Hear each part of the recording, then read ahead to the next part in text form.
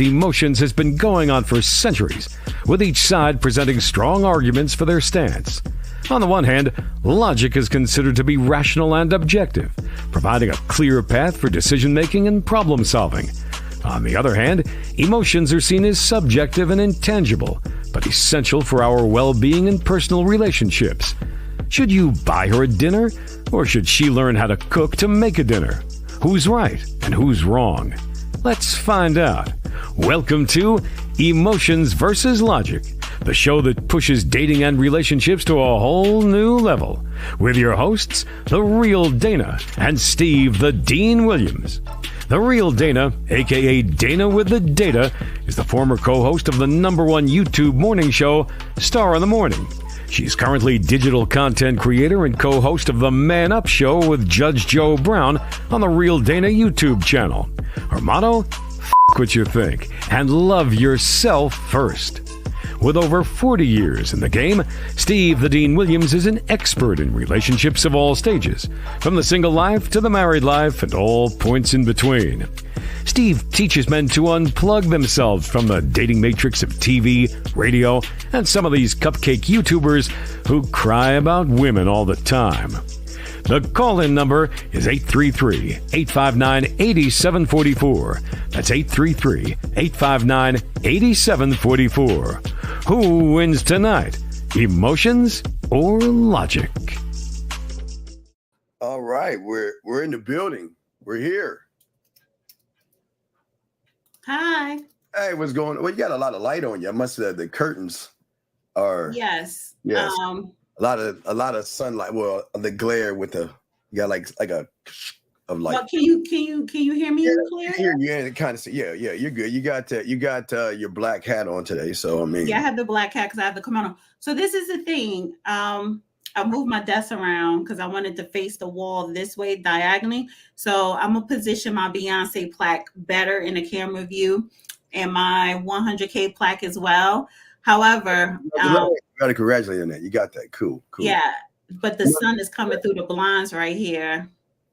Because, even though it's 8 o'clock, the sun is just setting or whatever. You got to put that over your shoulder. Your K, 1K. No, not you. The plaque. Say the plaque. You worked hard for it. So I thought you meant put this to cover that. No, not your shirt. The plaque. Yeah, I'm gonna put it here. Yeah, right there. Yeah. You have a weird, I guess, a stalker fan. I mean, is this what he's saying? Hi, TJ. I can't imagine you not being in my life. I will try my hardest to make you happy. If I ever leave for any reason, TJ, that is a little stalkerish, honey. And some more. What's up, bro? Fun fact. The glasses that Dana is wearing, or the frame style, I personally chose those a few years ago because she asked. We have had this thing of no, we haven't. I don't know you. Ask her. Yeah, I don't know you. That's spooky. Yeah, hey, well, but everybody. TJ, unless you are someone that I know, but you going over an alias, but nobody picked these out except for me. Everybody can't be a man, D. I keep telling that. The world needs more men, especially in the subject that we're talking about today. Because wait 1 second, but pop quiz, TJ, if you did pick out these frames, what name brand? I bet you don't know. Well, with that statement, he's seeing you as someone that can bring value to his life. Yes, yeah. You notice that I do bring value to. I can bring value to a man's life. Wait! I said his life, and I didn't say a man. I said his life. So there's a difference between. So we're going to talk about it, but this is what I'm talking about. When men or males don't have a sense of self, then a woman, D, you can bring value into that person's life because he looks to you to validate his manhood. So that is a case in point right there. It's so before we get into the topic, I just want to say this. At 8:20, I'm turning off the Real Dana, and I need everybody to go to the Dusty Chronicles, and I pinned the link in the chat. So okay, I'm switching over. Right. At 8:20, I'm switching over to the Dusty Chronicles. All right. Okay. Thank you, Renee. Thank you, Capers. Thank you guys for liking the hat. Appreciate it. These are giving you some love. I guess, woman. And I realized that I am officially overweight. I got to work out. Really? I have been working out, but I have to be very consistent. Really? Yeah. Like I thought I was losing. Then you get on the scale. It must be the water weight in the summertime because women, we gain water weight in the summer. Huh. I'm like, oh no, honey, I need to go a little bit harder and be consistent. I didn't know that. I didn't know that was a thing. I didn't know that was a thing. What, water weight with women? Oh no, yeah, I didn't know. Yeah, and then it's like, okay, I'm perimenopausal, which means I have the menopause weight, so I have to start taking some vitamin pills, and I just need to lose weight, honey, because I need to look fabulous when that special day comes. I'm not gonna say I have nothing to say. I have nothing to say. But shout out to everybody. Gentlemen and ladies, if y'all have a question, please put a Q in the chat. The number 833-859-8744. If you want to call in, you can. If you want to participate in the show that we're talking about. So I got to say, I'm going to keep this up. So there's a number right there. We'll bring that in. But and shout out to everybody on X. Hi, guys. Yeah, I don't know how you got. Yeah. I gotta talk to you about that because I try X, but it's like you have to have a certain account or something now. No, you can have if you want a blue check, you pay, but you don't have to have a blue check. Okay. All right. Well, I gotta ask you about that on the back end, but all right. So we're talking about, can a woman bring value to a man? Do you want to play the video first, or do you want to say what you women? Well, I wasn't gonna play it. I don't. You probably could hear it, even though it's coming out my speakers. Or did you want to play it to come out your speakers? No. You just share it now.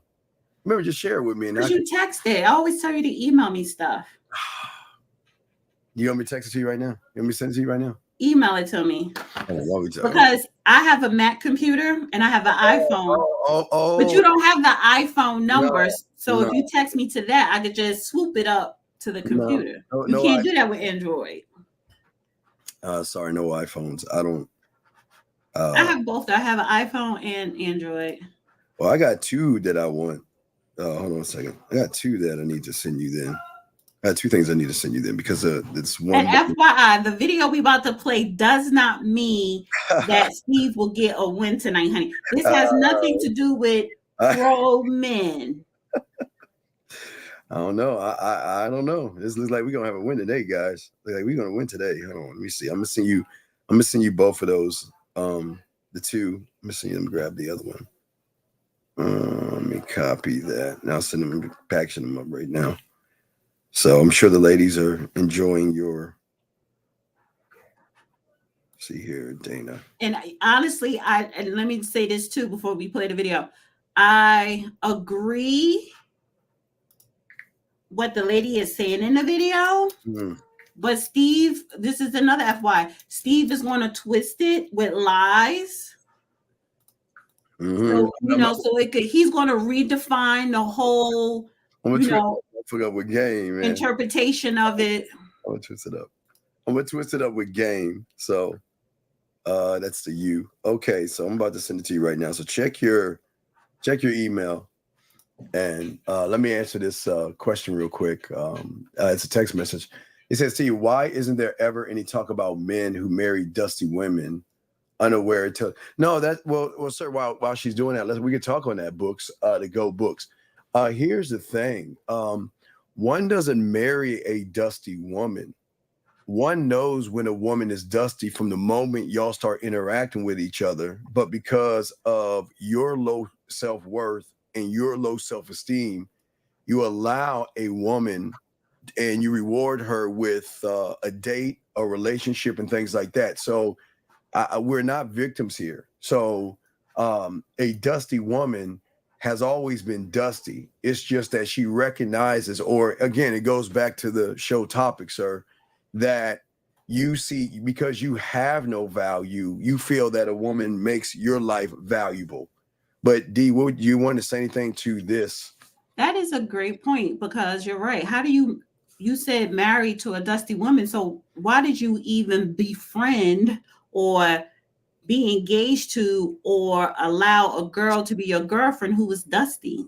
Yeah, that's a So you're the dusty one for choosing dust. yeah, only a weak person brings a disrespectful woman in his life, and it goes back to the lack of value you have for yourself. So and I think this is one of your people, but please put a Q, sir. You're saying, how do women face what are we talking about? I mean, this is not like, what do you mean consequence? What is that? It can make, all right, sir, can you explain what that means? I don't understand what that means. I don't understand what that means. So wait, and Spooky, sir. Okay, this is why you're winning right now, D. This is why you're winning.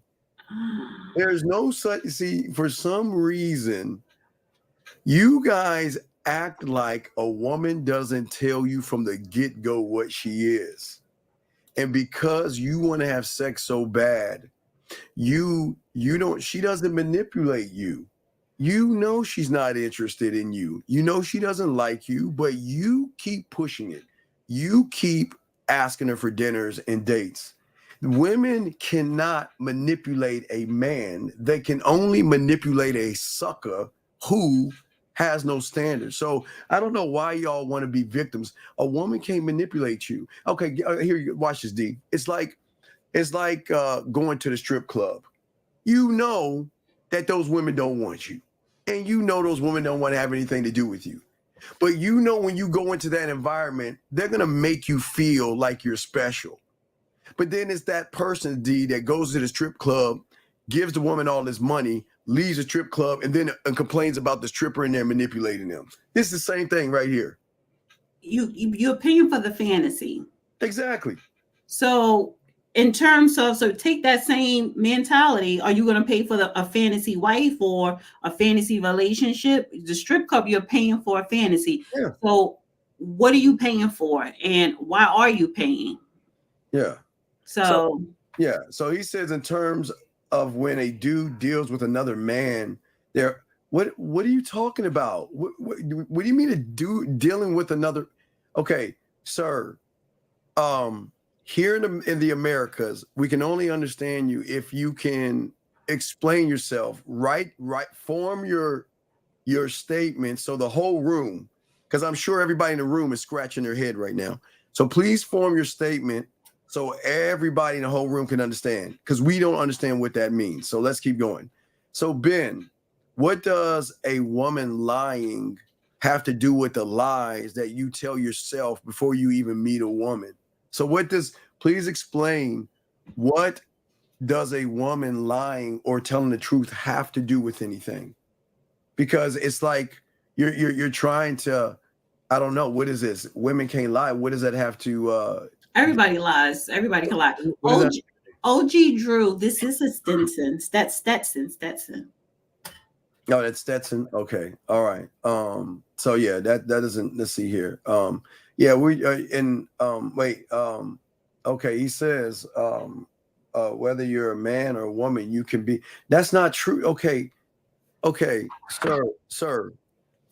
The only ones that get manipulated are 3 and 4 year olds when mom and dad tell us there's this white bearded man that comes down the chimney, and we believe that manipulation. That is the only time I can say that we all have been manipulated, because we believe in this fairy tale that our parents paint, or most, not all, that they paint for us. But as a grown man, someone's complimenting you. I'll make sure I put the compliments up. Yes, thank you, Kalonger. Thank you, appreciate you. Could tell ya. As a grown man, it doesn't make any sense how you can sit there and say that women don't manipulate. Okay, so when a woman is walking down the street minding her own business, right, D? Or at the bar, the club, sipping, minding her own business, keyword her own business. Who is being manipulated at the point when you see her and you say how beautiful she is, and you say how sexy she is, and you look at her and say, well, she looks like the kind of woman that dates 8-foot tall men that ride on dragons, or you say that I'm not good enough, or you say she's the kind of woman that will date this kind of man. So how is it the woman is manipulating that person right there? See, the thing is, again, this is all about accountability. And it sounds like he's not. But D, do you want to say anything to him about this? Whether you're a man or woman, you can be manipulated for you to say. You can be manipulated if you allow someone to manipulate you. Yes. So, have we all been in situations like that? I would say, yeah, at one point in our lives. However, you got to learn from these lessons. Yeah, it's very important. So if you constantly are being manipulated by women, the problem will be you, because you're not aware of it. You haven't learned from it so that it won't happen again. And that is what? A form of insanity, when the same thing keeps happening over and over again. Tell me, what does a woman do to a man to manipulate him? Please tell me. Because sometimes, see, this is why a game is so important.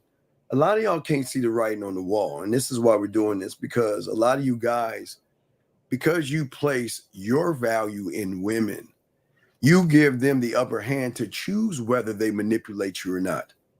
When she's asking you for a dinner and you say yes, you're the sucker saying yes. She can ask. You have every right to say no, but what is she doing? I mean, even if she asks, and if you want to say yes, then you're a grown person. Yeah. Don't you say yes to something that somebody asked you for. So they didn't deceive you. So then you can't complain because maybe you expected something else after you said yes. I don't. What? Wait a second. Wait a second. Wait. When did men call the rules to say women can't wear makeup? When did men say women can't wear push-up bras and tight clothes because they want to wear those things? So what a woman does is what a woman does. It's your perception of what you see is where the manipulation comes in at. See, you for some reason, you males out here, you want to call the shots and the rules on how women dress and how they act. And then it is you that puts her on the pedestal. Remember, she's minding her own business. You're looking at her. And what you see, because you have no sense of self, you are manipulated by what she has every right to wear. She can wear whatever she wants to wear. So how is she manipulating you? Because she has the right to wear what she wants to wear. Am I correct, D? No, she does. So, and if you are attracted to her, that means you're attracted to what she has on, because you are approaching her. The natural sense is, yes, men are hunters, right?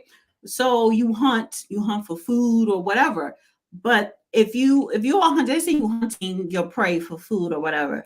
Is the prey going to tell you how they want to be eaten, or you want to eat the prey how you want to eat it? That is the same when you are hunting, whether it's for ass or relationship or whatever. You should have a game plan as to how you want to devour your prey. Spooky says one way of manipulation is for her to let you think that you're the only one. Wait a second. Wait. Well, why are you asking her if she's dating someone else? Wait. You know, okay, sir, let's keep it a buck. Every woman you meet, you're okay. There are men before you. There are going to be men during and men after. So how about this? What? But it doesn't matter. Why are you even? Why? It's not so much why are you asking her, and why are you letting that be your concern, especially when you're not in a relationship? That's what I'm saying. It's a lot of these males out there that you try to compare yourself to other men. You worry about other men.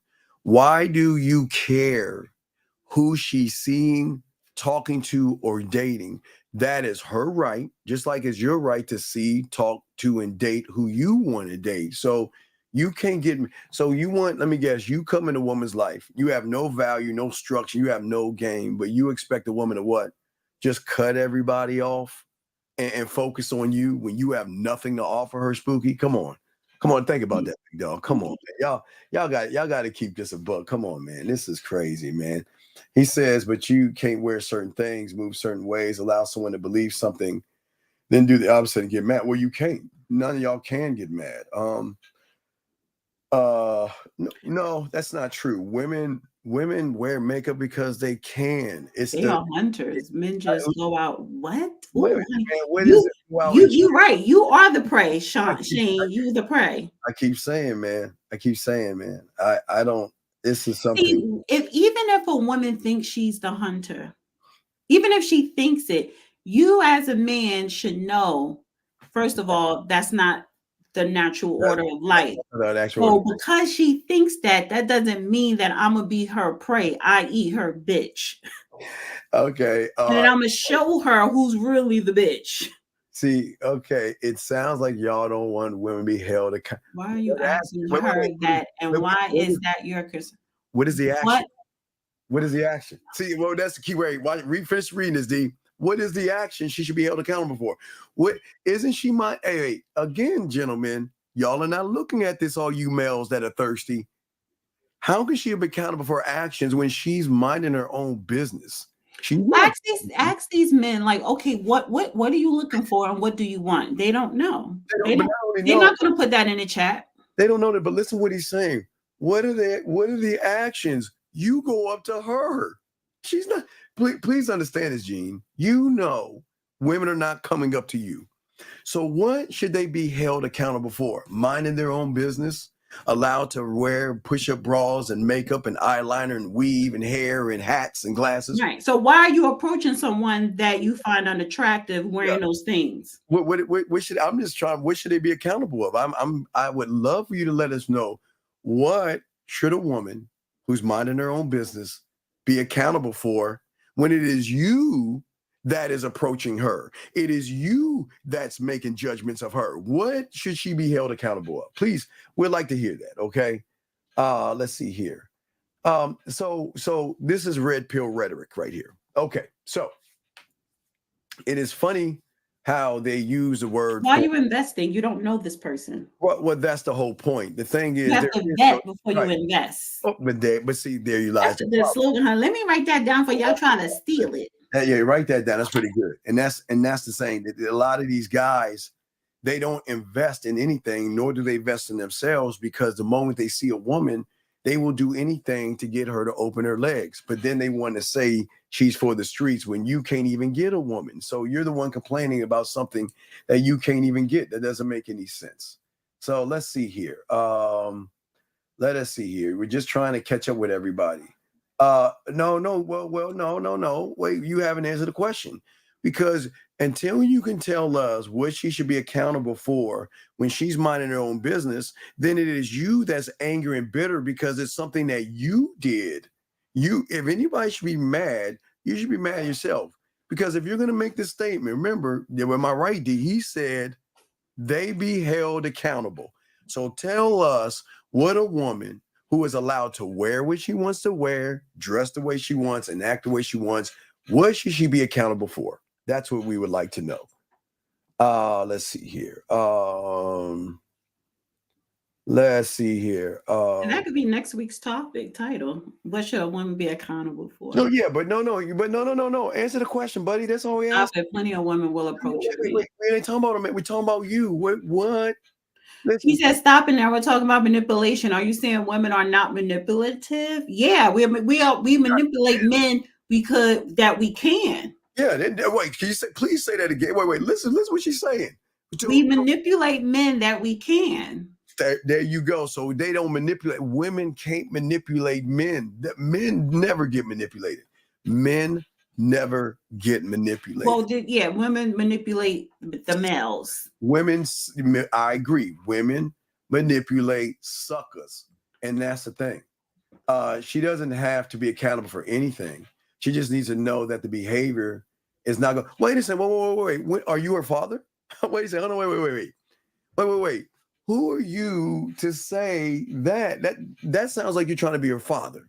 Well, why are you trying to govern a woman's behavior? Well, I think what he's getting at is you know, if you were raised with good parents or good values, a woman should act like a lady. You should have a nice some femininity and respect to yourself. People should just respect themselves. So I guess he's talking in that aspect, and that's fine. But why are you getting bent up out of shape if you see a woman that who you don't know acting unruly? Just don't approach her. Yeah. Wait a second. Wait. That's not, no. That's not sexist. That's real. See, once you able to learn the game and actually become a man and come into our neighborhood, you'll realize that we don't manipulate and we don't get manipulated, because we do the one thing you can't do, and that's give women free will. Free will to hear the honest truth, to allow them to decide what they want to do, versus trying to take them out to dinner, kiss their asses and bending over backwards, trying to get them to run behind that. We don't do that. So that's not a sexist statement. It's just a fact.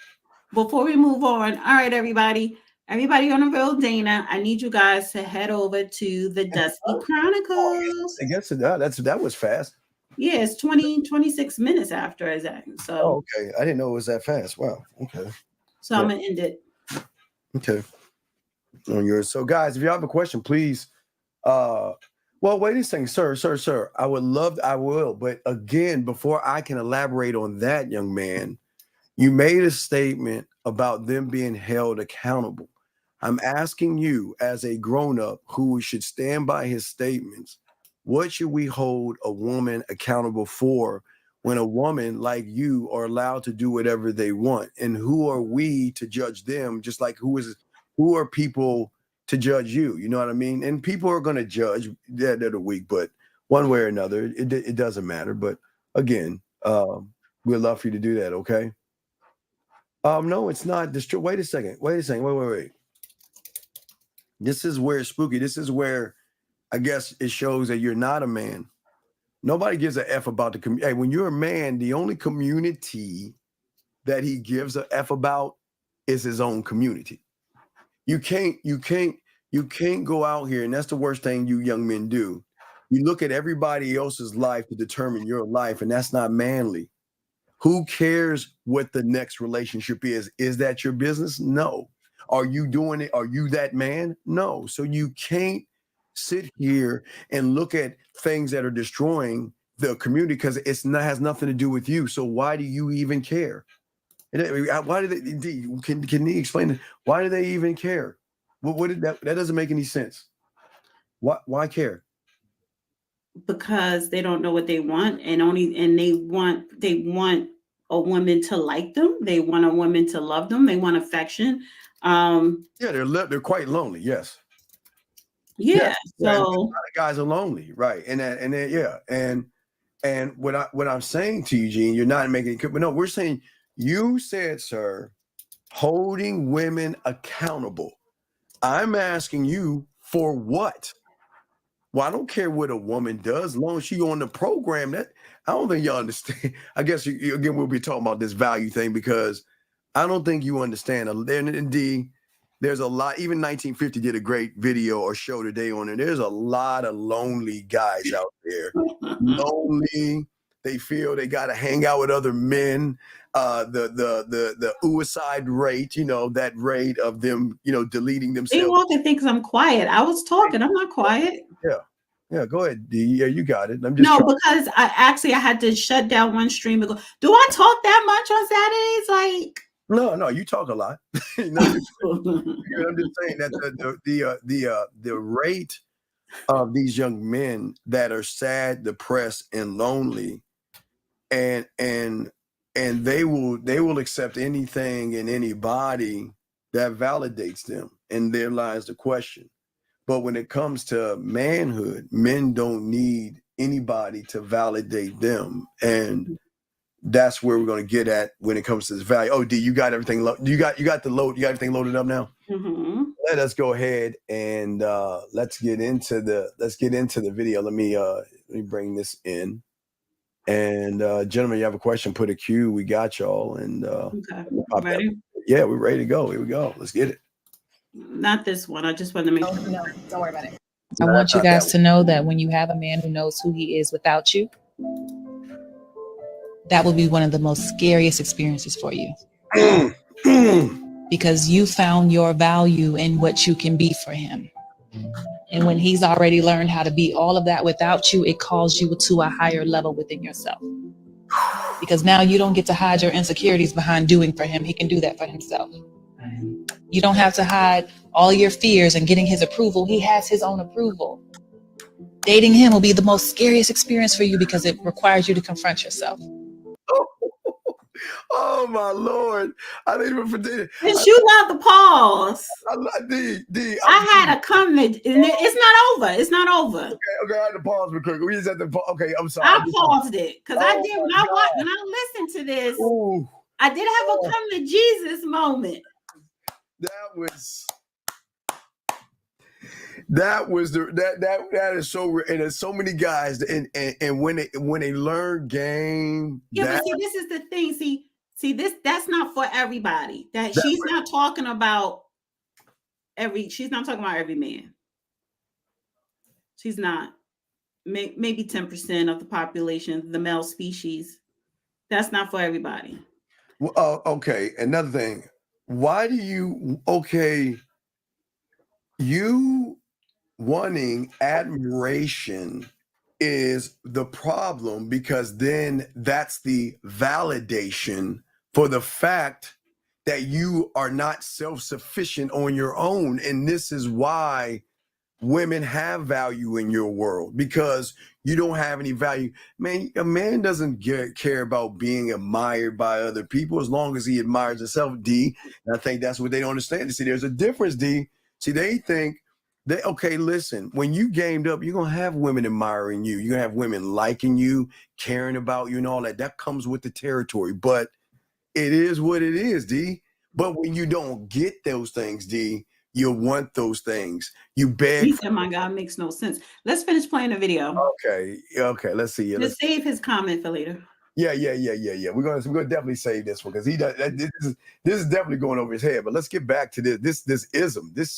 She's spitting this ism. Wait, let's get back to her. Oh my God. There's a different level of depth that comes with a man who is healed.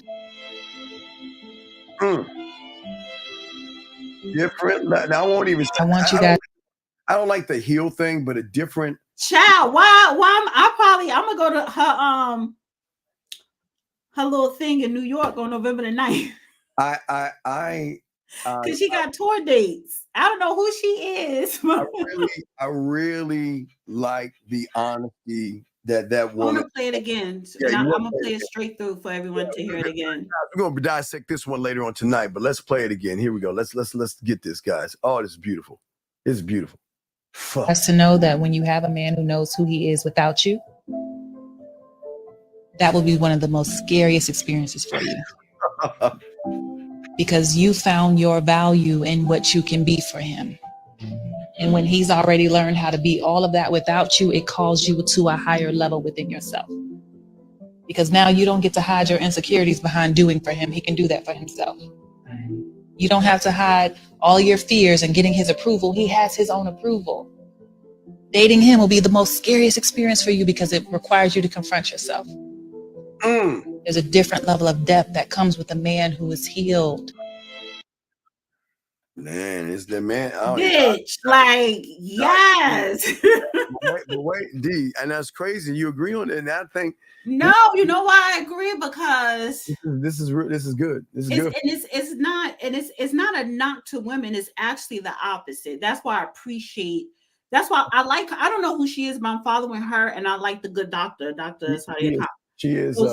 So this is really a plus for a woman, because I experienced that, and I say to myself, what happens when he don't need me for XYZ?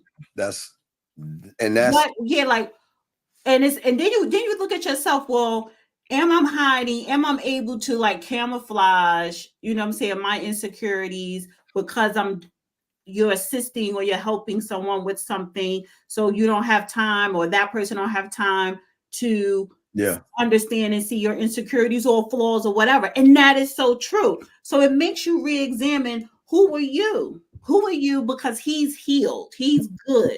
Well, I won't say, I don't like the word healed, I know but you don't like it, but that's she's talking to women. She's talking to women. Turn healed. But what I'm saying is that the key, and I need you to understand.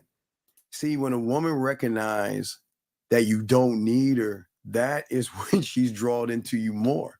Most women who deal with males are needed. They validate themselves through the woman. So when a woman runs into an a-hole, a jerk, cocky, conceited, arrogant, whatever you want, or what D would call it, dusty, they don't need women, but they turn women on because women are intrigued by, wait a second, of all the men. Now, D, it could be 99% of the guys going and validating you. You only think about the one that doesn't need you at all. And that's how it works. You love the one that loves himself at the end of the day. Y'all women love the ones love themselves. Let me incorporate this a little bit, because that's and I get it, coming from you, a man. No, yeah. But a woman, right? We're looking at her message differently. It hits different because it's like, yeah. Because who am I? Because listen. I mean, even if he's good and healed and he knows his value, you can still add value in a person's life. Like when you come in, are you when somebody, some men like to say helpmate on certain things. It's not, and I don't like that helpmate thing, but it's more like, if it's something that person doesn't know and that woman knows, and that woman's showing him or whatever. But once he mastered that skill that she, put him on, what that she was helping him with. Okay. He doesn't need it anymore. He doesn't need her, sort of say, but it's not so much he's going to get rid of her. It's more so, that's what I'm saying. It's really about the woman. Once he mastered that skill you came in and helped him with, who are you? Well, okay, so because you can still be in his life, but if you as a woman have insecurities that you wasn't dealing with, and now that he learned that skill, and and you got close, and it may progress into something, if you haven't healed yourself or dealt with your own shit, it may not progress into something that you thought it would. Well, we have a call, 405. What's your name, sir, and what is your question? Air code 405. Okay, I think they ran off. Okay, so, but as we're saying, and I get what you're saying. Okay, let me explain what she means by this, gentlemen. We're talking about we're not talking about the mentality of a man. For those guys out there, we're talking about certain. Okay, for instance, if I don't know anything about computers, hypothetically, okay. Computers is not a mindset. I meet a woman that has knowledge of computers. She can educate me on that. That doesn't make me less than a man. She can, because it's something outside of myself. That's what I'm saying. The value in this case can be outside. I'm not talking about the mentality of a man. I'm talking about there's something I don't know. Could be taxes. It could be how to manage. Well, I won't say manage money. That should be accounting in high school. But I'm saying like taxes, or things like maybe YouTube's, or something that you may be real well versed in. That can be value. I agree. That can be value. But the value, what I'm talking about with my guys, is that a woman can't bring value to you here. This is the most important thing. She can bring value and help you with things. But like Dee's saying, once you teach me, and once I lock that down, what else are you going to bring? Because at that point, you won't be needed. Because if that's all you're bringing to me to teach me the video 101, and you have nothing else to show behind that, D, then your value ends the moment I figure out whatever it is you're teaching me. Then I'm moving on to the next town. But D, what say you on that? Yes, you simplified it. Yeah, and it's not. It's not okay. Well, I know how to turn on a computer now. Goodbye. You know what else can you show me that I don't know? It's not that, but I agree with what you're saying. It's more so for women, because something that I've experienced is, and I think about this, you know, where where's this going for me? Like who am I to this person? Because this person is a whole package. So if I show up, right, and I have insecurities that I have not dealt with, or anything that you need to heal within, you cannot build or be with or have something with someone who is healed and you're not. If I'm broken and that person is not broken. So what what so real quick. So the task that you thought was you would bring a value, when that task is completed, because that task was probably camouflaging your insecurities. Yeah. But when the task is done, he's going to see you even more. How Dane, this is bothers me. How is it that you see that and this male doesn't? No, How that's is it arrogance, how is it and that that's you see that? You listen, a woman is trying to tell you this, and you still can't see it. Please. yeah. He's not. Did he watch the video? He doesn't get it. He doesn't get it, and He doesn't get it. He calls it. See, hey, Bryant, a woman is trying to explain to you what I just explained, and yet you want to sit there and call it. Okay, there's not. Okay, wait. There's no arrogance in this. no, it's not. The lady was talking to women who are dealing with, or maybe in a relationship, or may have met a man who is healed, or how you would say, just he's got his shit together, or whatever. Yeah. Her message is for women. Yeah, a message for women. But what I'm saying is that if a woman can only teach me how to edit a video, hypothetically, all right, and there's nothing more that okay, if I am self-sufficient, meaning that I don't need anybody to feel whole. Okay, now I'm just talking about men. Then I'll bring it to males a second. D. If I am self-sufficient, that means I am fine with who I am. Then this is why we say women are a perk in our lives, because we don't need them. Right. I like you here. Right. Yes. You know, you hear, but when we recognize that, okay, once you have taught us the thing you have taught us, and let's say you start acting out, manipulating, or having an attitude, you're gone. You're right. gone. And then too, again, a person who is, I gotta say healed. You could say something else, but a man who is whole, right, i.e. healed or whatever, even while she's adding that value of task, he will let her go if she's acting out or whatever the case may be. The point that I took from the message, because she is talking to women, is he's whole. Are you whole? Because if you're not whole, it's not going to work. Yeah, right. You're just buying yourself some time, right, with this task, right? But it's not going to. You have to heal yourself. You have to show up whole. Exactly. So there's nothing. Oh, listen, D. I'm not saying. Listen, women can feel and be as valuable as they feel and want to be. That doesn't matter. It's just like a job. You can feel as qualified as you think you are, but until the company sees the value in you, you're just another person, regardless of what you think about yourself. And it doesn't mean that we're saying that women are not valued. You should value yourselves. That we never tell ladies, we never knock women. It's just that women are not used to men who are whole as one. Women are used to feminize males who don't see any value in themselves.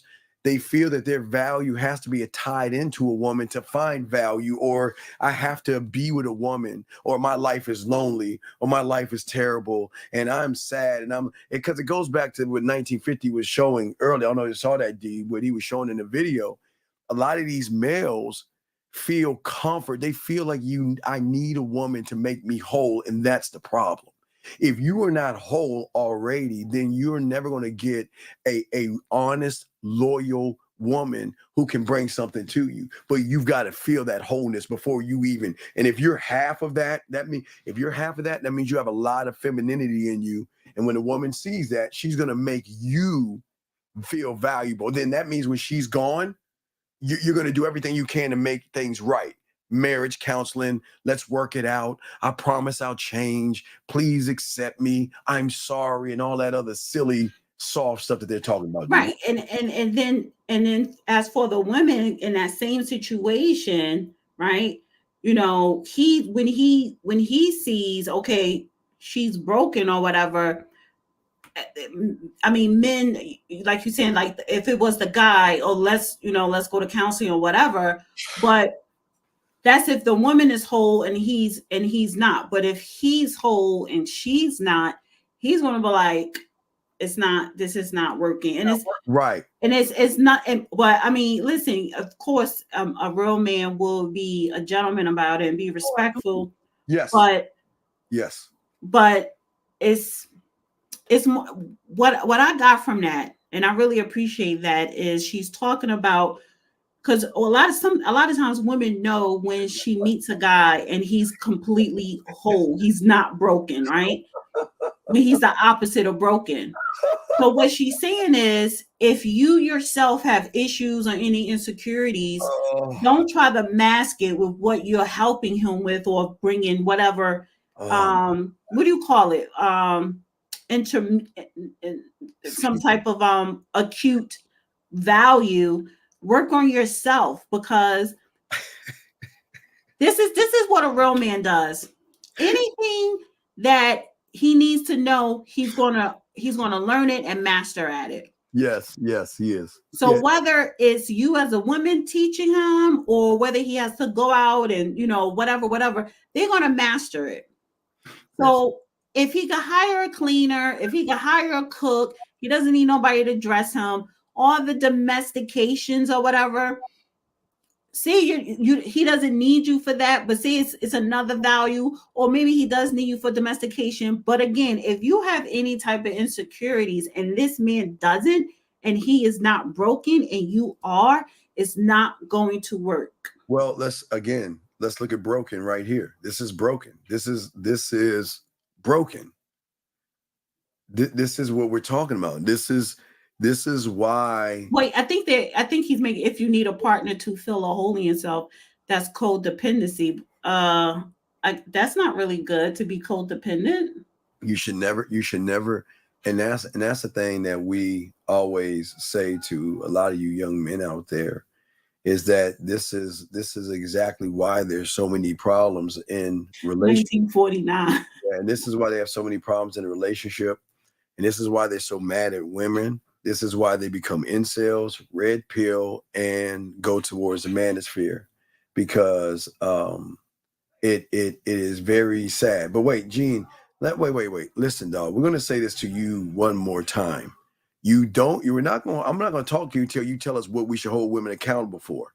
You keep moving the goalposts. Stay focused, young man. Be a grown man and stand on your point and tell us what a man should hold a woman accountable for. Then we'll start talking to you. Grow up and answer the question.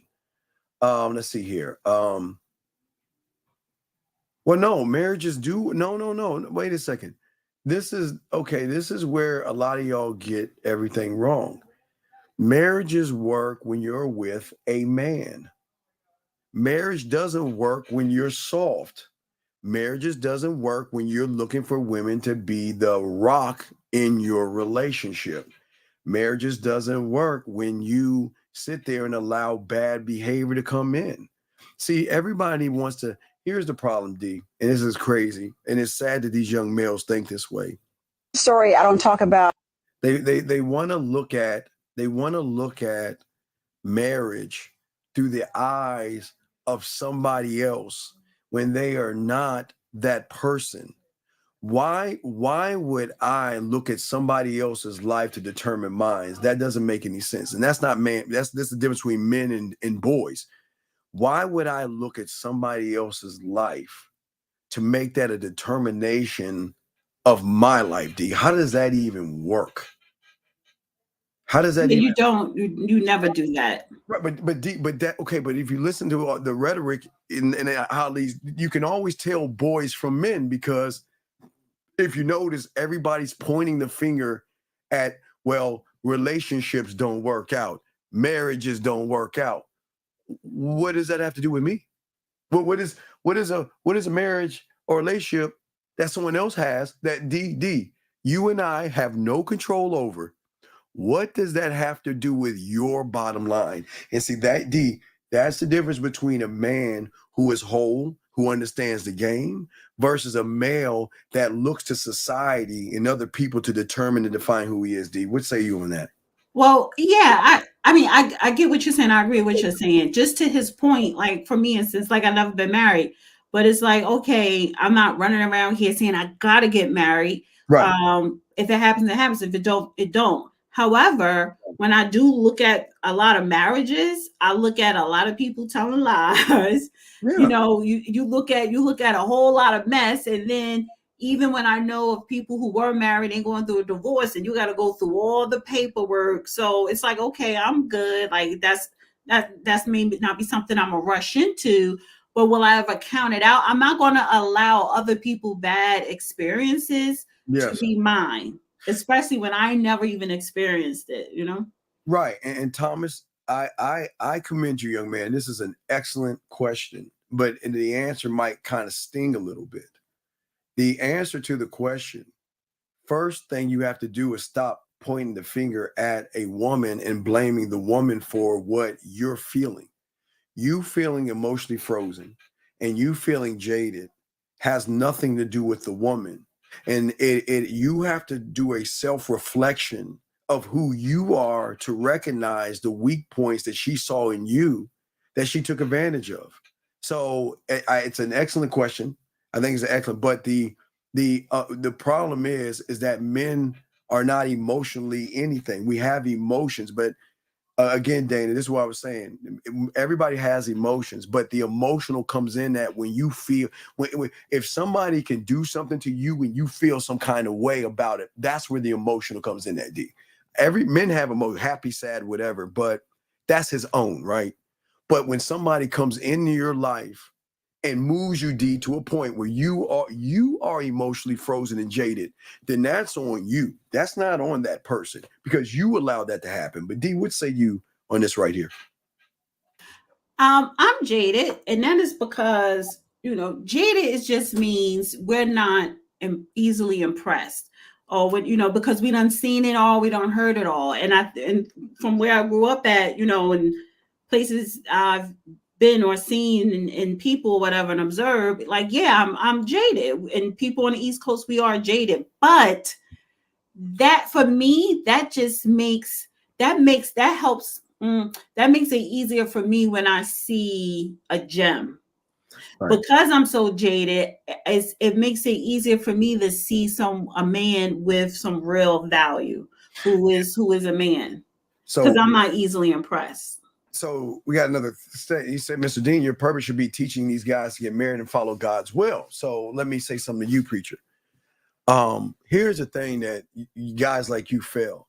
The first thing is, why would I teach a broken individual who cannot communicate himself, who is effeminate and very emotional, to get married? Wouldn't I be doing a disservice to that person who has no idea who he is, who has no relationship with himself?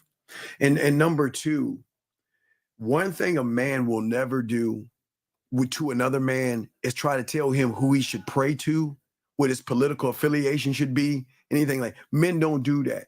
So never, and I tell anybody, don't allow anybody to push their rhetoric, their political or religious beliefs on you. Don't let, I understand when y'all are young, you have to listen to your mom and your dad, but never allow anybody to push their political affiliation on you or their religious beliefs on them. F those MFs. don't ever. So telling you, preacher, I would never do that because that would be disingenuous. So then that would mean that I'm saying you've got to do it through my eyes and you've got to worship who I think you should worship and you got to do what I think. So this is where you got it wrong. And this is where you're wrong, sir, because a man is never going to tell another man to get married, or a man says this should be your political affiliation and this should be your religious beliefs. That doesn't work with men. D, what say you to this idiot? Well, I wanted you to grab, let me put the tip in. Oh, Jesus. Mr. Dean, your purpose should be teaching these guys to get married and to follow. That's crazy. That is crazy. Well, no, he's not. He teaches them how to be a man, how to go from a male to a man. So before you even think about marriage, you should be a strong man first. Because if you're not and you get into a marriage, you're just going to get ran over. But let me put to Tim. He says, we're not all jaded on the East. I said, when I say East Coast, I'm talking about tri-state area. Nobody else doesn't count. Yeah. Boston, Trenton, New Jersey, Philly, I don't count. Tri-state. Okay, there has to come a point in our lives that we have to stop blaming the person that loves you more than life itself. For some of you guys, some of your mothers don't love you, but what I'm saying to some of you guys, you have to, as a man, you must cut the umbilical cord because your mother will never do it. Your mother loves you. Okay, why is Abba saying Connecticut, Jersey, New York? I think, yes, that's tri-state and we are jaded. Abba, who are you to tell another man what his purpose is? Who's telling him that? No one's telling. No, wait a second. Nobody's telling him. Wait. Who says that I'm telling a man what his purpose is? Who says that? Tell me. Who's teaching? Because I've been doing this for over 40 years. So tell me, in 40 years, when have I? Steve is telling you go find a purpose. When have I ever told you? This is not a cult. I never said be like me. So when have I ever told people to be like me, sir?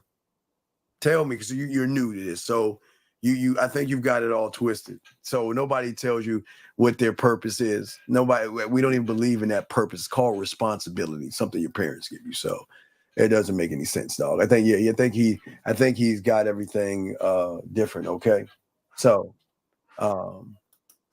let's see here. Oh, wait, how are you gonna be a strong man when you? But this is okay. This is what, gentlemen. What your mother's doing is the best that she can do through her eyes, right? But with that being said, you must be you have to cut the umbilical cord and stop relating to mom. You're a grown man, and guess what? You can make choices. You can choose to keep being emotional and effeminate and soft and broken and lonely, or you can choose to turn it around and start to learn and understand yourself. It doesn't make any sense. But Dee, do you want to say? And I do have another video. Okay. What does it say? How are you gonna be a strong man when you were raised by a woman? You can have male mentors. You can have a male figure in your life. Wait, can you play the other clip that I have for you that I sent you? Can you play that one? The hugs. The other one behind it, because it kind of ties into the hugs when they were hugging in the airport. No, not the hugs in the airport. No, was that the hug in the airport? No, the other one. Wait, that's the one you sent me. Hold on, let me get there. Hold on, no, that's not the one. That is not the one. All right, keep. Wait, let's see here. No, that's not the one. Let me see here. Hold on, make sure I got it right. Well, mine's kind of tie into her message as well, because she was talking about real men. Now, a lot of you are not men, even though you are over 18 or over 30 or over 50. Copy message. RED. I'm about to send it to you right now, and we'll play that one. Give me a second. Let me see, Dana. All right, guys, you got a question? Go ahead. We got y'all. Lines are open if you guys want to call in. All right, Dana. Say yo. All right, just send it to you. Just send it to you, D. It just sent it to you. Okay, here we go. Let's see here. How you claim to love when you birth child? I don't even know what that even means. Okay, so all right, so let us did you get that? No. Oh, here we go. Okay. Let's see, what is this? Okay. No, you didn't. This is all right. You didn't send this one to me. Yeah, that's the one. That's the one. One.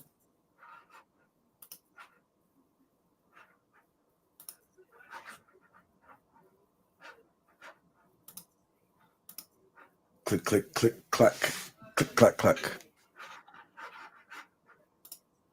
All right. That's it. Okay, ready? Yeah. All right, here we go. Play that joint. With submission because they view it as it's something that's negative. No. You should be able to submit to your man because you should be able to trust enough in his leadership. And a lot of the times when you men say like, oh, I don't want you going to a bar, I don't want you going to a club, it's because you're a fucking man. You know what happens there. You know that men there just want to fuck, or there's weirdos that want to like put shit in your drinks, or there's drama, or it's just a whole ass environment that you can't be there to protect your female if it came down to it. 100%. You would have to live with that guilt. Yeah. You know what I mean? She gets assaulted and you can't do nothing about the man that did that to her. You would live with that. And women don't understand that. They think it's control. No, your man's being a protector, as he should. And as his woman, you should respect it. You should honor the fact that your man can see the dangers that you can't. Simple as that. Women have a problem with submission because they view it as it's something that's negative.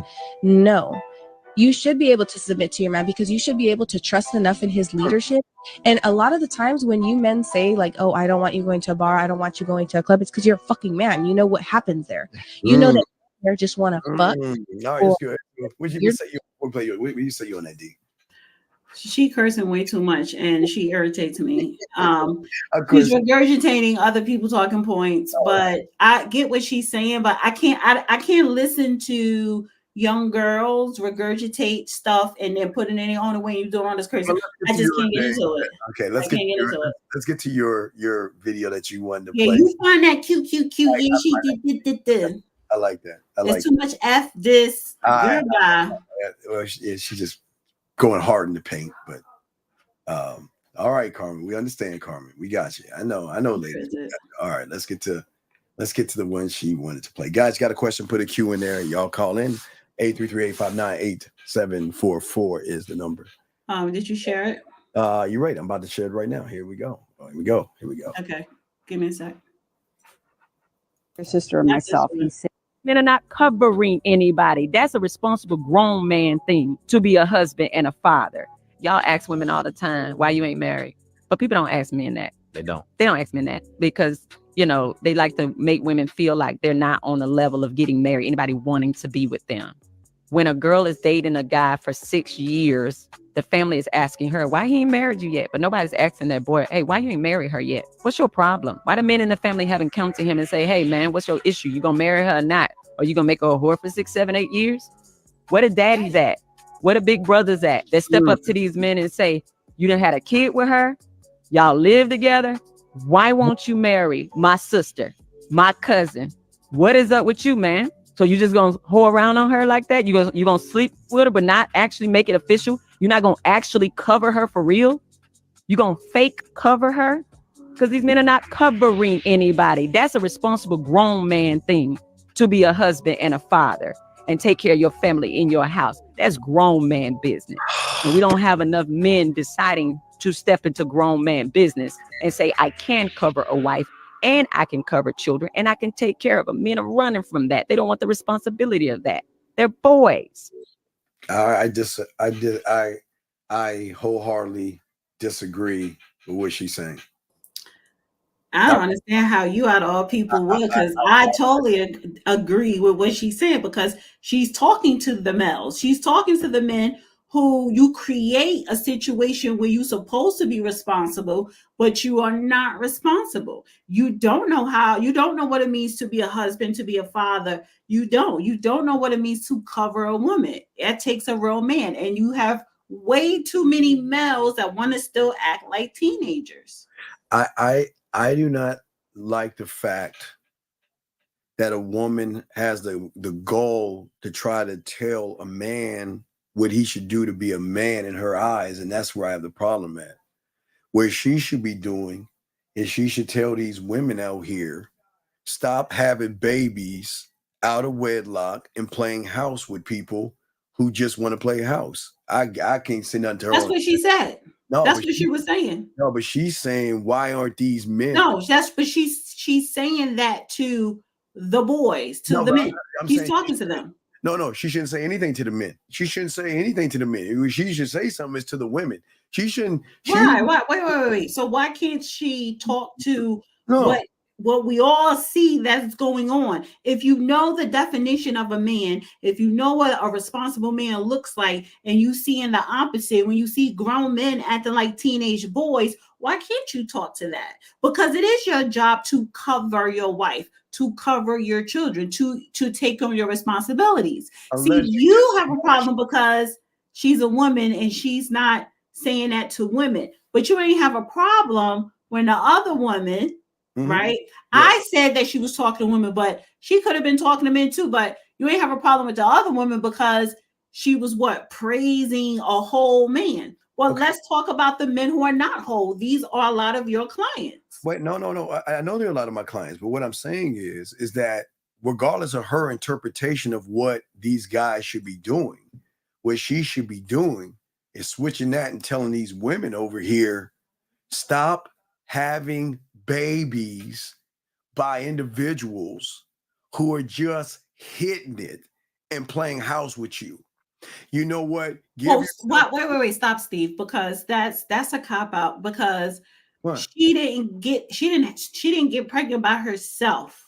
No, wait, okay. He was perpetrating to her, probably selling her a dream as if he was covering her. So yeah, we are going to get married. Sometimes, you get someone pregnant and then you marry them or whatever the case may be, but you set it up to where you was perpetrating as if you know how to cover a woman. Okay. The key word is perpetrating, lying. So here's the thing. I've always pushed safe sex, and I always push don't play house with a woman. I've always pushed that. But with a person, I like to play house. Well, I'm saying living with. Because how are we gonna know if we really made for each other? I understand that, but what I'm saying, if you're gonna play house, still protect yourself and stop having unprotected sex where there is a chance to have a child when two of you might not even work out. But another thing is that, again, she should tell women, listen, give yourself a timetable, ladies. She should say, ladies, look, give it 7 months or a year. If he hasn't put a ring on your finger, you're wasting your time.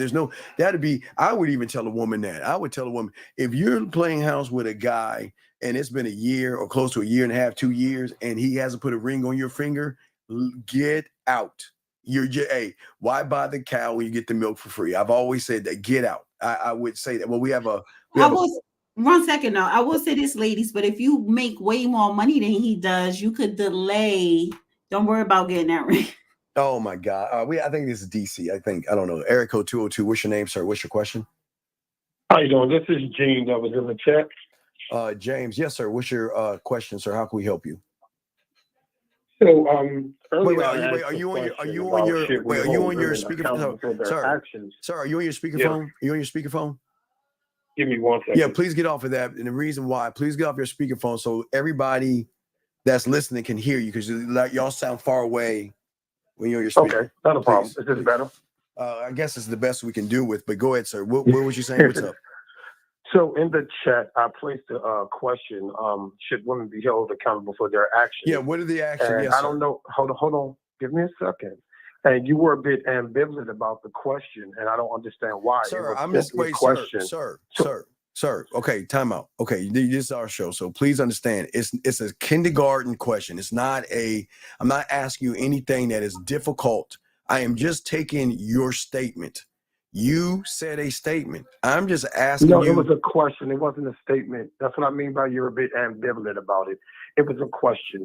Are we not to hold women accountable for their actions? I'm not saying that men shouldn't be held accountable for their actions. I'm not saying that men don't pursue some women that have such actions. I'm saying, are we not supposed to hold them accountable for their actions as well? That was just a simple question. Dana, you want to talk to this guy? Okay, what was the question? The question was highlighted several times. Are we not supposed to hold women accountable for their actions? I'm not saying that men should not be held accountable for their actions for pursuing such women that does the things that displease them. But I'm saying, are we not supposed to hold the women accountable for their actions? That's all I'm saying. But what Okay, so this is the next question I'm gonna ask you. Is this, let's say, is this already a relationship? I'm confused. Oh my God. Let me ask you a question. It's fucking crazy. Hold a woman accountable, meaning, let's say me and you are already in a relationship. Jesus Christ. Can you hear me?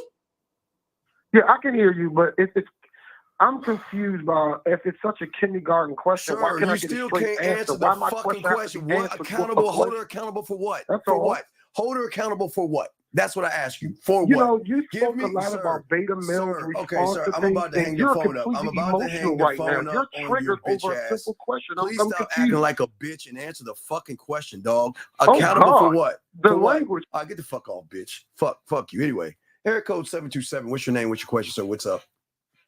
272. I'm sorry. 272. What's your name? What's your question, sir? 272. Hey, Yes. What is your name, sir? And what's your question? my name's Steve, and Steve, I want to fuck you in the ass. Okay. You're gonna. Okay, that's good. Okay, well, good. Now I can use the. As soon as he said his name was Steve, you should have cut it off, because I knew it was gonna be some bullshit. I didn't know, but this is what I didn't know. It's good. We can block now. We can stop those kind of calls in. But this is what I'm saying. Do you see what I'm saying, guys? That goofy guy, the first guy, not the second guy, would have kind of one and the same. He makes a statement.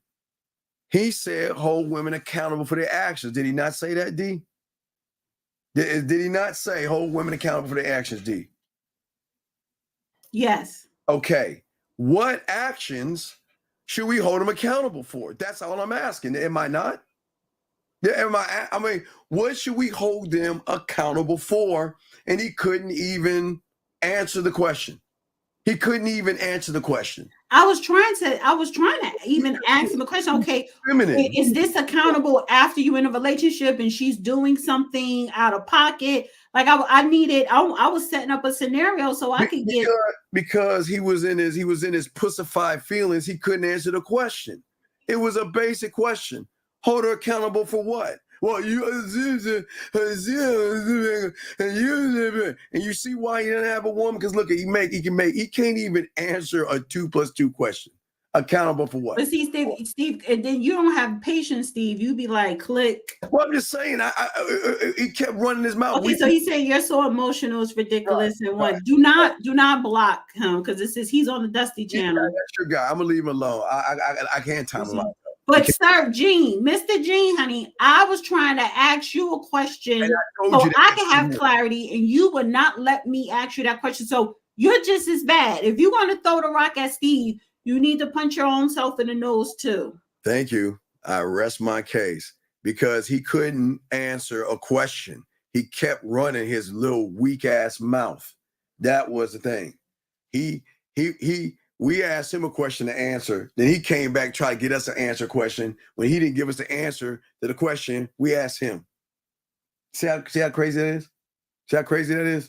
But that's your people. Don't say mine, because he was on your channel, and then he came on mine, which is fine. He could be on here. He could be on the Dusties.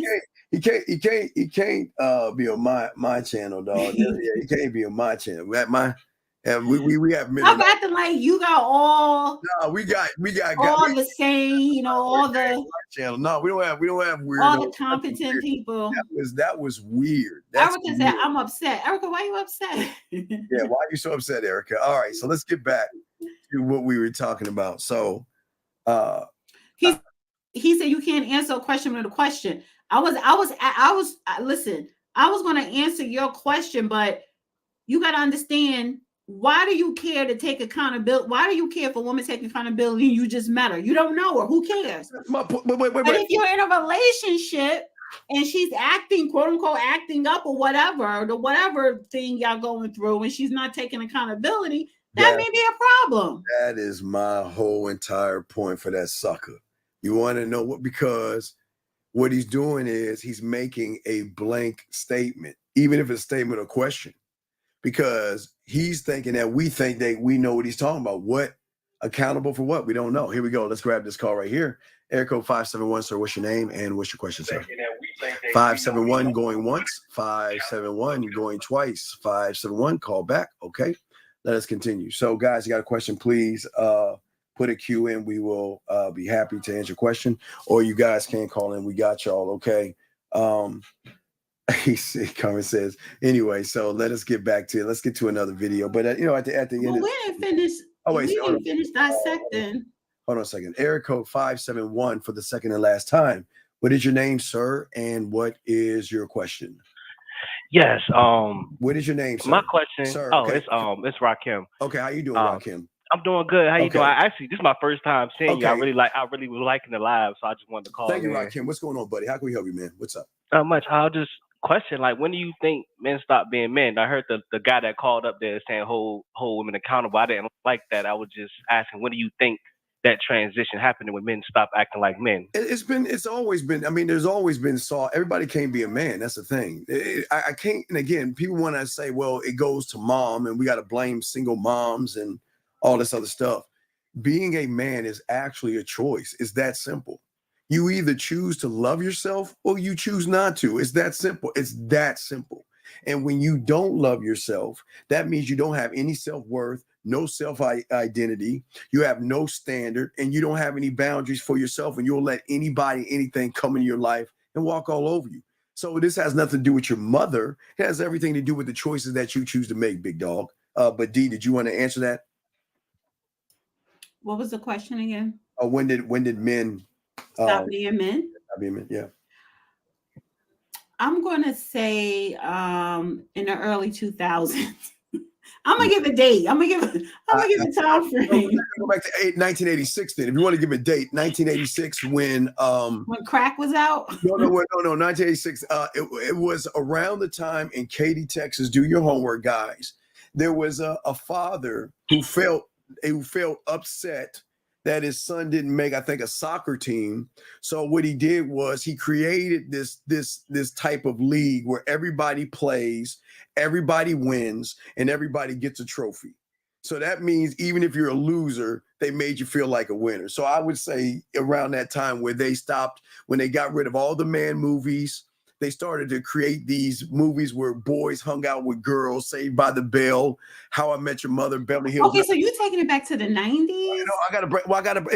There was a shift. That's where the shift, like Murphy Brown. I thought the shift would have been in the early 2000s. No, the shift was back then because there was a time where boys didn't hang out with girls unless we were trying to talk to them or mess around with them. But that's what they were still trying to do. They was trying to mess around with the girls when they was trying to hang out with them. They took it. They didn't become besties until the 2000s. They took it a different way. They made it like where you got to hang out with the food and be friends with women and what? Okay, so what movie or what TV show started depicting that?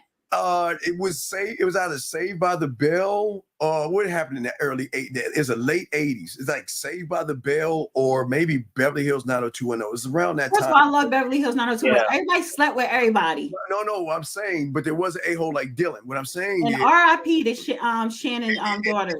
And then to spin that off, they was living single. They spent it with black people too, like Martin. Okay, even a living single, like they ended up hooking up. Khadijah. No, I'm saying, but no, what I'm saying is Khadijah. You know what I'm talking about. What I'm just saying is there was a time. Please don't put Boomerang because first of all, everybody was hooking up. Everybody was hooking up in Boomerang. No, but I'm just saying there was a time where men hung out with men and women did their things.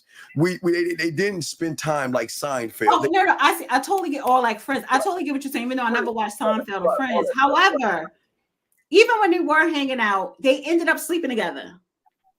As opposed to now, they literally don't sleep together. They slept together because they taught these boys that you got to be friends first. You see what I'm saying? You got to hang out with the herd and hang out with women and laugh and have this intramural BS where, there was a time where we had like the young ones, they separate. The girls would go fitness and whatever girls do. and the boys would do woodshed, basketball, and sports. That is true. That's okay. See, Right. because I want to give the 90s day props, but I could understand. They in the late 80s they had to do a switch around because they didn't, Melrose Place. Hutch, Coach. Remember Melrose Place? Yeah, but the one thing that they did that I give them credit, they always had the asshole, Jake. There was always a Dylan. There was always a bad boy. At least they gave him credit, but it was always, let's be friends and let's hang out. You know what? Now there's no more bad boys now. No. Well, there's no more bad boys because they want to make it where everybody is equal. Everybody's equal. We have to play with the women. We have to hang out with women. Right. We've got to. What's your pronoun? We've got to go knock on your door, and we've got to go to the bar together and have. You remember even Cheers? Cheers even did. I think Cheers was in the '80s. Cheers. We're all sitting together.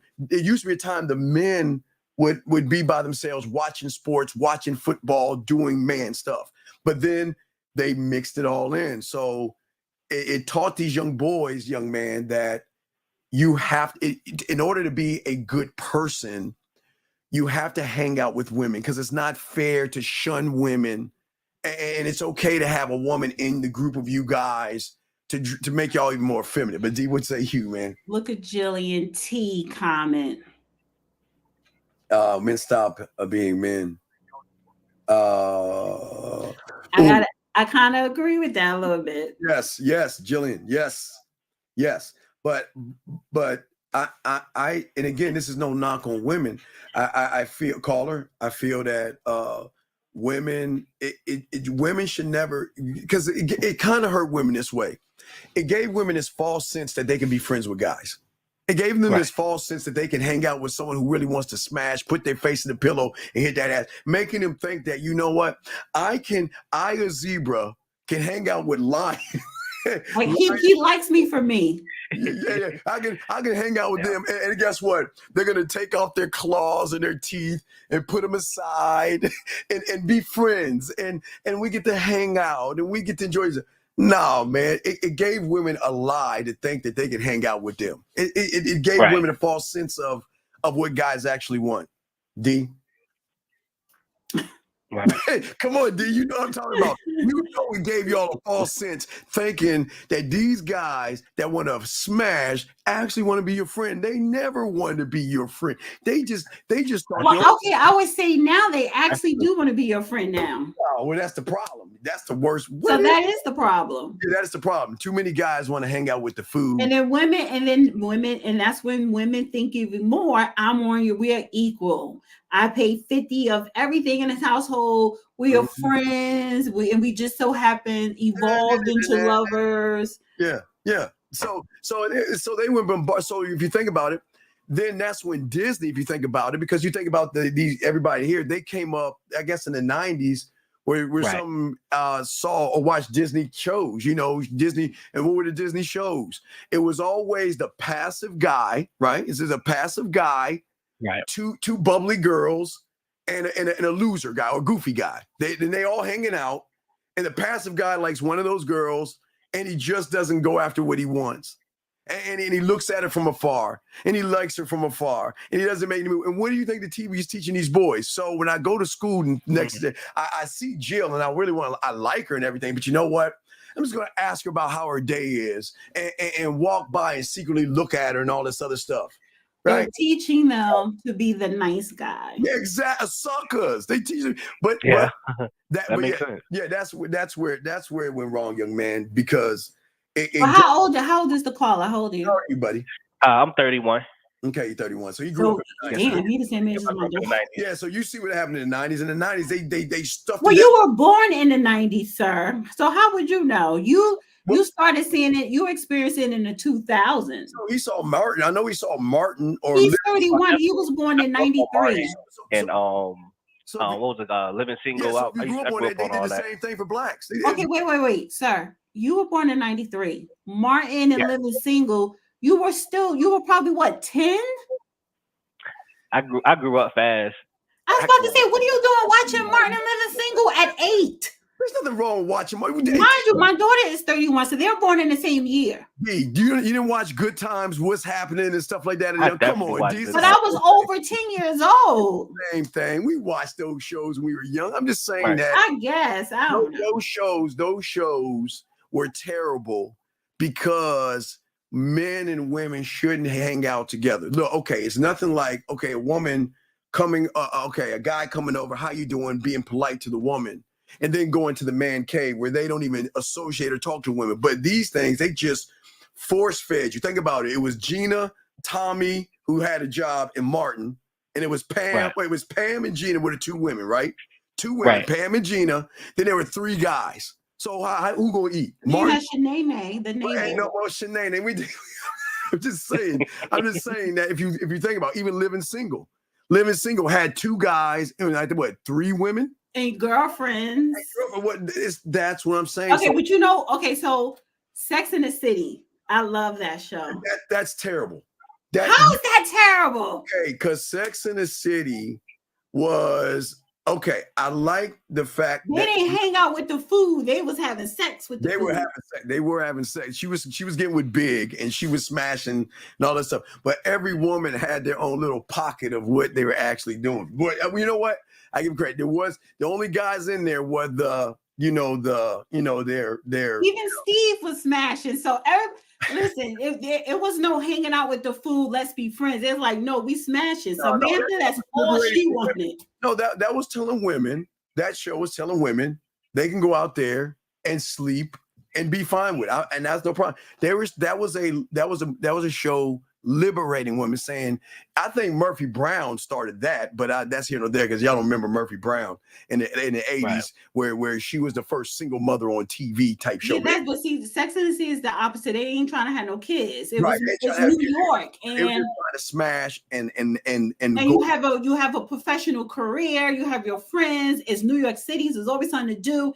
And you talking about a whole bunch of men of all walks of life, and a lot of them making a lot of money. They were going through, guys. They were doing what men were doing. So it was kind of like Entourage. They were dating. It was kind of like Entourage. If you ever watched Entourage, it was like Entourage. It was just like Entourage. No, I don't think it was that. Entourage was but they weren't groupies. And honestly, a lot of them were it was more so based around relationships because Mr. Big took Carrie through it. But I think Sex and the City gets a bad rap because of Samantha. Charlotte always wanted to get married. She did. It didn't work out. She maybe dated in between. Yeah, Californication. Well, that was one guy, but Californication was one. I never watched that. I heard that was good. Oh, he was smashing. He was doing the thing that you guys should be. He was living. Okay, what about Insecure? That's for now. That's this generation now. They're friends. They're all friends. I saw one clip. You know what I'm talking about. There was one clip where he was smashing her, hitting her from the back. All the way. Do you remember they ran into each other? And she said, "How you been doing?" And then they went through his timeline where he was going through women after women after women. Wait, Insecure? Insecure. There's a clip in there where when you said that, I went straight to season 1, last episode, when he had her bent over and he was tearing it up, honey. Yeah, but I'm just saying that he would at least they were making. That's why I go to it. The guy was smashing. The guy was smashing. You know what I mean? The guy was smashing. So I wanted to be the woman in the last episode in season 1, in the last scene. So Carl, we'll throw you away, but I'm not throwing you away. We'll throw you back in. But Carl, we appreciate the call. But yeah, exactly. It was just a time of your age where they didn't want to show you men. They didn't want to show you manly men because they were trying to water you down to make you think that you had to hang out with women. And they tried to, the NFL then started making, it about women and letting women wear jerseys. Then put them in situations of like even Philadelphia. I think it's called Philadelphia. I think it is. I forgot the name of the show, but they started to put women in bars hanging out with men like sports shows and men who like sports and stuff. Not to say women can't like sports, D. This is not being separating the boys. Women are allowed to like sports, but when women come in and men are hanging around is where the problem is. Can't men, it's not saying women can't, but men like to do and hang around men. But a woman Right. comes in looking all cute, fluffy, and all the other stuff. It's like she's there to try to pick up a man. Like they go to Lowe's. You see what I'm saying? No, Lowe's is for Right. women. I forgot. Lowe's is a store for women, but women do go and dress up like a club and go to those hardware stores. You see what I'm saying? Right. So it's crazy. Wait 1 second. 13 Week. What show was that? It was Insecure, the show Insecure that was on HBO, season 1, the last episode for season 1, the last scene. Yeah, no, that's it. It's always sun. Yeah, I knew it's. Yeah, that's what I'm saying. What I'm saying is that they just started creating shows. Okay, so they didn't want Married with Children. I mean, Married with Children is probably the last of the dying dinosaurs. They didn't want guys to see the world like Al Bundy. They wanted to see the world. I mean, but Al Bundy, he was just a miserable. No, he was a sucker. He was a miserable old married man. Al was miserable. Oh, Spartacus is another one. Yes, Spartacus, first season, episode 9, titled "Whore." Oh, he was tearing that up. Y'all need and to they had on a mask, and he had all the gold on. Ooh. Hey, y'all need. Hey, you see, Vikings came out with a new season. Yes, I already watched it. I watched the whole thing. I binged all that. Oh my! And I loved how he said, and it's not going to be a season 4. There's going to be a 4 because I thought no season 4. Right. So that show was good because I love what the king said. There are 2 kinds of kings. Remember? Now I wanted to grab that at the end. Well, I don't want to give it away, but when the king was dying, he asked the princes. Oh, he asked the side guy, not the side guy, the side. What there are 2 kinds of kings. There's one with intelligence, then there's one of strength. So it's oh man, that show was a very, very good show. That was good. And even they separated the woman. They let that woman have her own power, which is fine. Power of women, girl power. But it came down. You're talking about the queen after the king died? The queen ran game. So because she knew she wasn't going to have the power once he died, so she had to figure it out. No, she didn't figure it out because the guy told her. He said once the king dies, they're going to go to war over you. So what you need to do is let these guys come in. But she had but she knew that she was right. That's when she hooked up with the king. She's like, okay, I'm gonna give the coochie to you. I'll be your king. I'll be your queen. To the new king, his son. Yeah, to the others. Now remember, that wasn't her son from birth. No, that was his son. That was her stepson. Yeah. So she ran game. So she did a power play over top that power play, because the guy was the king that died knew that he was the enemy and knew that he was a manipulator. Yes. But the queen knew it too, and I'm pretty sure they had a conversation. So she knew the play. She knew not to trust him. There are so many layers of game on that show. It was a great chess match on every layer. And I hope y'all need to watch Valhalla on Netflix. Start from season 1 because it's 3 seasons, and then go back and watch Vikings, the original Vikings. Watch the original Vikings, right? You got to watch all these Vikings, and then go watch The Last Kingdom. Oh my Lord, there's so many layers of those are classics. I always go back and watch it. I can watch it from the beginning. Yes, because then go and watch Billions. Oh yeah, and gotta watch Billions, and then the one with the industry. Yes, season 2 is about to come out. Oh, I can't wait for season. Oh no, I think season 3. Season 3. Right. Season 3. So yeah, watch Billions as well. But the thing is, real quick, caller, with the Vikings thing is that the guy in the beginning was a good guy and he was doing things for love, but at the end, he recognized value and worth, and he's like, F that. He said, F love, F the woman, F my kid. King Harold. Yeah, Harold's like, yeah. He didn't let her die, but he was like, yeah. He was like, how's our son? He's good? Okay, I gotta rule this kingdom. You want to say a pagan? Yes. That's your choice. I'm a Christian. Yes. So you're supposed to find that new world. Wait a second, Shogun got canceled. No, it did not, honey. First of all, Shogun got the green light for 2 more seasons. 4 seasons. And they dominated the awards. Oh yeah, then again, that's another one called. If you haven't seen Shogun, Shogun is about this weird thing called honor and integrity. And Shogun, what I love the most about so many lessons in that. The women, they could be whores on the back end, but they had to have a certain way about themselves. Everything was about honor and integrity and respect. And there are levels, classes, and things like that. So Shogun, oh my God, there's so much game in that. There's so much. Especially the last scene in the last episode, last scene in Shogun. Oh yeah, every because he said he was like, you study the win. Yeah, you study. Yeah, you don't. Yeah, you don't. Oh my, there's so many. You gotta watch that. Are we the only ones that watch TV? No, and wait. No, I actually wrote this down. I want to see that. You do that, but no. But let me answer this. Say, Ricky. Here's the problem. Here's the problem. Nobody's saying not make money, but what you got to understand that there are things that TV puts out for those to learn the mental side of things that people don't tell you. So, and it's historic. These are actual things that happen in history. Right. There are levels to the game that is not about, even if you want to make money, you can learn from billions. And you can learn from House of Cards. I mean, everything that we even talk about, that I tell the guys as men shows that they're laced with game callers. So we're glad you're here. Keep listening, because we're gonna do it. We're gonna talk more about this in the next hour, and I do it. But we'll throw you back. But I heard. Okay, definitely. I'm you earned yourself a subscriber. I'm gonna go ahead and subscribe. Appreciate you, brother. Appreciate you, man. And we'll throw you back in. Respect to you. All right, so let us. I heard. What's up? Y'all supposed to be watching some BS movie tomorrow. Oh yes. Indecent Proposal. I tried to get an invite. I got curbed. I think that is awesome. Right. I'm saying that Indecent Proposal.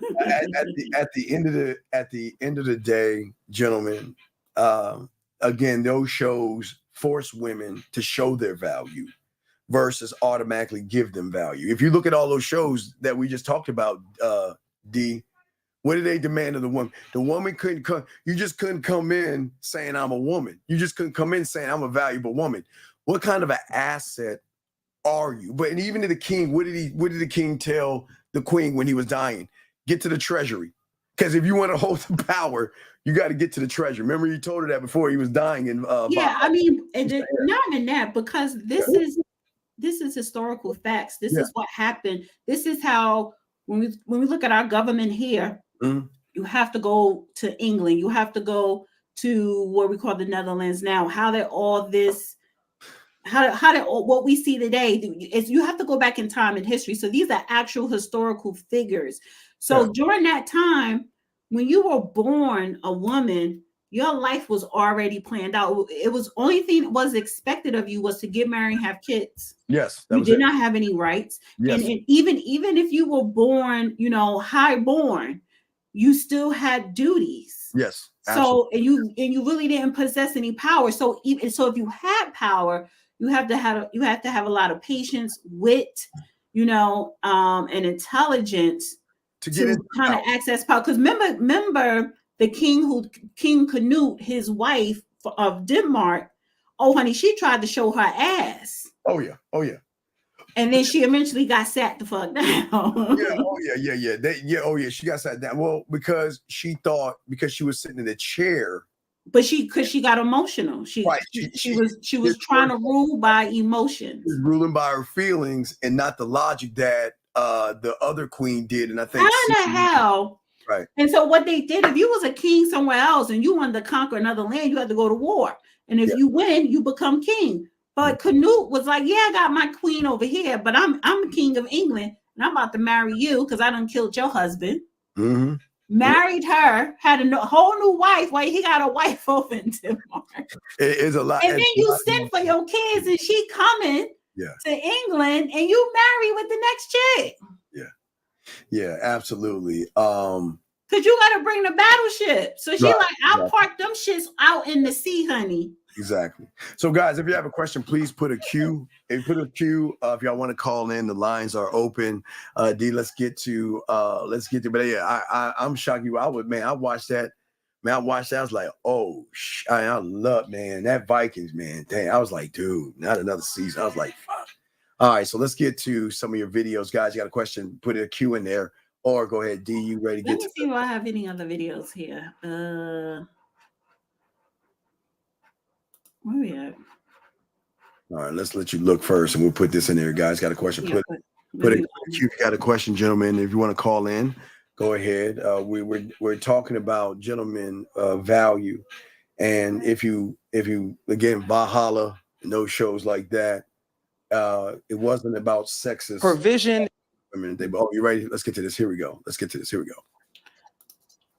I don't know what this one is, but I'm just gonna play it. All right, let's play it.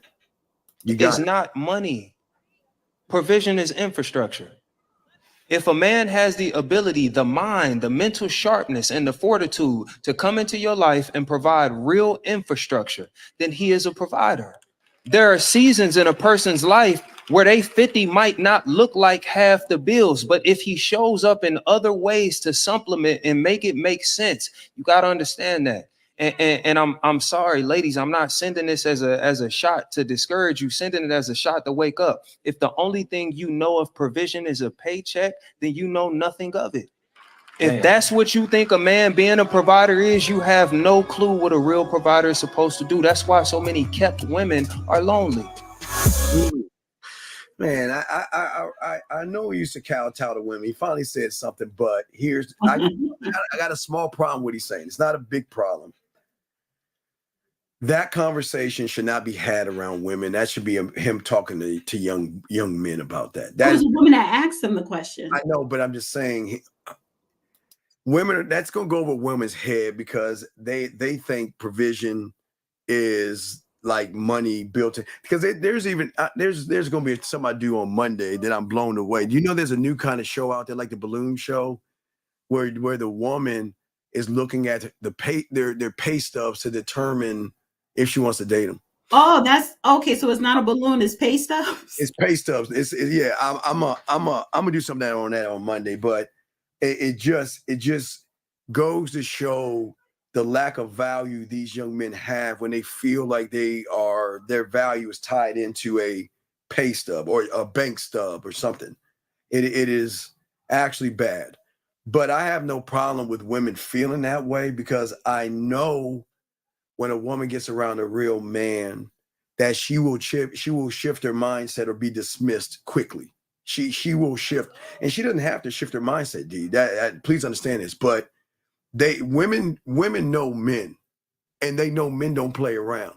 Just like hey, Valhalla, you know what I mean? They don't play. They this is what it is, and I will replace you. I don't need you like you need me. You will be replaced. So you are allowed to feel what you want to feel.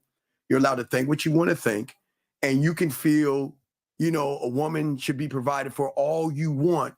But your mind will change when you say that to a real man. That won't happen to a man. I get your point, but you talking about these are if he's a Viking and say she's a shield maiden, like those are some badass women too. So especially if they love each other. So mind you, what's his name? Ragnar, when the wife left, he went running after her ass crying. So Well, okay. And Jillian, she's saying I have the money. I don't have a man who will provide me. That's okay. And this is what we always talk about on Sundays that I know Dana can't stand. But you must understand, men are few and far between. And the thing is, like Kay Zagan always says, is that if you want to find that, you're gonna have to share that man. And I know Dana's gonna forgive me some. Yeah, first, I don't know why you're using that as. I gotta, because if she wants what she wants, she don't gotta share. Trust me, you're sharing someone who spreads himself around. Those are the only ones you share. Just like the Vikings on Valhalla, the women knew. No, the women slept around too. So you can't use that. They were like barbaric times. Listen. You're only sharing a man who spreads himself around. 773. Hello. Hi. 773. Yes, hi, how are you? Can you please get off your phone and get on your what you call it, please? What is it? Yeah, let me pull over. Give me 10 seconds. Yeah, 10 seconds. Yes, please. Yeah, your speakerphone. Yeah, because the background noise is terrible. And yeah, it has a bad echo. Right? Thank you, Clyde. We got this. Yeah, we got your speaker. I'm sorry. Yeah, speakerphone. Yeah, absolutely. All right. Okay. What is your name, sir? What's your name? My name is Michael, 30 from Montana. Okay, Michael, how can we help you, sir? What's your question, sir? What's up? Yeah, I called in 2 days ago, and you made a very valid point. You said that I sounded very, I forgot what the word was, nervous or shy. No, I said that you would be food to any woman hearing how you sound, because through your voice, a woman can tell your whole story before you even know it. That's what I said, sir. Right. Yes. And so, I went back and I thought about it, and I thought it had something to do with my job, and I was just like working too much and whatnot. But then I realized the problem is, like, I don't have a problem with women. Like, I'm not shy around women at all. My problem is being confident around other men. No, well, then that's a problem. Authority. Okay, sir, but that's a problem in itself. Correct. You can't. You're placing a feminine element that should never even be there. And it's with guys on top of that. So that means if you're that way around men, you're going to be that way around women. There's no fighting that, dog. You're the same. You're one and the same. I just like, for me, like, I really, from the bottom of my heart, I don't feel that way. Like, okay, wait. Watch this. Watch this caller. Watch this. Let me show you this. Dana, if you were blindfolded and you heard this guy's voice, what is the story on that man that you can just by hearing this? But now watch this, caller. I'm gonna show you how women are. Watch this. You are blind. We don't even know how he looks anyway. But Dana, you were blindfolded and you just heard his voice, like behind like one of those old 1970 dating shows where the guys are on one side, the women's on the other side, and you heard his voice. What is his story that you hear off of his voice? I mean, honestly, I'm hearing he sounds like he makes a lot of money and he's going to be willing to spend some on me. See that, caller? That means that means a mark. That means a mark. The thing is, women pay for me, so I don't understand how someone can infer that. What do you mean women pay? She's paying into an investment of what she gets in the long run. Wait, D, you got it. That's a checkmate move. Hold on, call. Let me show you what D just said. Hold on, watch this. Call it. All right, and I hate to give women credit, but I'm gonna show you the game that D just said that you just missed. Okay, so let me show you how women do it. All right, so women see you as an end result, but at the same time, they can't make it look like they're going after your money. So what they're smart enough to do is what I call this women investing. Put the money up first to get a return on the investment, the end game. So that she's got a longer game. So what you're saying is, listen, a woman is going to buy you things, and a woman is going to do things for you. And you're right. They're putting money in you because they see, now this is all respect, and this is no disrespect. They see sucker. They see that, you know what? I'm going to pay right now to get a bigger return. That means getting access to your bank account. So that means it's like I'm going to invest a little bit to throw them off the scent, to make them show that I'm not a gold digger. I'm not that kind of woman that wants you for your wallet. I'm going to show you I'm a team player. And look, here's the money. Let me buy you dinner. Let me do all these things. So then, because this is the magic. Remember, magic is two things. It's not looking at my left hand. That's not where the magic is. The right hand is where the magic is. See, the left hand is showing you focus. That's a distraction. Right. The real magic is in the right hand. So the left hand is her giving you money and doing things for you. But you don't buying you gifts, but you don't see the game that they have based off of who you are to get the bigger picture. That means I'll invest thousands to get hundreds of thousands. I'll invest hundreds to get thousands. So you're a mark. And that's how women do marks, because they recognize you're easily had. But D, what say you on this? No, I agree. No, because you asked me, but because he sounds like a very nice man, but he sounds like he has a very important job that makes a lot of money. What do you do for a living? I want to see if I'm right. What do you do for a living? Doctor. Oh, ding, ding, ding, ding, ding. What kind of doctor? Hospital medicine. Okay. Wait, so like emergency room or?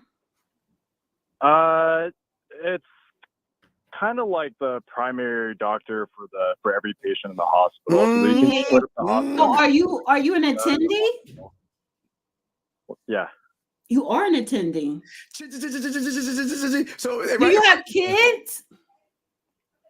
What's that? You have children? No. Oh, don't plan to either. Oh no. Yeah. Hey, wait. Did you get a vasectomy? No, I'm gonna wait until 40 or 40 plus. Hey. Wait, let me ask you this. Okay, let me ask you this. How many nurses have you slept with?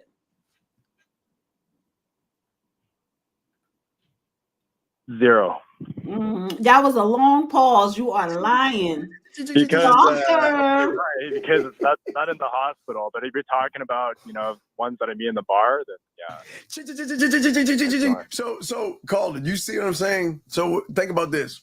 Like, wait 1 second. I have another question, caller. Are you McDreamy, McSteamy, or Dr. Berg? I never watched Scrubs. I know they're Scrubs. It's Grey's Anatomy. You know what? He's a real doctor because there are a lot of doctors who say they never watched Grey's Anatomy. Hey, Jillian, stop. No. Hey, doctor, you want to be the lawyer? No kids, never. Ooh. So good. So this is look at the women. Hey, look at the women. They want to know your age, you're dreamy. Look at that dog. Dog. What I'm saying is, young man, is that without the game, you're a mark to women who have. You sound like you tall. How tall are you? Oh my God. How are you so good at this? Oh my 6'2". Oh, she's good. Oh my God. Hey. What's my ethnicity? They are sawing their claws. I'm thinking you look like McDreamy, but you're tall. That's what I'm thinking. And honestly, I want you to look like if you tell me you black, that would probably turn me off right now. Are you black, sir? Are you black? No, I'm not. All right. So for some women, and he's probably in shape. See, hey, are you in shape? You work out and everything, caller? I just came from the gym. Yes, because he's a doctor, so you gotta stay healthy, especially you in the hospital. Like, look, you gotta get this game, brother. You gotta get this game. You gotta get this. What state are you? You gotta get this game. You got Yeah. Well, and I think the caller knows he's a quote unquote mark. He knows he's a catch, and he's not trying to get caught up with and then because like you had your head in a book for what 10 years straight. Yeah. So and you in your prime right now. You in your prime. Yeah. So so you my friend, you are a bona fide mark. But yes. But you can know you're a mark and not be made a mark. Well, you just got to understand that you are the value. He doesn't know that. He doesn't have any game. He doesn't know. Well, he had his head in a book for 10 years. Well, that's book Well, smarts. what I do is I tell women that I'm broke and I'm in massive debt and I just make them pay for stuff. Nah. Yeah, because she doesn't believe you. You don't even sound convincing saying that. Yeah, that's dirt. That's dirty, dog. You shouldn't lie. Why would you lie to a woman? You shouldn't. You see that you already. Because you know why? You know why? I'll tell you what. And this is my dilemma. Because in my mind, I'm not lying. And if you want to ask me, yeah, I make good money. But the reason why I feel like I have a problem with authority figures is because I compare myself to only the best, to the top 1%. Yeah, I looked at the statistics. But you're not. But okay, like all right, sir. Okay, the top 5% of earners in America make over 350 but grand, that's right? okay. If I'm comparing myself to the top 1%, who's got good social skills, who's got good game, sir, who's got good looks and good money, sir. That's they're who I'm business. comparing myself Sir, relax. You're getting it all wrong. They're businessmen. That's the business world. That's not the street game. You listen. There are sharks when it comes to business. That's part of the book sense and book smarts. That's a whole different world. Your mindset, what you don't understand is that these women can cut right through all that BS. It's like Valhalla. It's like Valhalla. Can cut through all that BS you saying and see you for what you actually are. And that's why I keep trying to tell you. You looking at the wrong percentage. You need to look at the percentage of the game that you ain't got. You don't have any game. And you got these women. Okay, you tell a woman you don't have any money. You know what she's saying? Oh, yeah, right. That they're saying, yeah, right. They probably could look at your watch.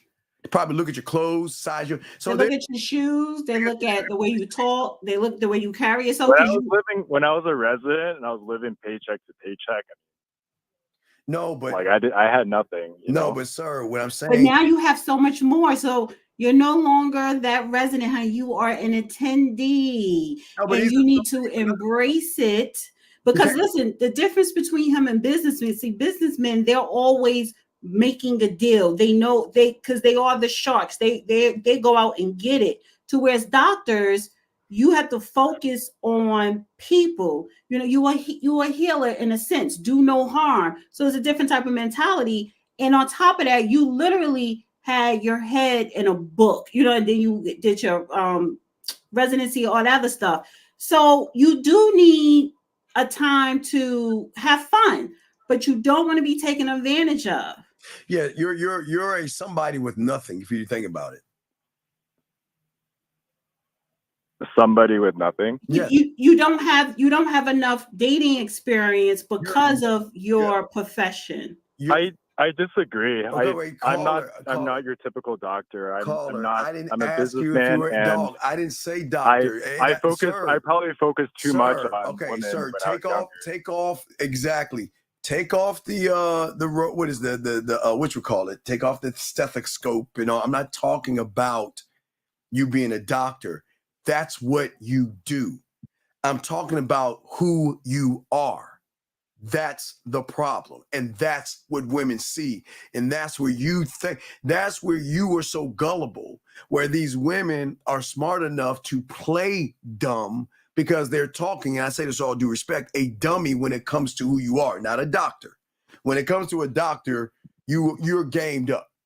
Because you know medicine, you know the right thing to do, how to operate, you know your trade, but you don't know you when you put the doctor hat off. And the women know you regardless if you have the doctor hat on or off, and that's what you're not seeing, sir. And may I ask who you are? Who am me? Who am I? I'm me. What are you talking about? I'm me. Who are you if you're not, you know, in the same way that who am I if I'm not a doctor? Who are you? I'm not if you're not the dean, because I look up to you. I mean, I respect you a lot. But I'm just saying, young man, I'm not you. That's okay. Listen, I can be a security guard. Okay, I can be a security guard. Or no disrespect to anyone, a security guard. I'm just saying, not that. So the bracket of Steve is saying he could be a security guard and he could pull the baddest bitch in the club. You, sir, are the doctor, and you couldn't. To whereas you, as the doctor, you should be getting first dibs over the security guard. So it's like a hierarchy. But you're putting yourself at yourself like you're at the bottom of the hierarchy, but you're at the top of the food chain, but you don't know it. Let me ask you a question. Because Jillian in the chat, right? She's saying every doctor needs a good defense lawyer. So would you be willing to date a lawyer? Are you interested in dating a lawyer? I don't care what she does. I care about the personality. No, which means you don't want to date a lawyer, because this is what I find though.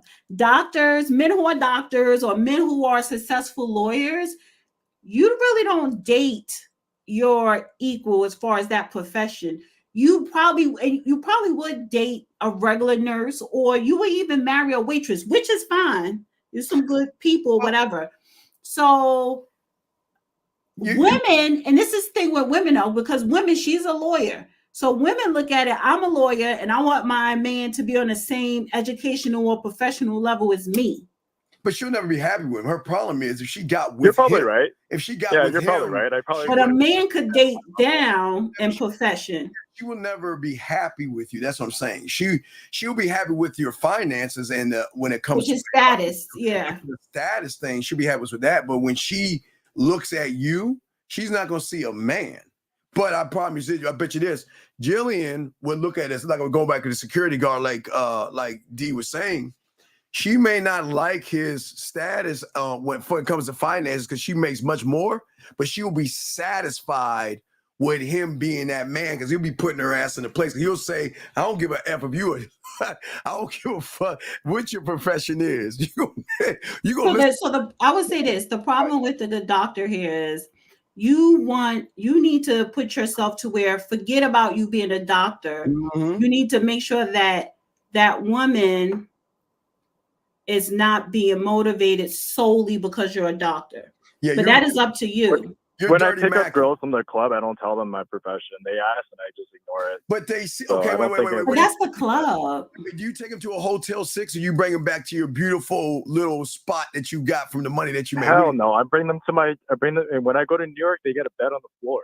All right. I'm just a young man. Or I go to their place if my friend's using the room. Sir, I'm just usually saying. That some of the rooms are taken up, so.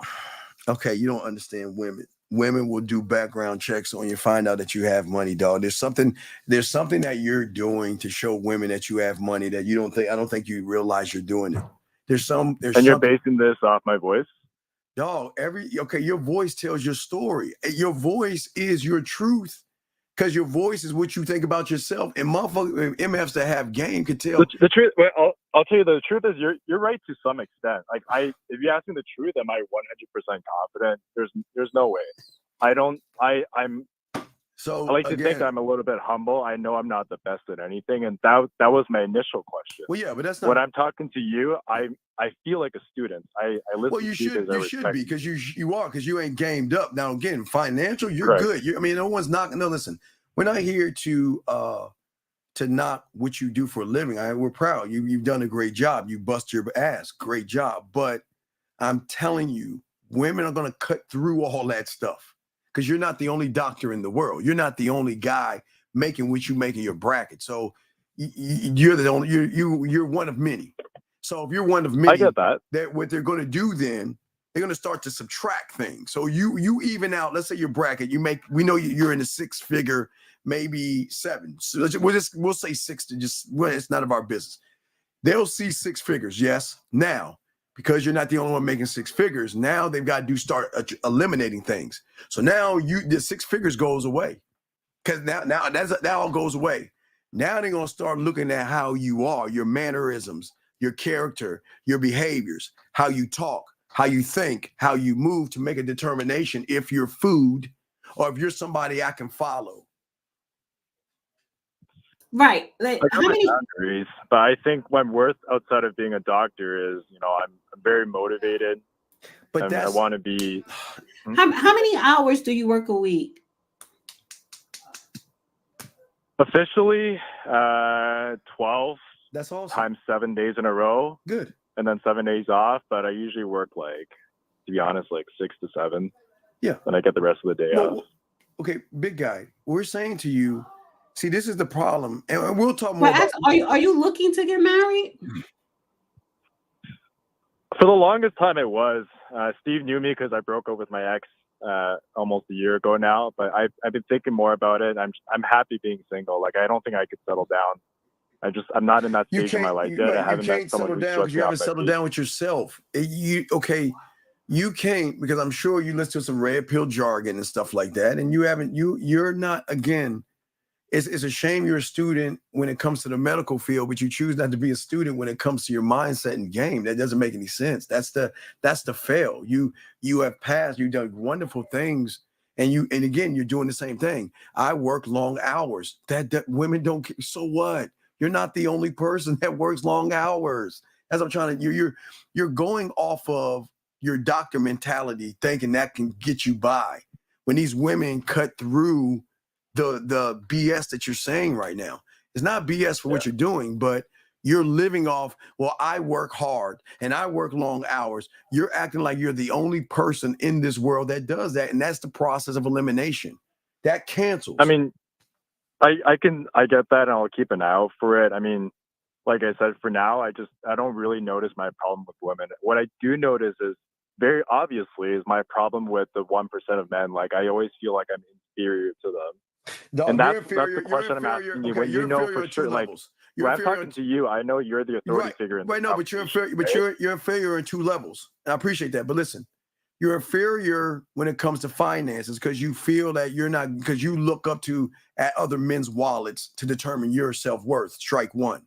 Yeah. Then you're inferior to real men because you know you're not one. So you've got two bad complexes that women can notice in you.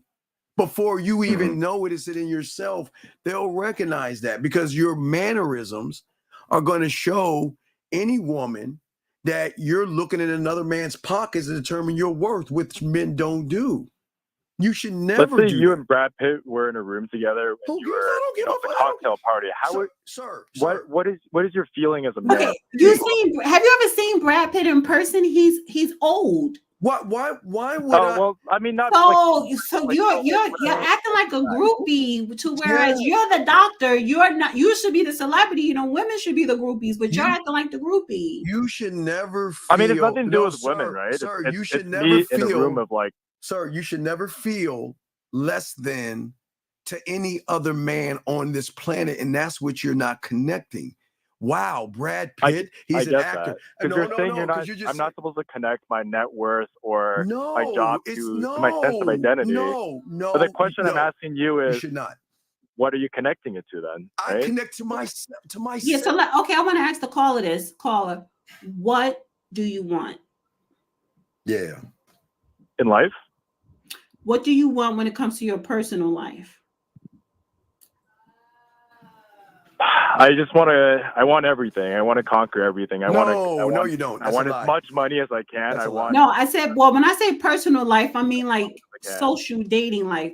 What do you want in your personal life? That's a lie he's saying. He's lying right now. No, that is my personal life is right now. I've taken a step back from dating. The only thing I want to do is just stack cash and build my body and just, eventually I want the freedom. I don't want to be confined. I don't want to have to go to work and answer to the hospital administration, That's okay, it. So all right. So you want to just work on you building up your empire. So let me ask you the second question. What do you want for yourself within yourself? What do you want for your inner self? I think the purpose. I thought about this question a lot for the last 6 months, actually, and I finally figured it out. The answer to that question is it's purpose, it's drive. Once I hit X amount of dollars that I want, and that's where you're going wrong. So I asked you two distinct questions, and the honest answer for both of them in your case is you don't know. You don't know. That second question was, what do you want for yourself, your inner self? So you being on this phone call, I automatically know you need to work on your self-esteem because you keep comparing yourself to other men who are in the top 1%, and you keep equating yourself with money. It's a whole lot more deeper than that. It has nothing to do with money. And then I asked you, what do you want for your personal life? That is dating, or if you want a girlfriend, or if you're looking for a wife. Because as a doctor, Yeah. So caller, do this. Wait, caller, do this because we gotta continue because we're about. You just call back in 30 minutes and we'll talk, okay? And we'll just call back in 30, okay, big guy. We'll break that down. I can't believe that you worry about Brad Pitt being in the room with you. That bothers me. We'll talk about that, okay? That bothers me. We gotta talk about that. Okay, call back in 30 minutes, okay, my friend? Yep, will do. All right, thank you for the call. Respect. Awesome call. Thank you, sir. Thank you. All right, guys, let's see. Lines are open. If y'all guys want to call and got a question, please put a Q. That was a good call. Yeah, no, that was a great call. We're not gonna answer anything anonymous. So, guys, if you want to call in, call in. No anonymous calls. Let us get to another video if for yourself. But no anonymous calls. Call in. No anonymous calls. But do you have another video they can watch? No anonymous calls.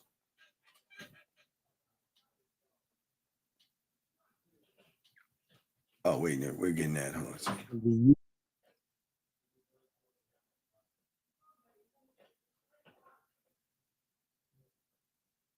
Aisha Vardegs, one of the UK's most famous divorce lawyers. And she was asked, look, you've seen so many relationships fall apart. Can you share what makes a great relationship? Number one, she said separate bedrooms. And number two, she said 10,000 dinners.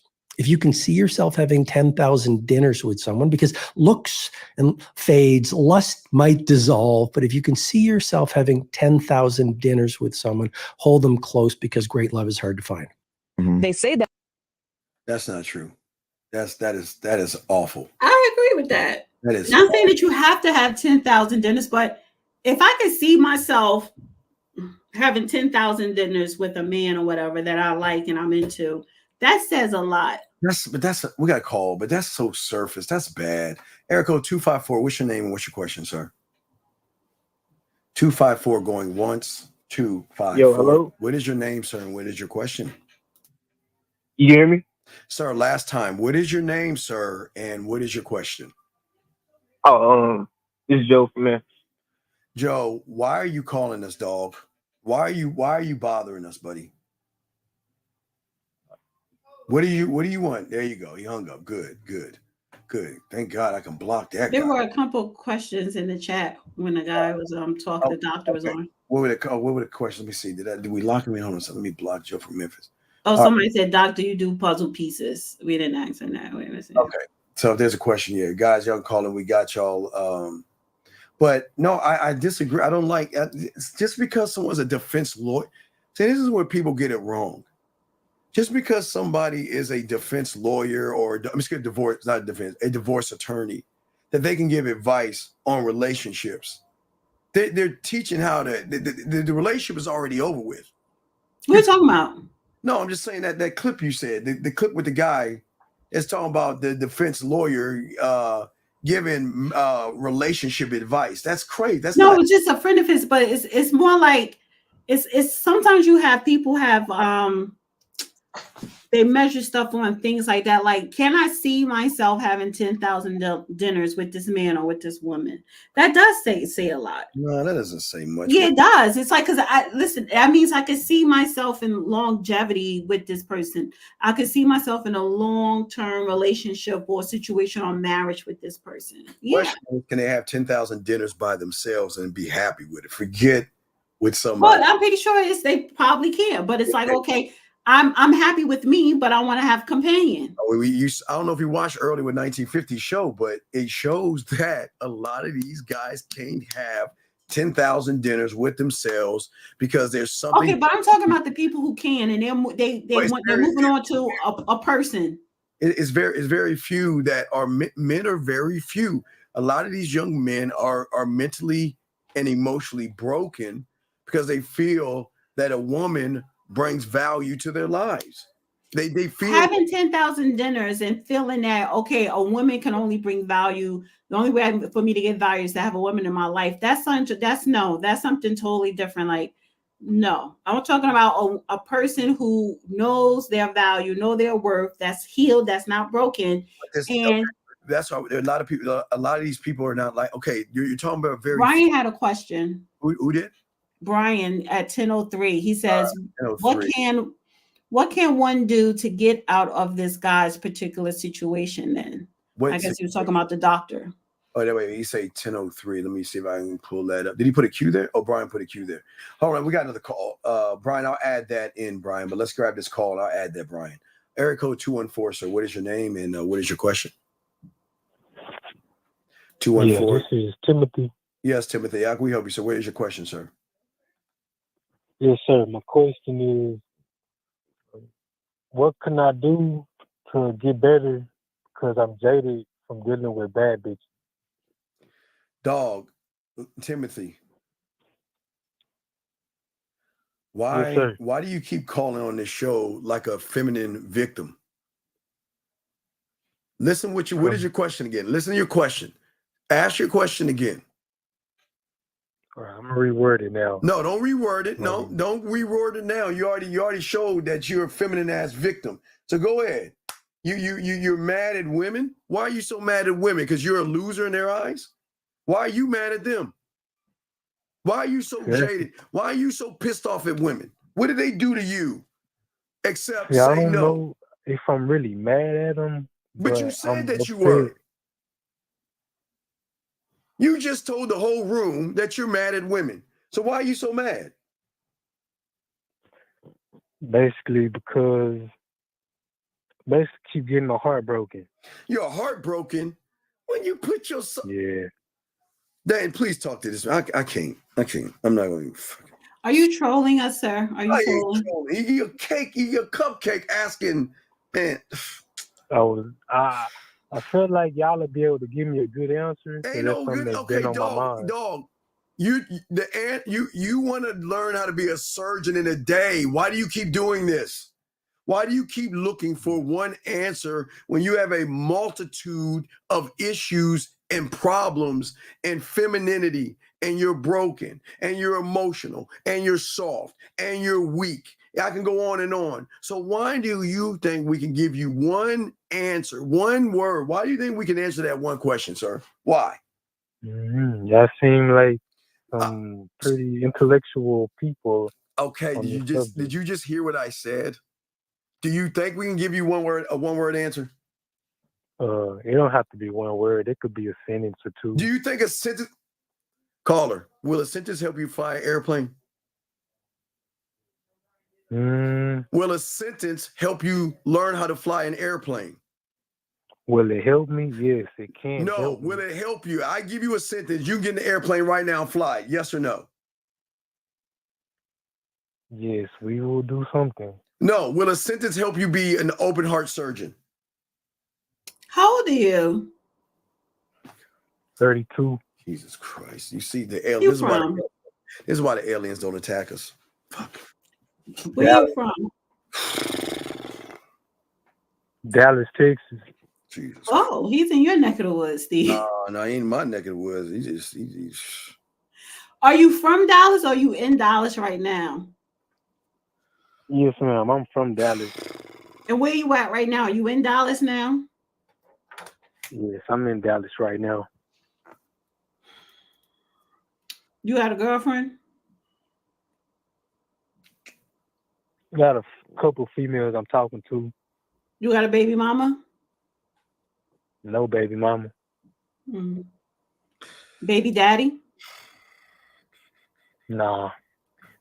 Have you ever dabbled on the other side or with the same side? No. Are you sure? You don't sound like you're lying a little bit with that one. What she's saying is you don't sound masculine, sir. No, I'm not saying that. What I'm saying is, have you experienced the same side? Nah, I ain't did that. People in my family have, but oh my God, I stay away. Oh, really? So do you think that runs in your family? You know, because your generation, y'all very free. I respect that. So it's nothing wrong. It's nothing wrong with you exploring. You ever thought about exploring? I'll let it finish. Man, I wasn't expecting that one. No, this is your moment, dog. I'm being quiet. I'm gonna let so when you put on your jeans, do you sag the jeans a little bit? Some women like that. A little bit. Yeah, a little bit. I can't have them all the way up on my waist, but a little bit, yeah. So where do you put them at? Do you put them like right at the beginning of the butt crack? Another. A little bit down or a little bit up? Because you sag it a little bit. Dang, this gonna be the last call for you. Make it last. It's not no big hard sag, but I got to work at the airport, so I'm not the type to just be sagging and trying to look good and act good. I wear clothes that fit. So yeah. But the reason why I asked, do you sag a little bit? Because there are girls who like that. But you don't want the girls who like that. And you shouldn't sag your jeans, not even a little bit, because that is the roll call, honey. That brings the boys to the yard.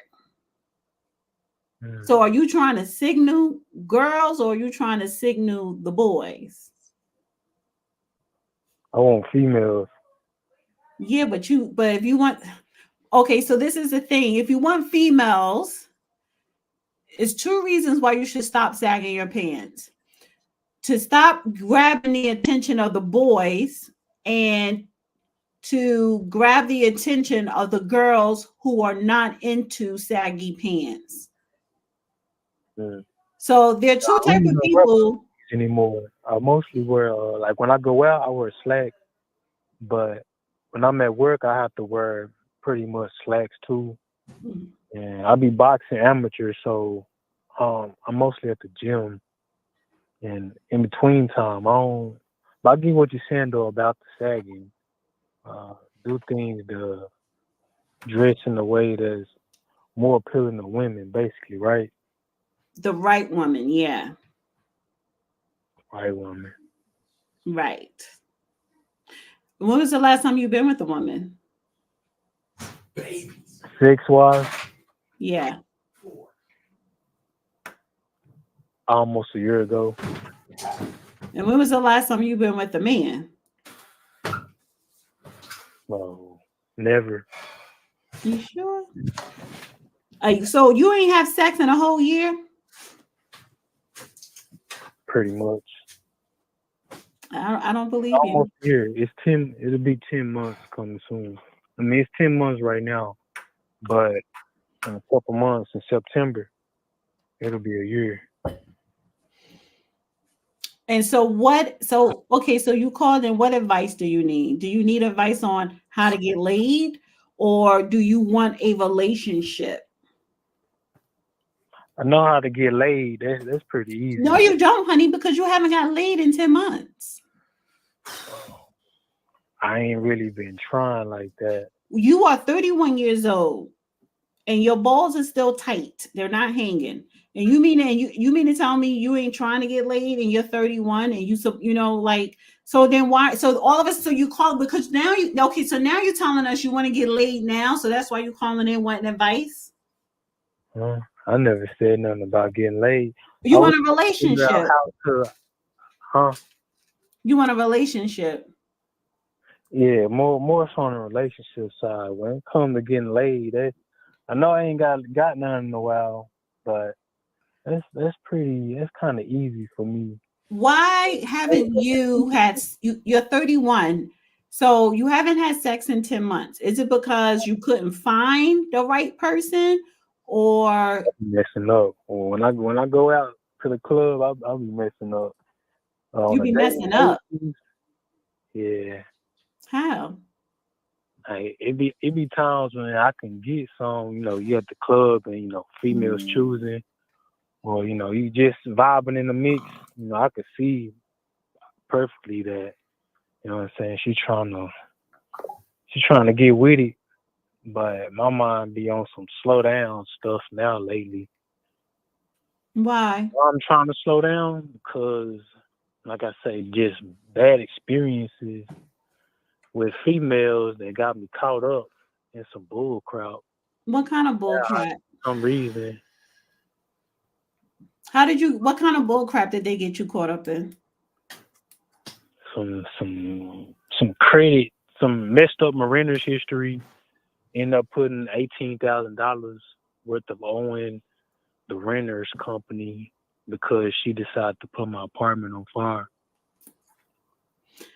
So now. So you like to pick up crazy women? I never really thought of it that way, but recently I thought about it a couple days ago, and man, that's a tough pill to swallow if it is true. But from my history in life, why did she try to burn your house down? Did she catch you in bed with another boy?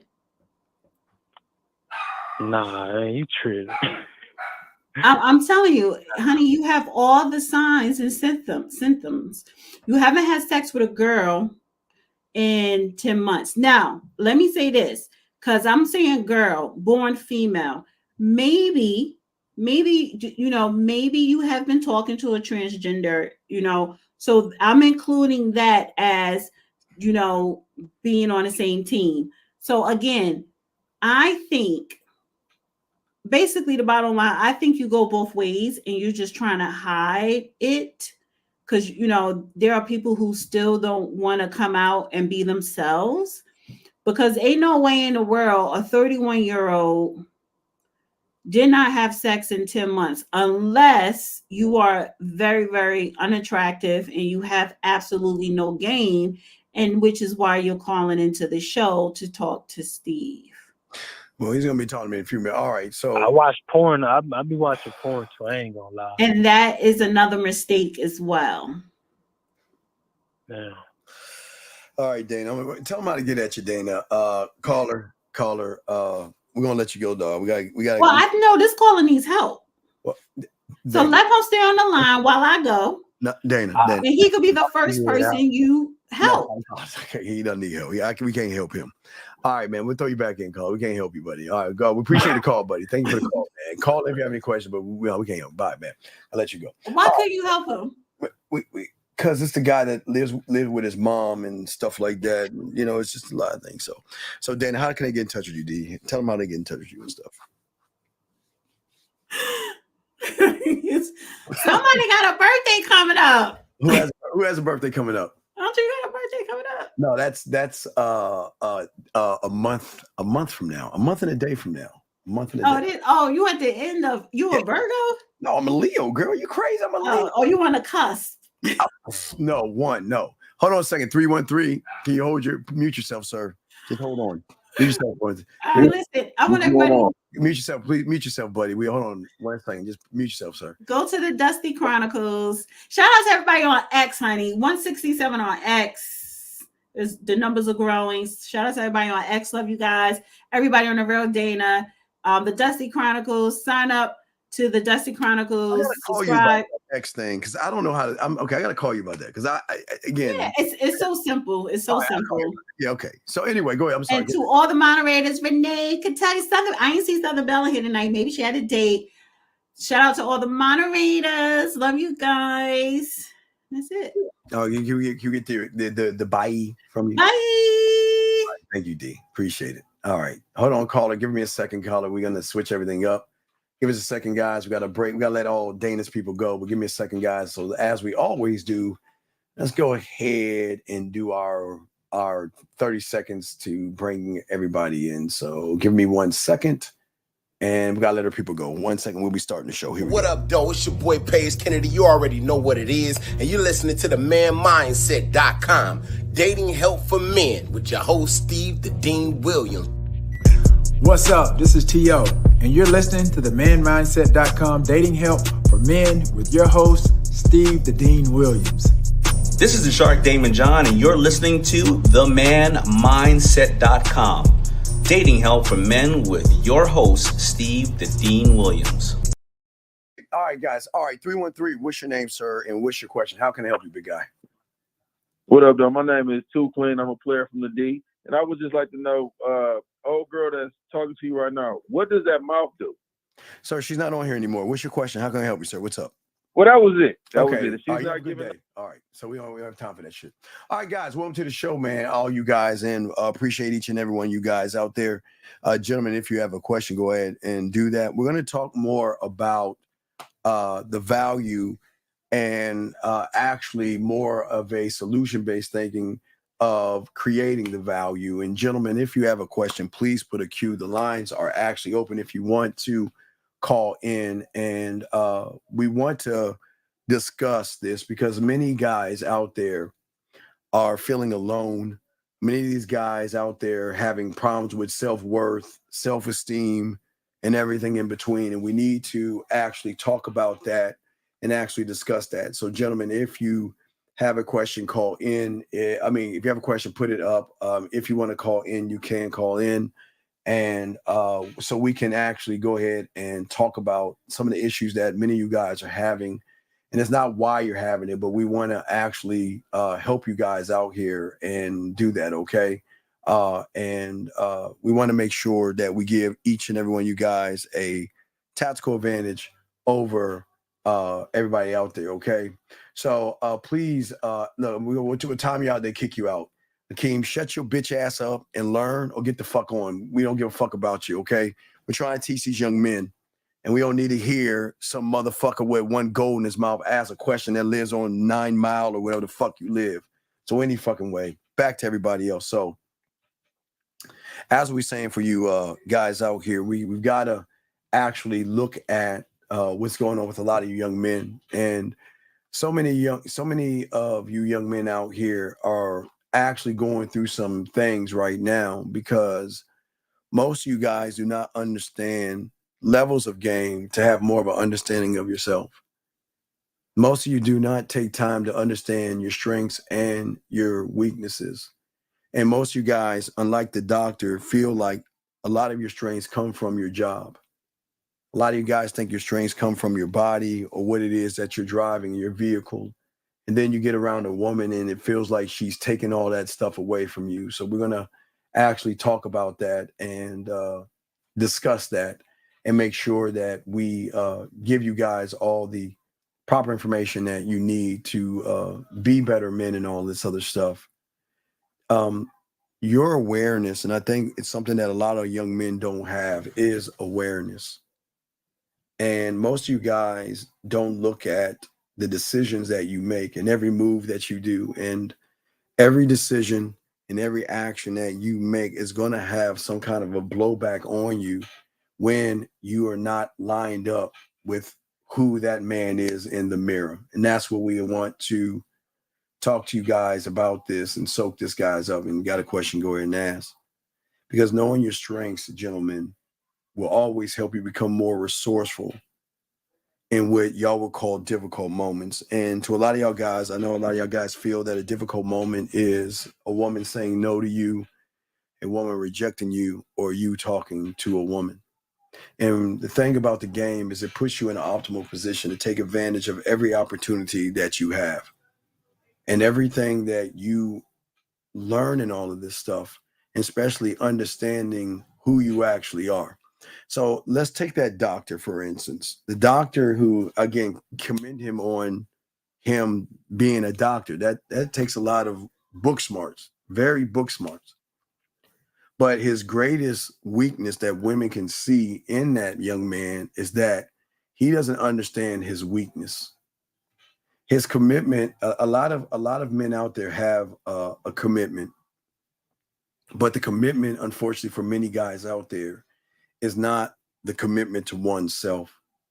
It is great that you commit yourself to growing when it comes to money, jobs, and things like that. Being responsible, I think that's great for all you young men to keep pushing yourself forward, keep trying to come up with businesses and ideas to stretch your dollar, to make more money. It's a great thing. If you do it or don't do it, it's your choice. But what many men don't do is they don't commit to the most important thing, and that is the commitment to oneself. And it is the one thing that so many women can see from so many individuals out there that most you guys don't commit to. And that's what I'm saying. That it's sad.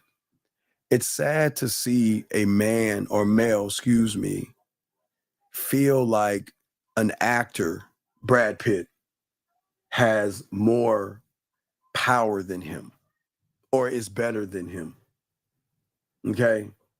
And what we say to all you guys out there is that there's nothing wrong with who you are as a man, but the when you commit to yourself, it's the one thing that no one's ever told you guys, and it's never for a lot of you guys, no one's ever talked about the commitment that a man has to make to himself. And this commitment has nothing to do with a book, but it does have something to do with your library. It has nothing to do with a book.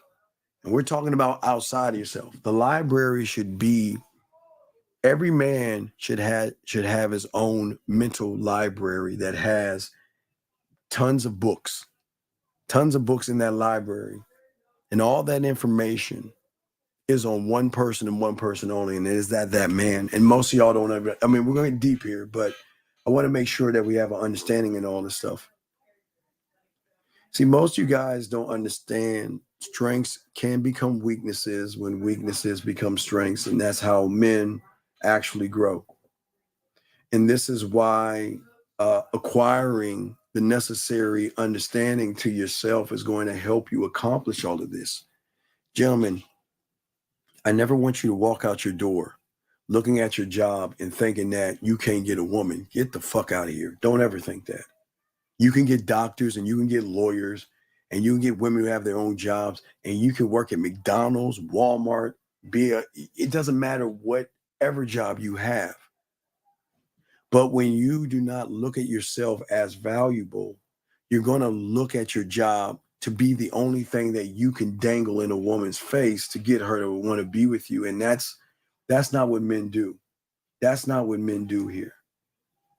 Unfortunately, we'll be talking more about this on Monday, but fortunately, you guys see your value and your self-worth tied into what you do, because most of you guys look at the internet to tell you that your job is everything. Now, yes, for you, it should be.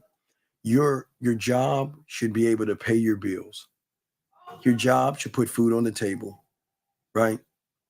And your job should be something that gives you a certain kind of lifestyle, and that's it. But never put your job as the thing that is representing you. And that's where so many of you guys go wrong, because you never learn how to work on yourself. See, a man always is going to focus on himself, and he's going to have a commitment to himself. And that's what the woman is going to see.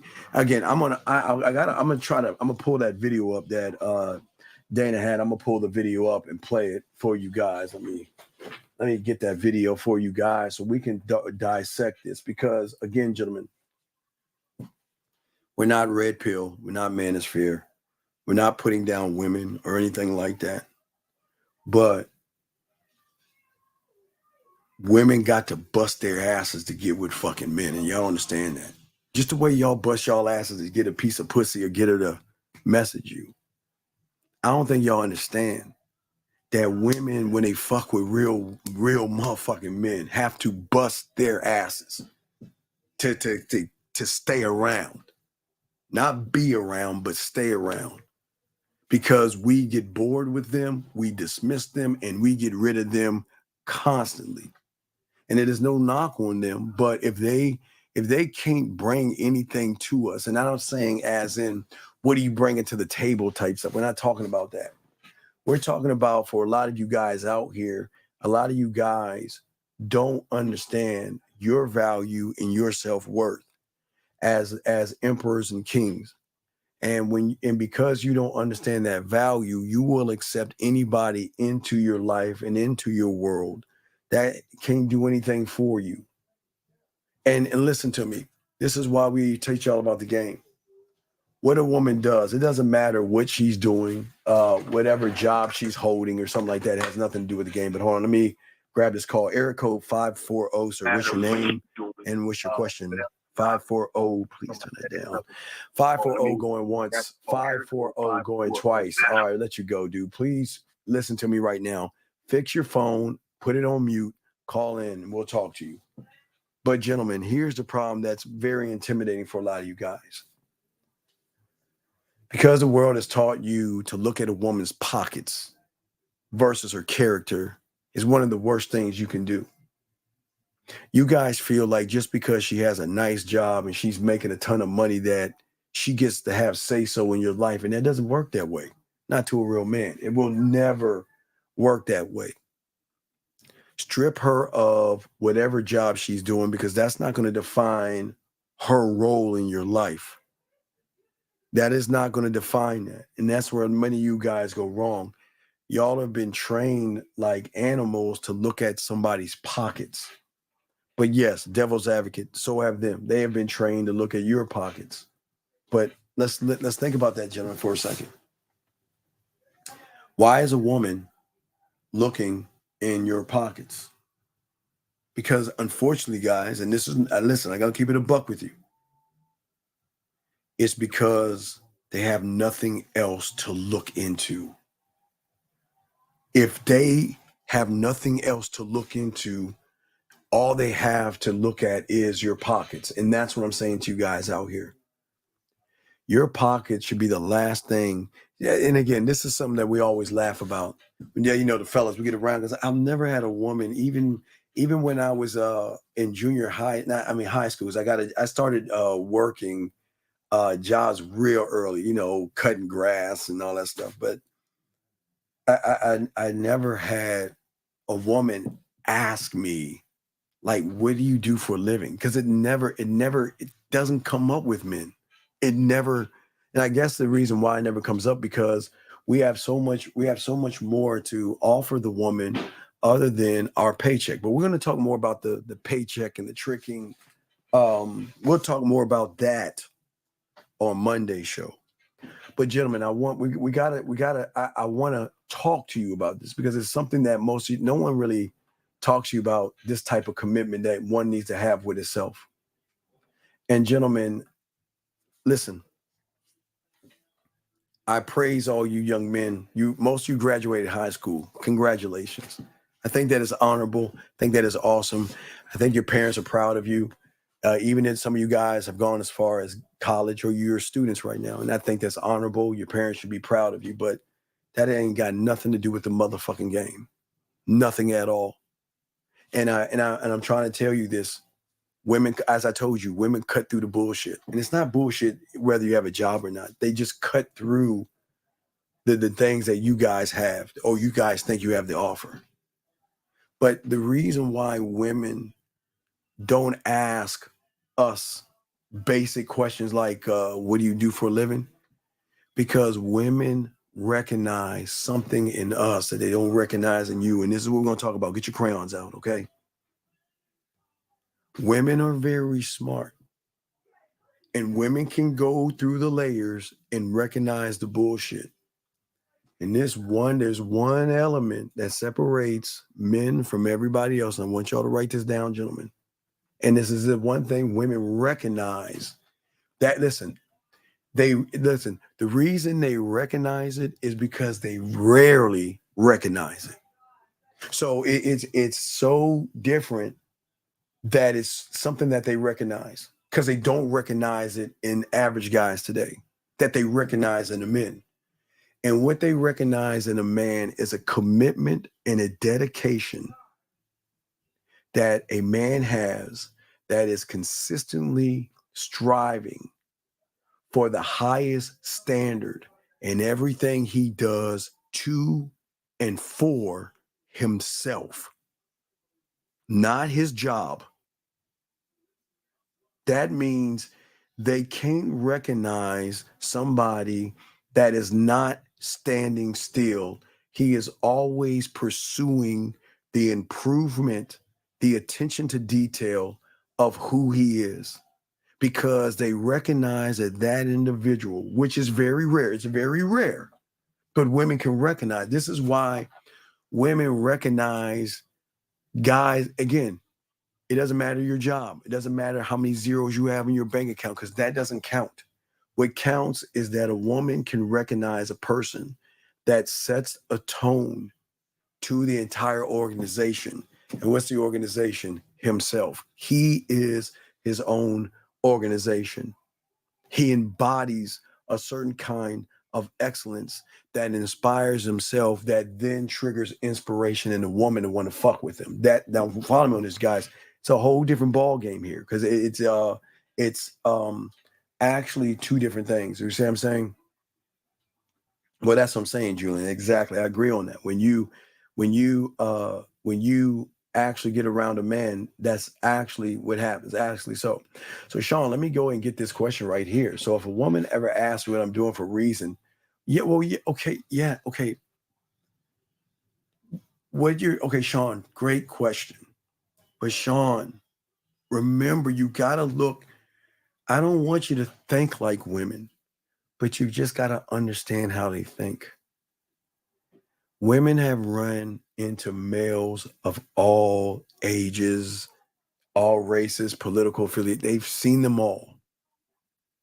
But what you don't understand, Sean, even from elementary school, it's been embedded in them from elementary to junior high to high school to college, that these women have learned from some other woman. They did something triggered in them. Don't look at what he's saying. Actually look at what he's saying. Okay, so what he's saying can sound great on paper, but remember, women have only run into guys who do this cookie cutter, different height, different ethnicity, different whatever, but he's still the same person. So Sean, I want you to think about, let me explain why a woman will ask about your job. Because she recognizes the story already. She recognizes, unfortunately, Sean, that if I fuck with this guy, I know how this is going to play out. He's going to buy me a bunch of dinners. He's going to be soft. He's going to be passive. He's going to hit on me. He's going to try to flirt with me. I'll try to divert him. He's going to flirt with me some more. I'll try to divert him. And it's just not going to work out. But I'll entertain it. Because unfortunately, Sean, they know the playbook, because they know that most guys, Sean, don't have the commitment to oneself. And they tie everything they are to persuade a woman to open her legs. And they know, women know this. That is why if she ever asks you about your job, that's telling her that there's nothing in the bucket. When she talks to a real man, she's going to want to know depth and like, who the fuck are you? Like, not what you do, but what makes you think? What makes you tick? Why are you so different? Why are you so unique? Why are you so laid back? Why aren't you nervous? Why can I smell anxiety or lack of confidence? Why is it that I can see there's something in you that you have this demand? It's like you don't ask for respect. There's just something in you that says that I got to give you respect. I don't even know who you are, but there's something in you. There's some kind of an element in you, Sean, that goes beyond he just wants to fuck. I can tell he has tons of women. Not even tons. It doesn't even have to be tons, Sean. I can tell he can get women easily. He's got a way about himself. He's not defining himself by his height. He doesn't define himself by his body weight. He doesn't define himself by anything but himself, because I can tell he loves his fucking self. Listen to what I'm saying. It comes down to certain things. He has self-worth because he's not defined by maybe the woman's interpretation, but Sean, he's defined by his own interpretation. So is at that point, Sean, and I'll break that down a little bit deeper, but is at that point where her mind there's a shift in her mindset, because Sean, it's at that moment she's starting to recognize certain things, okay? That his passion has nothing to do with me, which she can't understand. Because every guy that's a male who tries to cover up his honest truth, pussy, tries to cover it up in, well, I'm passionate about my job, and I'm passionate about lifting some weights, and I'm passionate about living this lifestyle and having all this money. And what they don't understand is it's like the movie, if y'all have ever seen it, it's like an old movie called They Live. Like they look like us, but you put on the glasses and you can see that they're different. So what I'm saying to you, Sean, is that your opponent, a woman, can recognize what you are, and they just want to see if you're going to just keep going with this shenanigans or lies. Let me bring in 773, sir. What's your name, sir, and what's your question? How can I help you? Sean, I'll get back to that thing. 773, what's up? Hey, how's it going? It's me again, the doctor. Okay, what's going on, Doc? We need to start calling you Doc. What's going on, Doc? How are you, man? How are you? Good. So. You nailed it on the spot. I was listening to what you said just now. Yes. That your worth is tied to your sense of self and your self-worth. Right. And sometimes I forget that. Well, but then I thought more and more into it, and I'm going on this like spiral right now. And to be honest with you, in all transparency, I know it's not right. Yes, sir. A lot of my self-worth is tied to my job and my looks and my money. Well, and I know it's not right. Well, no. Well, okay. Again, you're looking at the surface, but let's go into the game of it, okay? Because you don't understand. Okay. On paper, that's true. But now I'm going to teach you with one that has game and show you the depth of the lie that you're saying that women can see. Okay? On paper, I see what you're saying. But now when I'm talking about an opponent, again, I'm not here to hype up women. I'm not here to make it blow him up and all this other shit. I'm just keeping it at 1,000 with you, okay? Okay? Okay. So the problem is that it doesn't come down to what you're saying because that's from an outside thing. A woman is reading your perception of not only your sexual abilities, but the fact that you are not unique to yourself. You are like everybody else. There's nothing unique about you. Now, wait, don't get me wrong. If you ever become a student, you'll find out what's unique. But right now, because you don't know what's unique about you, young man, what you have done, all right? You have taken your information that you have skills of being a doctor, you make good money, and I tip my hat off to you, okay? All right. But what you're doing is you're taking all those beliefs, and what you're doing is you're creating what is called a false self-concept. So what you're creating is, think about an AI program that creates a false reality. You are creating this false reality of yourself. But here's now follow me on this.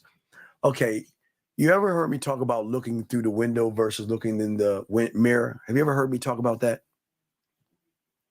No. Okay, so what I want you to do, is it dark where you're at? It's got a little bit of light outside. All right, go to your window. Just go to your window right now. Just go over to your window. Let me show you what I'm talking about. Go to your window. Yeah. Let me know when you get to your window. Go to any window you want. I'm here. Are you there? Now, can we agree that you can see a light image of yourself? You can see yourself, but you can't. I mean, it's a light image of yourself. Can we agree on that? You can see yourself, right? Yeah. Okay. This is the world I'm talking about. So when you look through the window, you will always see a light image of yourself. But watch this. Do you think if I was on the other side of that window, I'll see you for what you are. I'll see you. But you won't see that. You'll see the image of yourself that's a light one. You see what I'm saying? Yeah. Because your image is, see, what you're going wrong is, and this is why I talk about women. See, your image of yourself is the window. You see a doctor, you see a man with money, you see a man that works hard, and those things are great. But you don't understand what your opponent sees on the other side of the window. She ain't looking at that shit. She is breaking you down to another level. And this is why I got to give them credit. They know how to peel your layers back. Because watch this, caller. Think about this. Okay, think about this. And you can deny it, but I know there's a part of you that thinks women thinks like men. I know there's a part of you that, because you look at a woman through her body and all that other stuff, there is something inside of you that thinks women look at us the same way you look at them. Now, are you going to deny that, or can we go forward? No, I agree with that. Okay, I appreciate the honesty. A+ for you. Now, because your reality is set in thinking that because I look at a body and make my determination of what she is, then it is her that is going to do the same thing to me. Thus, I have to create a perfect scenario in which I need her to accept me off of what she sees versus the character problems that I have that I need to cover up, the flaws, my flaws, your flaws. And we'll talk about the Brad Pitt thing and all other stuff. See, the problem is that a lot of you guys, you're looking at women the same way that a lot of guys, and you too, Colin, there's no knock on you. You want women to look at you the way you're looking at them, and they don't do that. Women, on the other hand, and I gotta give them credit.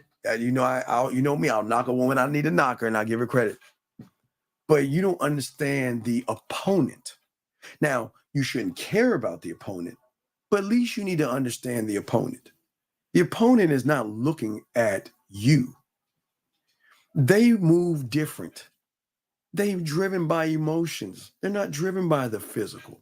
Yes, listen, to a woman, the physical can be nice. You know what? Some women, listen, it's going to shock you, caller. Some women feel that guys who are thin are frail and feminine. And some women like chubby guys with guts. Every woman has their own interpretation of what they like, young man. But for a lot of guys out there, they think because I want a woman that is fit or looks fit, that every woman out there has the same mindset as me. Meaning like she's gonna be, I've got to be what I think her interpretation of a man is. And I'm gonna do these things to do what I think a woman wants. And that's where everything is going wrong. Does that make any sense? Yeah, that makes sense. So it's not. Listen, you follow this. We're going to talk on this because I want to break this down. So what happens to you, young man, is that your image, because you know you're flawed, because you have low self-worth, and it's not. You have a very low self-worth in yourself because and think about it, the Brad Pitt, like you're shocked. See, you're shocked that you would think that if I'm in a room with Brad Pitt or Donald Trump or Jay-Z, that I'm going to be impressed. And it shocks you because you're like, wait a second, why wouldn't you? No, listen, it's impressive of what they did, but as a man, I don't look up to no man. I just don't. I listen, you are a man just like me. You put your clothes on just like me. You see what I'm saying? You're a man. Mm-hmm.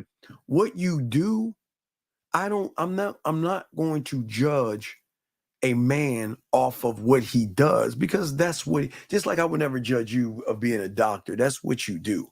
I don't judge another man. I just judge the man. Listen, I'm going to give you the same respect and I'm going to demand the same respect. I don't give a fuck who you are. You see what I'm saying? At the end of the day, respect, right? But because you don't have any self-worth, okay? Your esteem in who you are comes in to certain levels of mindsets and behaviors that you don't understand. Women are looking at the same exact thing. And here's the problem. This is where they have this is where they got have the high ground. Think about this. Behind the doctor is the one thing that gives women power over you. What do you think that is? Behind the doctor that it has all these accolades, which you deserve. But there's one thing a woman notices in you that you don't even notice in yourself. And what do you think that is, big guy?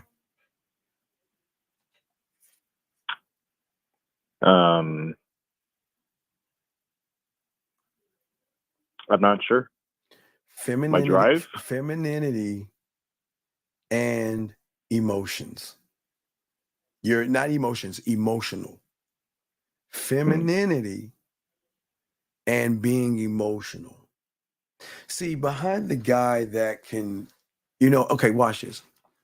When it comes to being right, boxing your truth. So when it comes to being a doctor, hands down, you are a master of that realm, hands down. But strip you of your doctor, take away your medical and all this other stuff, because that's what women are doing anyway. You are nothing but somebody who is weak and frail, and you are hiding behind your job because you know that there's nothing else behind that thing. Do you see what I'm saying? Yeah. And it's no, listen, it's no knock. It doesn't make you a bad person.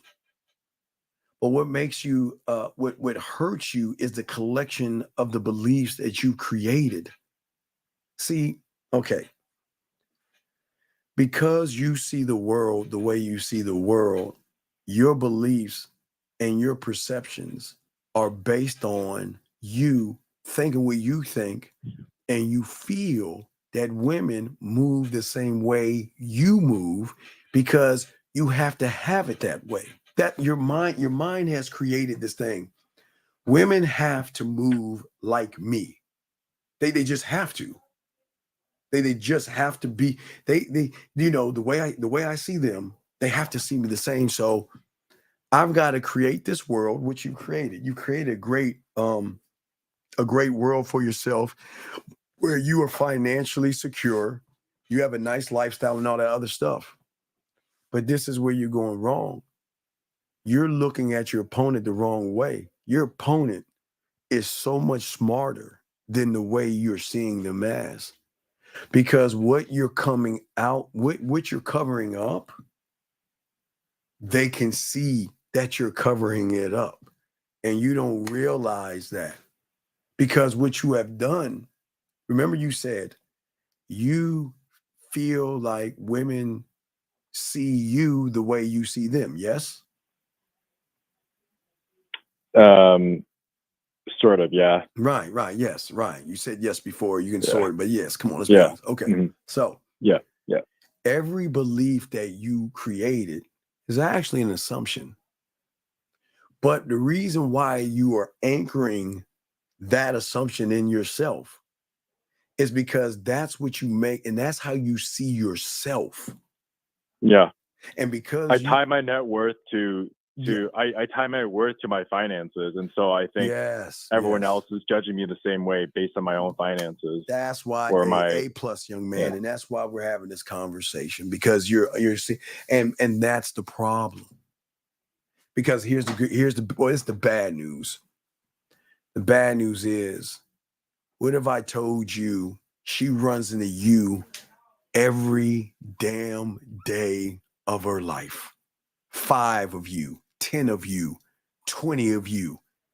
Hey, White, ready, caller? Since elementary school, every damn day of her life, since she started learning about boys, she has run into you. Who have now, again, as a boy, in elementary school, junior high, all right, you try to do it, you try your best to cover it up. But once you start becoming more of a man, you have created this world that I'm going to keep hiding, covering up who I am. You see what I'm saying? Thinking that she doesn't notice who you are, because because remember, what is she the master of? What is the one thing women are masters of?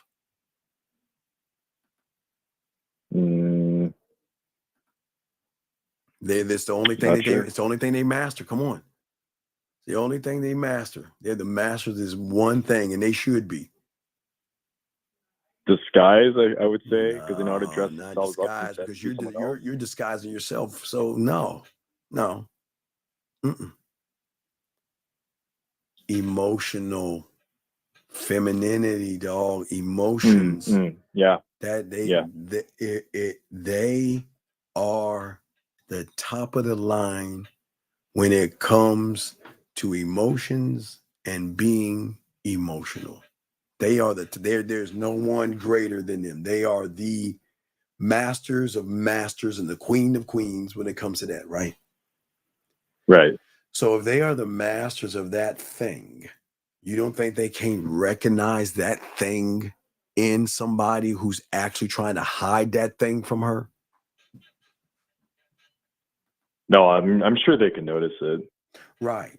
So if they can notice that thing and you're trying to hide that thing, what does that say about you that you don't see? Okay. Okay. And Wolf Girl, if you have a question, put a Q and ask the question and we will answer it. Okay. Just ask the question and we will answer it. Just put a Q and ask your question and we'll be happy to answer it. I'm just on the phone right now. So it'd be rude of me to stop and talk to you when I am talking. So just put the Q, ask the question. Put the Q and put the question. So I'll give you, hold on, caller. So it should look like that. You see how that looks, Wolf Girl? See, there's a Q and then there is a question beside it. That's how you do it, Wolf Girl. Thank you. And we will do that. Okay, so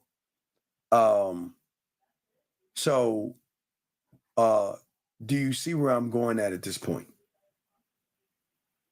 Yeah, I see where you're going at. So the question I have is like, I mean, if we go back to the Brad Pitt example, right? All right, let's go to the Brad Pitt example. Like, let's forget about all the fame, forget about money and stuff. We're talking he's just a regular character. guy. He's just a regular guy. He's Brad. Yeah. Right. So what's the But point? let's talk about character, right? Like, there's always going to be someone who's smarter than you, someone who's funnier than you, someone who's more. So. And to be honest, it gets me excited. I want to be friends with that guy, but it also. No, stop. Listen to you. Why do you need to look to another man to get validation? And why do you care? There's always going to be someone taller, better looking, more money. Why? I'm competitive. I have to be the best. That's the wrong. That's me. Okay, you're not okay. You don't understand what you're doing. You're competitive with everything outside of you. And this is why you're fucking up, because you have not once started to be competitive with the man in the fucking mirror, sir. And that's why you're fucking up. No man competes with another man. The competition is in himself and who he is as a man. And you don't see that because you ain't in the game to understand that. And that's your failure. You're looking to compete or chase this ghost. And you're competing against other men. But the question is, two questions. Why are you thinking about other men? And why are you looking at another man's pockets?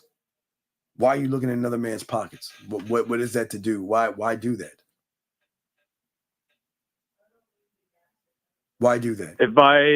If I continue to improve myself, that's no, you're not improving. Let's say I fall in love with improving myself. Brother, okay, all right, look, this is what I keep telling you. You're not improving. You're not. That's the lie. You're not improving. You're just adding more zeros in your bank account. That's not improving. It's just adding more zeros in your bank account. That's not improving, because you're still no, if it's $1 or $1 million, you're still worthless internally and mentally.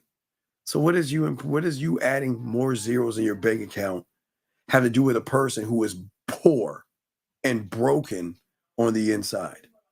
You're poor and broken. Even with all the money you have, you're broken and poor mentally. So what do all the zeros matter? Yeah. I mean, they don't, But they do to you, though. They do to you because you know. And I'll say it again. I mean, 99% of the people walk the street Stop. Again, I gotta teach you the game. Fuck 99% of the people. Listen to me. What you don't understand, if you were in a room with Brad Pitt, do you understand the waiter carrying the wine or whatever, the hors d'oeuvres, has more power than you in that room? Do you understand that? There could be a waiter carrying a thing of hors d'oeuvres asking you, sir, would you like an hors d'oeuvre? That motherfucker has more power than you. And what will probably shock you Someone like Brad Pitt will friend that motherfucker faster than he will friend you. Because Brad will recognize, see, motherfuckers that have game, just because you have money. See, people, okay, let me give you an example. Have you ever watched House of Cards? Yeah, I love that show. Love that show. Watch this. Where did the president go or the politician when he wanted to talk to someone? He went to the hood to get some ribs. Remember the rib guy? Remember? You think about yeah, it? I do remember. Okay, Yes. you see what I'm saying? You see what I'm saying? Yeah. I remember. That's the point I'm trying to make to you. See, okay, I get you. See, that motherfucker has street game. That's where he was learning from. He wasn't learning from the other. Listen, he wasn't learning from the other motherfucker. He would go to the hood. He would go to the hood. Yes, he would go to the hood. So his value, the rib guy's value was that he was, if I remember correctly, it was so long ago, but he was just a very genuine guy. He was just someone his real. His worth wasn't in his money. His worth was in his mindset. His mindset, he could do the best he could, but he didn't define himself by his job. He defined himself by who he is. And that's why I was saying Brad Pitt would recognize the waiter versus you trying to show your dollar and hang out with people with dollars. See, what I'm saying is people who have money will always look to those who don't have money, who have this thing called street game, street sense, which means I ain't defined by my motherfucking job. I'm defined by who the fuck I am as a man. My job doesn't matter. My job doesn't define me. That's who they drive to. So Brad would say hello to you, but Brad would have a conversation with that waiter because that waiter holds more value to Brad than you do.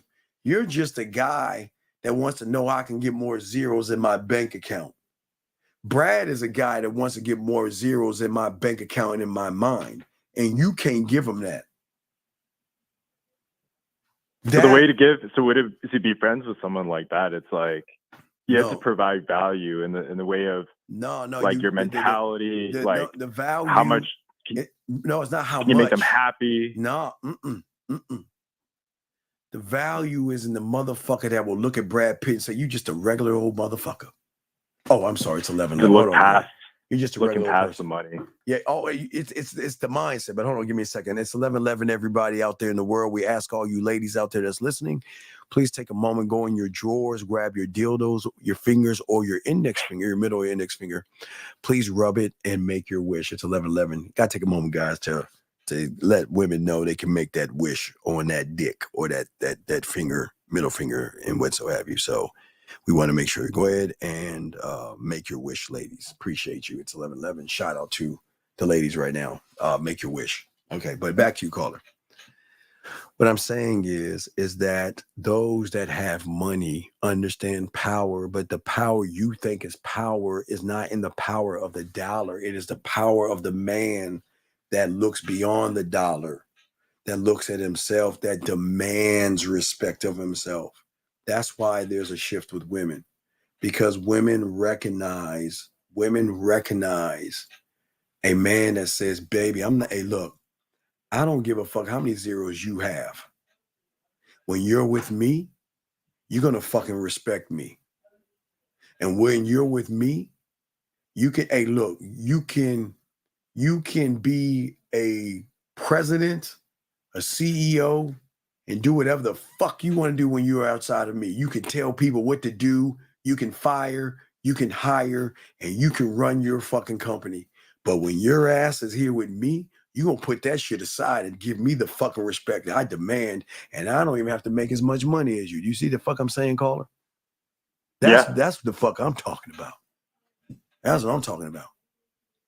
I'm talking about, but watch this, caller. You ready? Well, here's the funny thing. Watch this. You don't even have to tell her that for her to know. Did you know that? You don't have to tell a woman that. They're going to recognize that shit, big dog. You want to know why? Because what is their greatest power?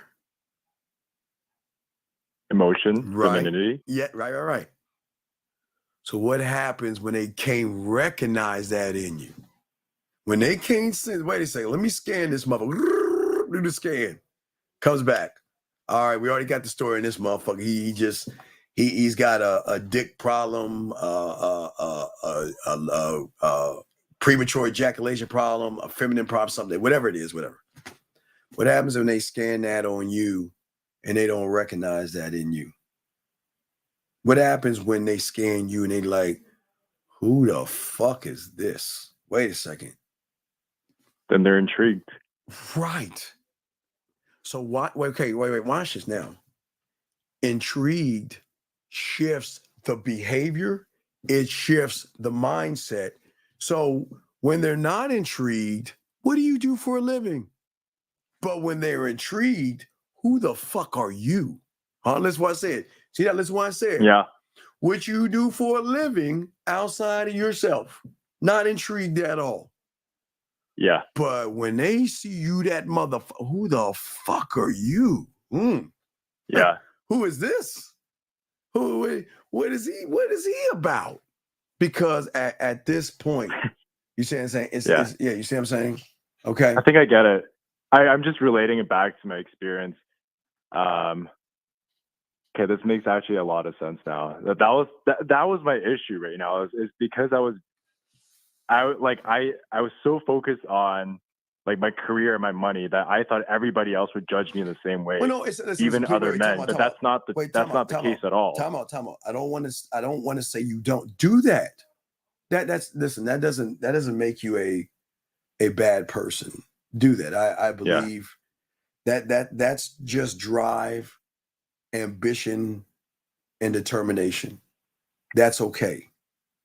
But that's not the only thing you have to see. What you're thinking is, I just need tires on this car for it to run. And there's your problem. Yeah. You're focusing on the matter of fact, I'm not even gonna take the tires away. You're focusing on the radio and the windshield. Yeah. You're thinking I need a radio in this car and a windshield and a window in this car for it to run. That's the depth of your thinking right now. That's your blind spot. That's the blindness. But let me tell you what the woman is looking at. She's looking at the engine, the alternator. She's looking at the all the parts because she's not looking at the vehicle. She's systematically breaking down the parts of the vehicle. But because you only look at vehicles, you think that they look at vehicles, thus puts you in a weaker position to a woman that's actually looking at the parts. This is not actually building them up. I'm just being honest. I'm not trying to blow women up. I'm just trying to show you the difference in everything. You're all about zeros and things like that, which is fine. But this is why a woman will get with you and fuck a asshole like me if I had nothing. You see what I'm saying? Because once you're right. I mean, like for me, like I know my issue is like there's no depth to me as a person. Like and that's fine. Like apart from work and partying, that's all I have. That's all I do. I just work and then I party. That's it. But then there's the this a young man. Then there is the problem right there, young man. That's what I'm saying to all you guys out there. The problem is how is it you don't want to be a student of the game to know how to fix the problem and solve that? That's, again, you don't have to, but it just doesn't make any sense to me. Because again, caller, 9 years old, I saw my mentor with a number of women. I'm like, damn, they're bringing them food and Gatorades and all this stuff and crying and like, damn, I want all that, right? So I came in because I was ignorant. I knew nothing, right? I came in blind as fuck. I had a false interpretation. But then learning the game shifted everything. Like, oh my God, now I see how and the why he's getting it. And it has nothing to do with women, which is like, whoa.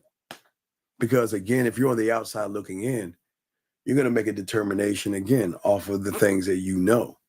But what you don't know is what you don't know. And then when you learn what you don't know from someone who does know, then it opens a brand new door of understanding, which shifts everything, which kind of gives you an idea or something different.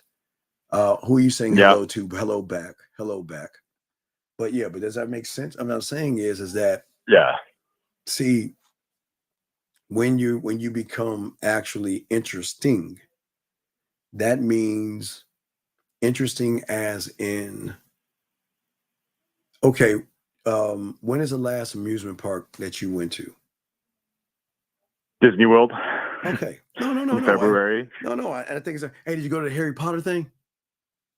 Yeah. Oh man, I love that shit, dog. You know, this is my geek in me. Dog, hold up, dog. Man, what I wouldn't give to live in that little fucking Harry Potter. Did you walk through Did you go through the Harry Potter thing, dog? Did you go to the Harry Potter part? Oh, dog. Yeah, of course. Dog. And the dragon blowing the fire, dog. Oh yeah. Going into the stores and all. It just, dog. It made you feel like you was part of the dog. Anyway, that's the geek in me. So don't, please. I'm gonna understand. I feel you. I'm a geek, dog. I love all that shit. But what I'm saying is this. What I'm saying is think about what Disney did. Okay, what Disney is doing. Disney is saying that if you come here, we'll take you to this place to make you feel like you're actually in that place, right? Like you can go to different, right? The Harry Potter thing, right? The fantasy. Right. Wait. What? The who? The fantasy. Okay, hold that now. Hold that right there. So here's the thing. You're not being the what? Fantasy. And because you're not being right, okay. See, now the light bulb is starting to hit. Yeah, it's firing. It's starting to fire. And like I want to add to that. Like, I mean, I was just thinking back, right? Sir. Like back in the day, I used to hit on a lot of. I mean, I was always pretty decent with women. I hit on a lot of 7s and 8s. When I got to New York and the models were there, they don't give a shit about your money. Stop. Wait. Time out. Stop. Again, I gotta make sure I teach people and also correct you at the same time. What made these women 7s and 8s? Makeup. See that okay. I got you. All right. You get me. You see what I'm saying, dog? You got. I know what you're saying. Right. We've got to stop judging women. We got to stop doing this. Yeah. We've got to stop. But that's the point I was trying to get to. And when I went to New York and I started meeting all these models, because New York is just saturated with beautiful looking women, and they're all used to money. Yeah. So everything levels the thing out. that I got stuck in the beginning for like the first couple of weeks, and I figured it out. And you're absolutely right. The only way through it is you have to look past their beauty. It's just like you've got to look past. No, you got to look past your beauty eyes. See, your problem. Remember, you think that because you see the world the way you see it, which is your right, you're wrong, is assuming women see the world the way you see it. You have this lie in your head that says women have to see the world the way I see it. So I've got to be what I think women want me to be. Right. Versus what is the F word? Fantasy. Right. Because does the fantasy have clothes? No. Does the fantasy have height? Nope. Does the fantasy have money? No. Does the fantasy have a political or religious affiliation? No. So what? The fantasy is the man who understands them and who can teach them about themselves. Right, but wait. What is the fantasy? What is the thing the fantasy hits the woman in a different way? Emotional. Wait, come on, dog. You starting to see it. I'm not trying to get you to be thinking. I see it. You starting to connect the dots. So does the fantasy have to have a Ferrari?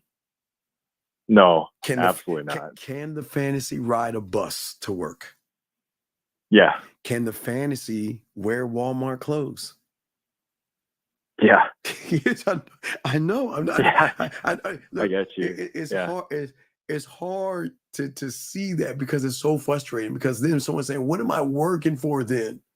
If I'm doing all this work, right?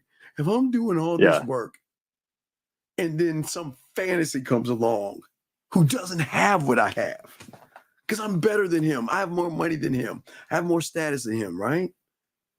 Mm-hmm. But his power is not in the economics of the I do. He is the I am. That means he's tapping into something totally different, playing a whole different game. So remember, your game is let me woo her with dollars and zeros and bank accounts and Ferraris and Jags and penthouses and flights and trips and bills paid. That motherfucker saying, you know what? Fuck that. I'm just going to impress her with me, and I don't give a fuck what she thinks. See that right there? I don't give a good fucking goddamn. Yeah. Hey, look, if she don't accept me, fuck, I don't give a fuck. But why is that? Why does that shift? Because women are intrigued by those that don't give a fuck versus the ones that do give a fuck. Because how many give a fucks versus don't give a fucks do you think women run into a day? Not many.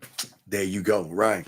So if it's not many, so isn't that more intriguing? Because that means you're like that black sheep. You're not following the what? Herd of guys that think like you. And this is no knock on how you're thinking, young man, because you think your thoughts. I'm not here to knock your thoughts. I'm just showing you you're allowed to think what you think, but you got to understand your opponent ain't thinking that way. The depth in which they're looking at supersedes what average guys are thinking about. Then they're scratching their head like, dude, I took you out to an expensive dinner and I did this and I did that and I did all these things. And then like, yeah, right, exactly. Exactly. Listen, right. I agree with what some of these women are saying right here. It's like they want goosebumps and they want butterflies. Think about that shit. I didn't say dollars. I didn't say cars and trips. Yeah. I said butterflies and goosebumps. Yeah, I think that's a concept I understand like super well. I mean, as you always say, you gotta fuck her mind before you fuck her pussy, right? But what triggers goosebumps and butterflies? Emotions. Right.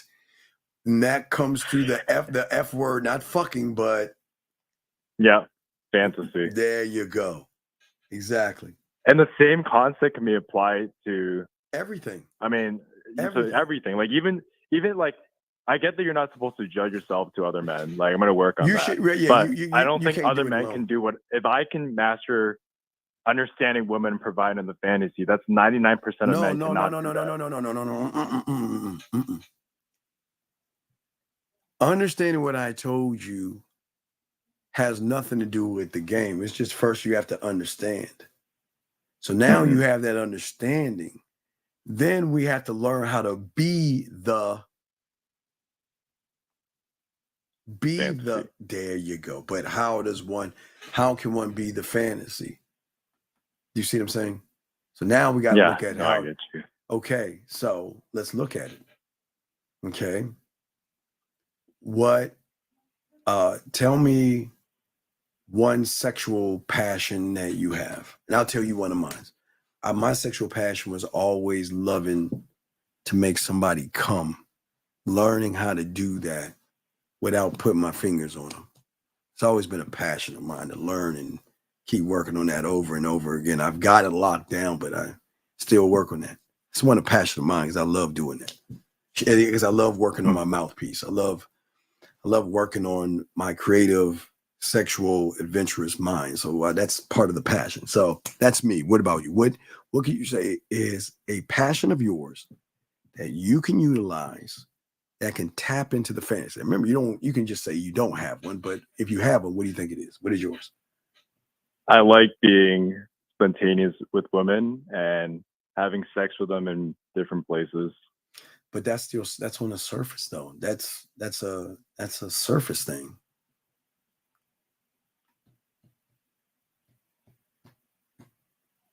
I think it turns me on to know that it's gonna turn them on having this new experience. But that's okay. I'm gonna shock you, but having sex in a wild place, they just say college check, or let's say been there, done that. So let's see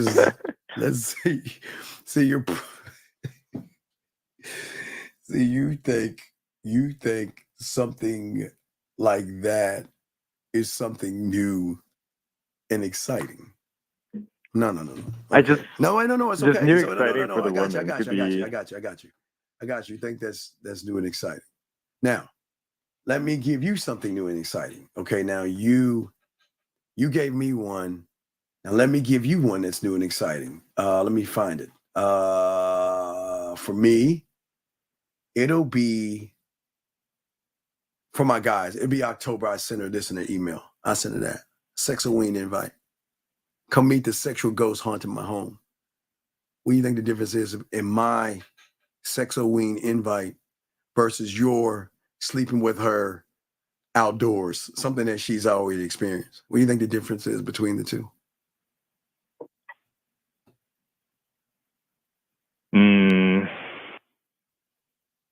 Yours is more graphic. It's no. The difference is she's never experienced it because I created it. See, wait, stop. Listen. I want you to show it. Then follow me. The difference between being the fantasy and what you think a fantasy is that you should be able to create something that she has never experienced before. Remember Disney, right? Never experienced before.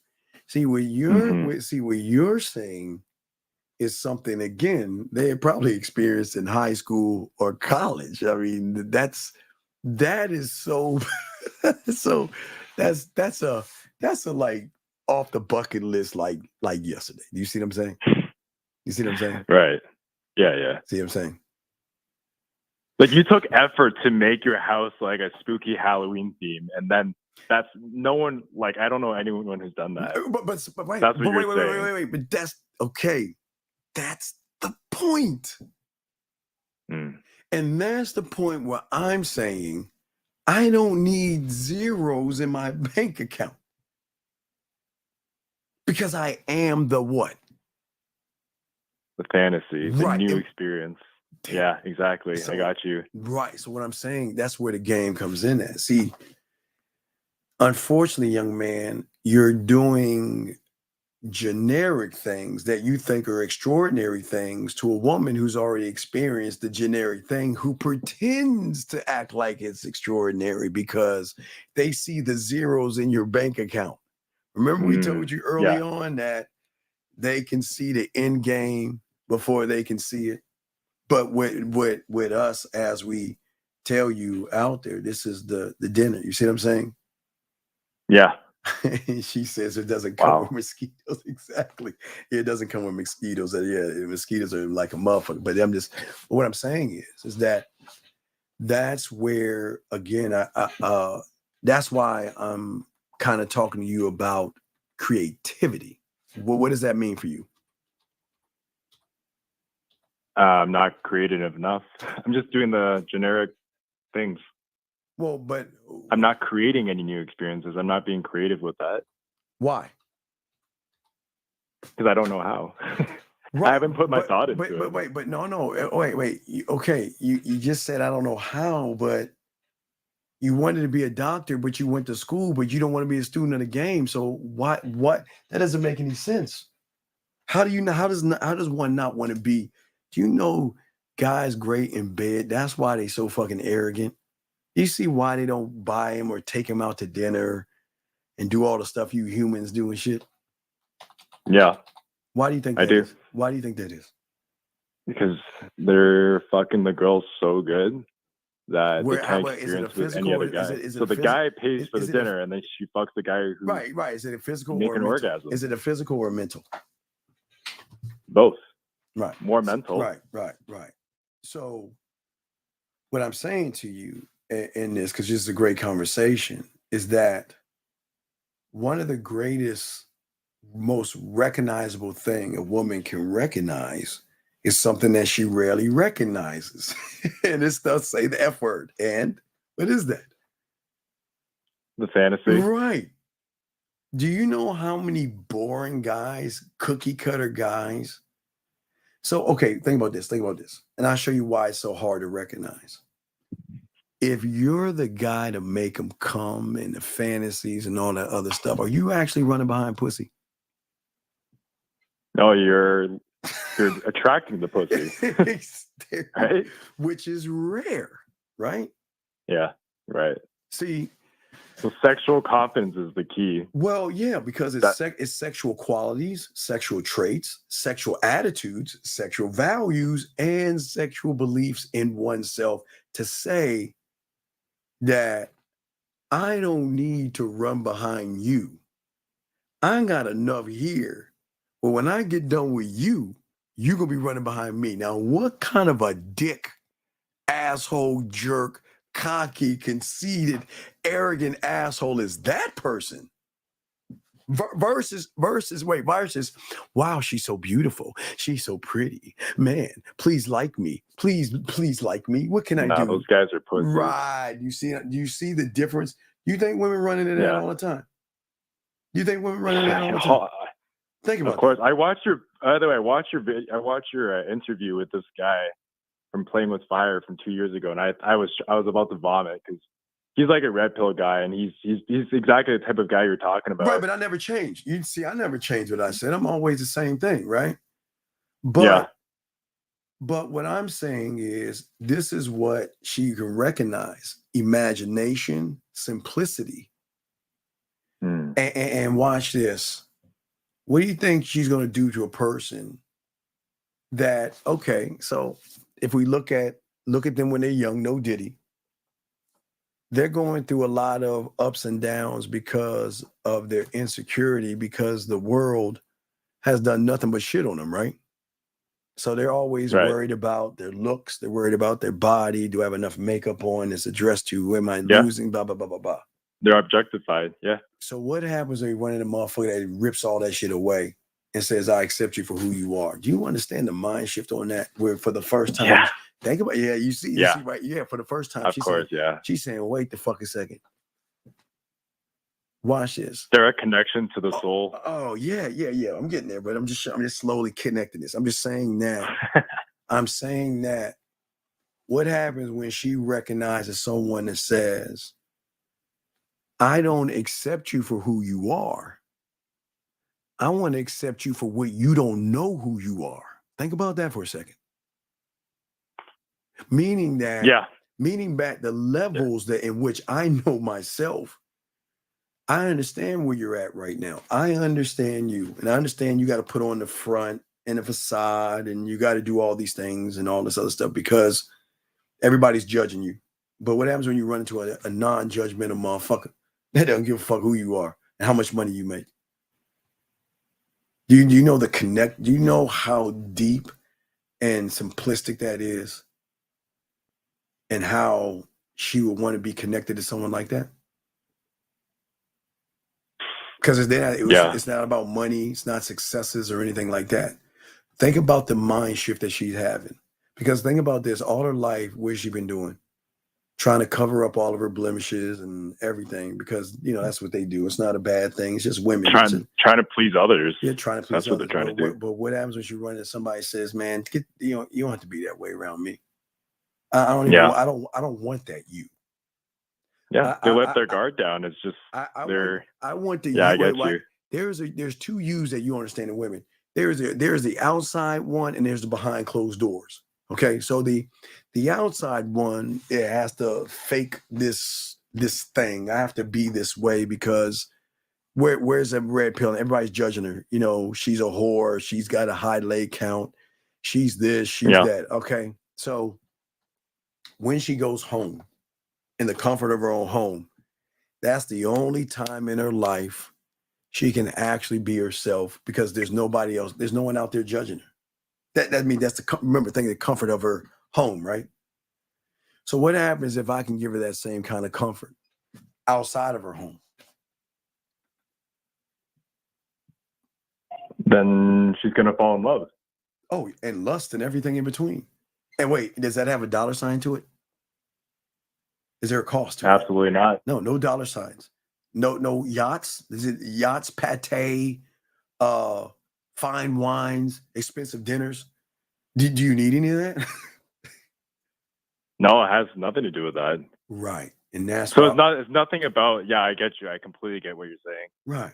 That's why because sometimes, but again, that's powerful. This is why I'm trying to tell you about the game. Things like this take time because it's not somebody just telling you something. It's getting you to see it for yourself. That's what the game and a teacher will do to you, is to get you to see not the teacher's perspective. Because you don't need to see through my eyes and my reality, but you need to start to look at things in a different way. But it's got to be your way, if that makes any sense. Yeah. That's the student. A lot of of the game. sense. Right. That's powerful. That's the very student of the powerful. game. So that's the important thing. That's the tie into everything. But it took a long way. I could have just said it to you, but you wouldn't have understood it until you started to understand it. Because everything about every time you understood it, you started to get more animated. You know, because you're like, oh shit. Yeah.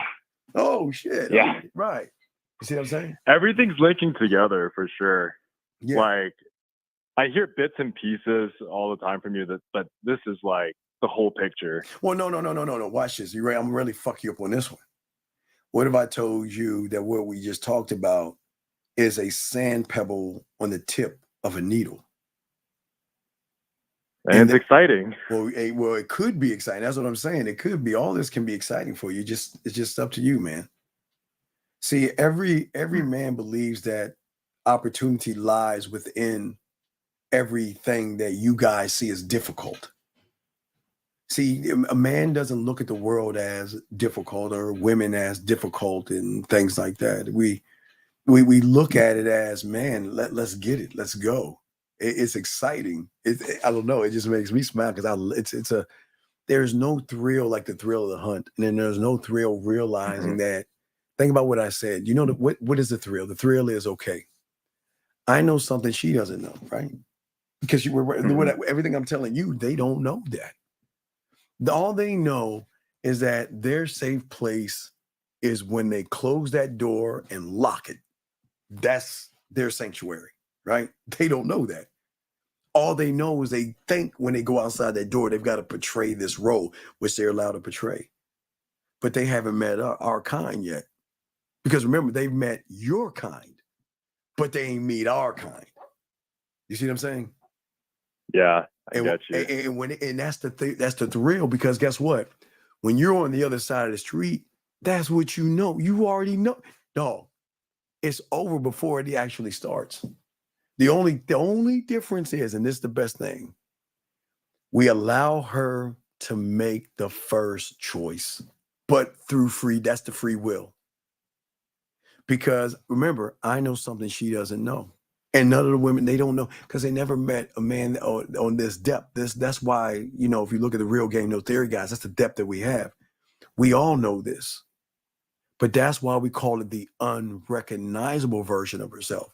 That's why now you can see why I always say, and probably scratch your head when I tell you, I don't want to get to know her. Why the fuck do I want to do that? See that now? Now do you see why I don't want to get to know her? The fuck would I want to get to know her for? Why? That's not going to help me out. Because here's the question. What am I getting to know? That means if I try to get to know her, that means I got to play on the level that you're on. And I don't want to get to know. I don't give a fuck what she does for a living or what her aspirations and her goals and what she's looking for. That's none of my fucking business. I don't give a fuck about that shit. Because what do I know? I am the what? Fantasy. Right. Because and I just you want to get to know the part of her that even she doesn't know. And she wait, and this is what I'm saying. She doesn't know that. Okay, all they know is what society has put on them, like you. All they know is conscious and subconscious, right? That's how they moving. That's how they moving. Conscious, they just going back and forth. Tie in the world judging them, tie in the self-esteem issues that doesn't make them less than. It's just women being women. It's okay. That's what makes them women, because of the roller coaster rides of emotions that they go through. That doesn't make them bad people. But beyond that is where we are. We're that beyond that thing. So our beyond that thing, did I say anything about fucking? Did I say anything about fucking them? No. No. Did I say anything about lying to them, manipulating them, or deceiving them? No. No. Do you see the difference? Do you see the difference? Because remember, they can recognize that in you. I want to fuck. Boy, I can't wait to show her for the first time we gonna fuck outdoors. You see what I'm saying? You see what I'm saying, Doc? Yeah, no, Right, all this is like blowing my mind. I get you. Yeah, I'm just fucking with you there. Yeah, I'm just fucking with you, man. Yeah. I'm saying it's just that a lot of young men who don't have any self-worth will always make it about women. It's not. And I know that too. No, not yet. No. I used to be that guy. I don't. Well, no, you're still that guy because you ain't a student yet. You're still that guy. Right now, you think the world revolves around beautiful women. And listen, here's the thing about beauty. Please understand this about beauty. Beauty will always be in your interpretation. Never allow another man's beauty or interpretation of beauty fall under your eyes. If you listen, this is why I tell men all the time, because I have clients that always say, well, Steve, I got a secret thing. I like overweight women. I say, well, why are you ashamed of that? Well, because outside. I said, no, stop. Whatever you see as beauty is your interpretation. Never try. See, the thing about this, think about what these guys are doing. We got to get them out that homosexual behavior. A lot of guys want to be with women that other men find appealing. Do you see how weird that is? I want other guys. That is weird. Right. But think about, right. But think about what I'm saying. A lot of guys say that, you know what? She's got to be beautiful in the eyes of somebody else. Now, I give you an example. I know this is a far one, but please understand. All right. Precious, right? Have you ever heard of Precious?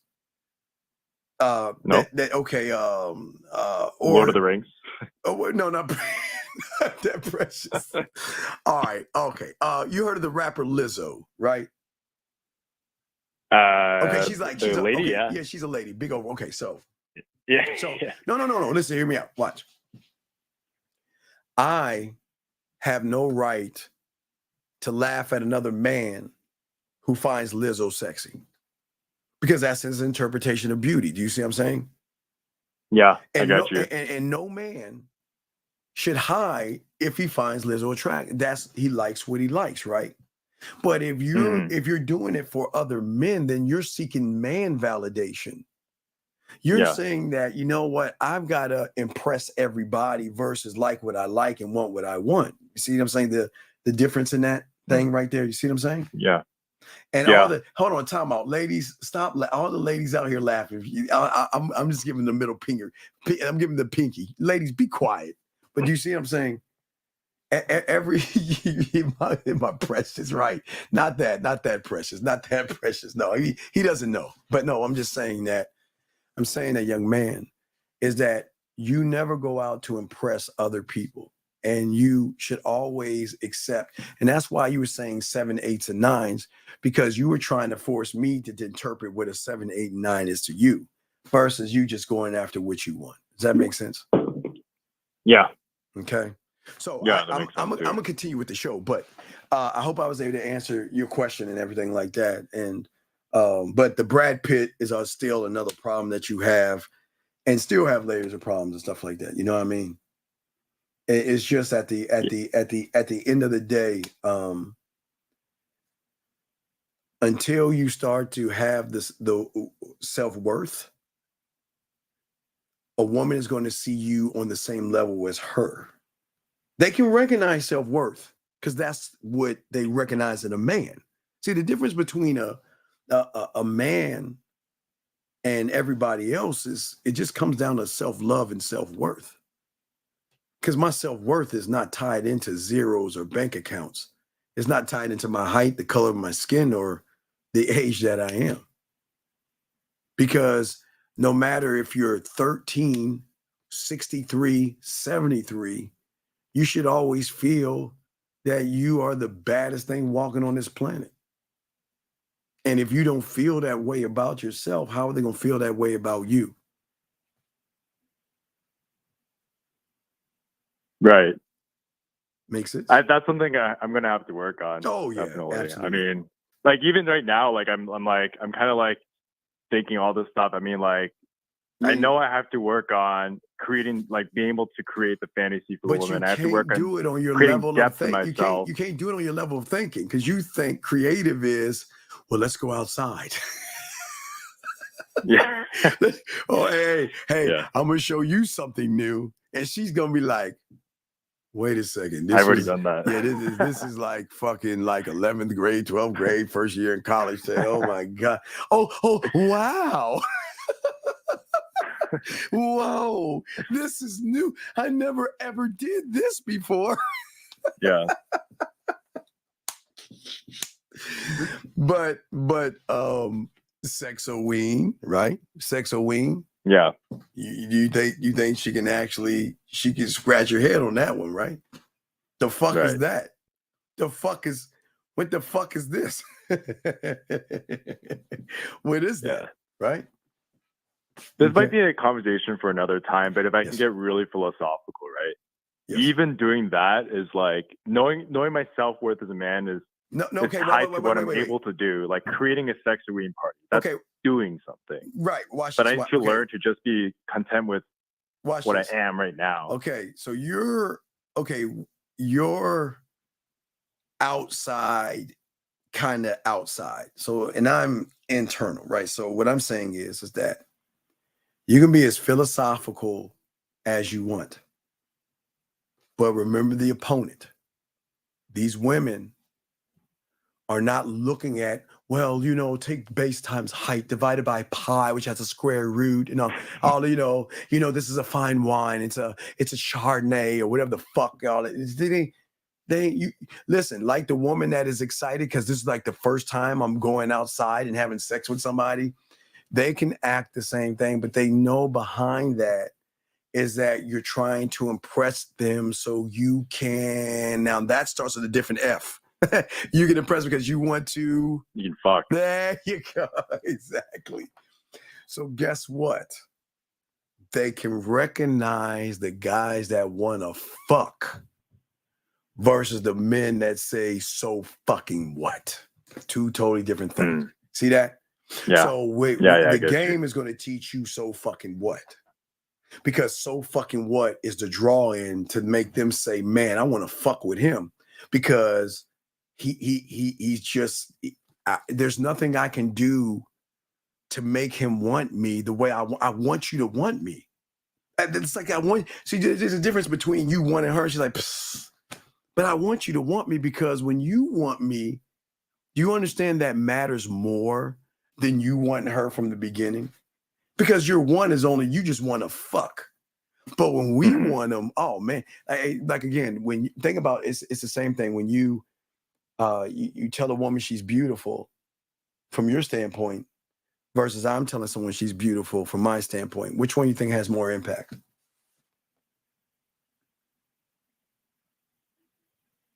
I think it would be you because what you're saying is just surface level, but No, because you're not going to go for just beauty. You're going to dive deeper. Because on the back end of my "you're beautiful," is it I want to fuck you? No, I want to get to know who you are. Right, exactly. So, and I mean, I'd like to knock two birds out with one stone. So, do you think I'm telling you this to get women to chase after you, sir? No. No. Why am I telling you? I think you want me to be content with who I am, and there you go. See and that, know that Dan? I have something that I can see that you just work towards an offer. Dan, listen to that man. I'm sorry. Can you tell Dan that again? What is it? Tell Dan to wake him up, because Dan says you want women to chase after you. What I told you, Mike, teaching you to get women to chase after you, and you say it again. Say it again, Dan. I mean, not you, Dan, but caller. Tell Dan what you just said again. It said, you want me to be content with who I am and what I can offer. And then what I can offer is the fantasy. Right. So young man, did you say what he said? He talked about who I am. He was talking about himself. Who said anything about women chasing after us? Hey, we'll call it they do. But that's just kind of like a benefit of being a man, but that's here nor there. But I'm not teaching him to get women to chase after him. I'm trying to prevent women from running away from guys like you and guys like him, because they're actually running the fuck away. They ain't chasing. They're running in the opposite direction. So they're not even chasing. They're running away. So there is no chase, because we're not. Remember, see, this is where a lot. The last thing I'm gonna say to you before we continue, I gotta continue, but this is the difference between surface level thinking and where we're going, young man. See, the surface level guy is still making it about women and pussy. Do you see what I'm saying? Get women to chase us. Man, we don't give a fuck. Who gives a fuck if she chases us or not? So what? But that makes him chase us more, but we don't care.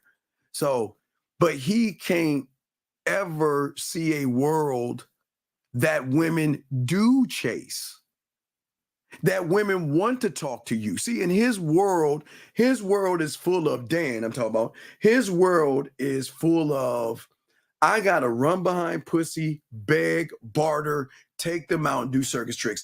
There's never a world in which a woman will reach out to me and say, hello, I'm thinking about you. I miss you. I want to see you, and everything in between. He can't even see that in his world. So in his world, to make himself feel better, he thinks I'm trying to teach you how to get women to chase. Where all I'm trying to see, they don't understand free will. You see what I'm saying? They don't understand free will. You see what I'm saying? Yeah, I got you. It's got nothing to do with women. It's like, if you're content with yourself, it's gonna happen. You just have to be happy with yourself. But again, you can't know what you're not. You can't understand that you're not. Remember, you're not happy with yourself. You don't love yourself right now, and you're right now, and it's cool. And it's okay. But here's the best thing about you and most people. At least you're admitting that. You gotta come. The only way one can learn is have to admit that I am not happy. I have low self-esteem. I have low self-worth, and I don't believe in myself. I believe more in my money and my valuables than I do myself, and that's got to be a starting point. But hey, man, great conversation with you, big dog. And I'll throw you back in. You know how to get at me. No Diddy on the back end, no Diddy. But yeah, just holler at me and we can chop it up. Okay, brother. But great call. Sounds good, man. I appreciate it a lot. Great fucking call. Great dialogue, man. Okay, we'll throw you back in. Okay. All right. I respect you. Great fucking call. That was an awesome call. That was fucking awesome. Great call. Let me see. Question.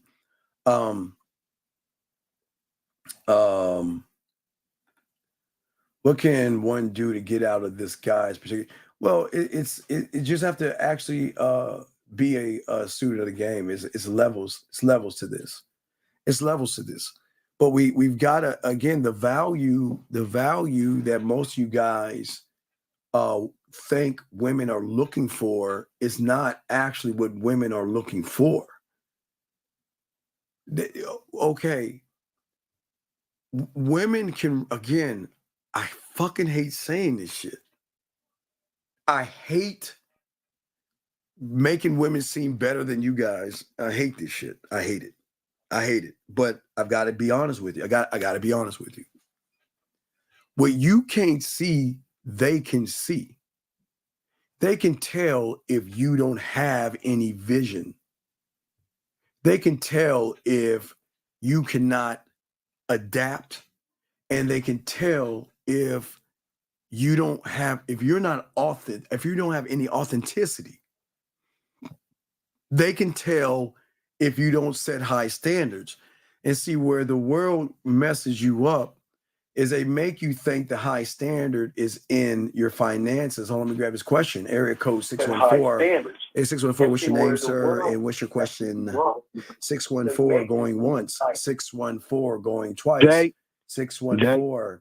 Jay, what is your name? Your name is Jay. What is your question, Jay? How can I help you, sir? I just wanted to just give a statement and one question, Steve. That's cool. Okay. What is your statement? What is your statement, sir? I mean, I just wanted to give you your cigars. You know, I'm a teenager, and your channel is like really a diamond for the young bucks who stumbled across it. You know, I was watching your last live stream, like how to get out the prison of your mind. Yes, sir. And like all the weak thoughts and shit. And you know, like, and all that, like all the weak and negative words. Yes, sir, man. I have floating through my head. Like, I'm just gonna like look up the antonyms, you know, like the opposites, like kind of for my homework. Cause like right now I'm just studying from the surface until like I get your book young as man, a pathway wait, course. young man. Have you started with your puzzle pieces yet? No, I could definitely get a puzzle. Okay, then get your That's no 100-piece thing. puzzles and start there. If you want to start somewhere, see, you're doing it all wrong. See, you're interpreting. Just start with your puzzle pieces, because that's going to make you. That's going to make you do something that you're not used to doing.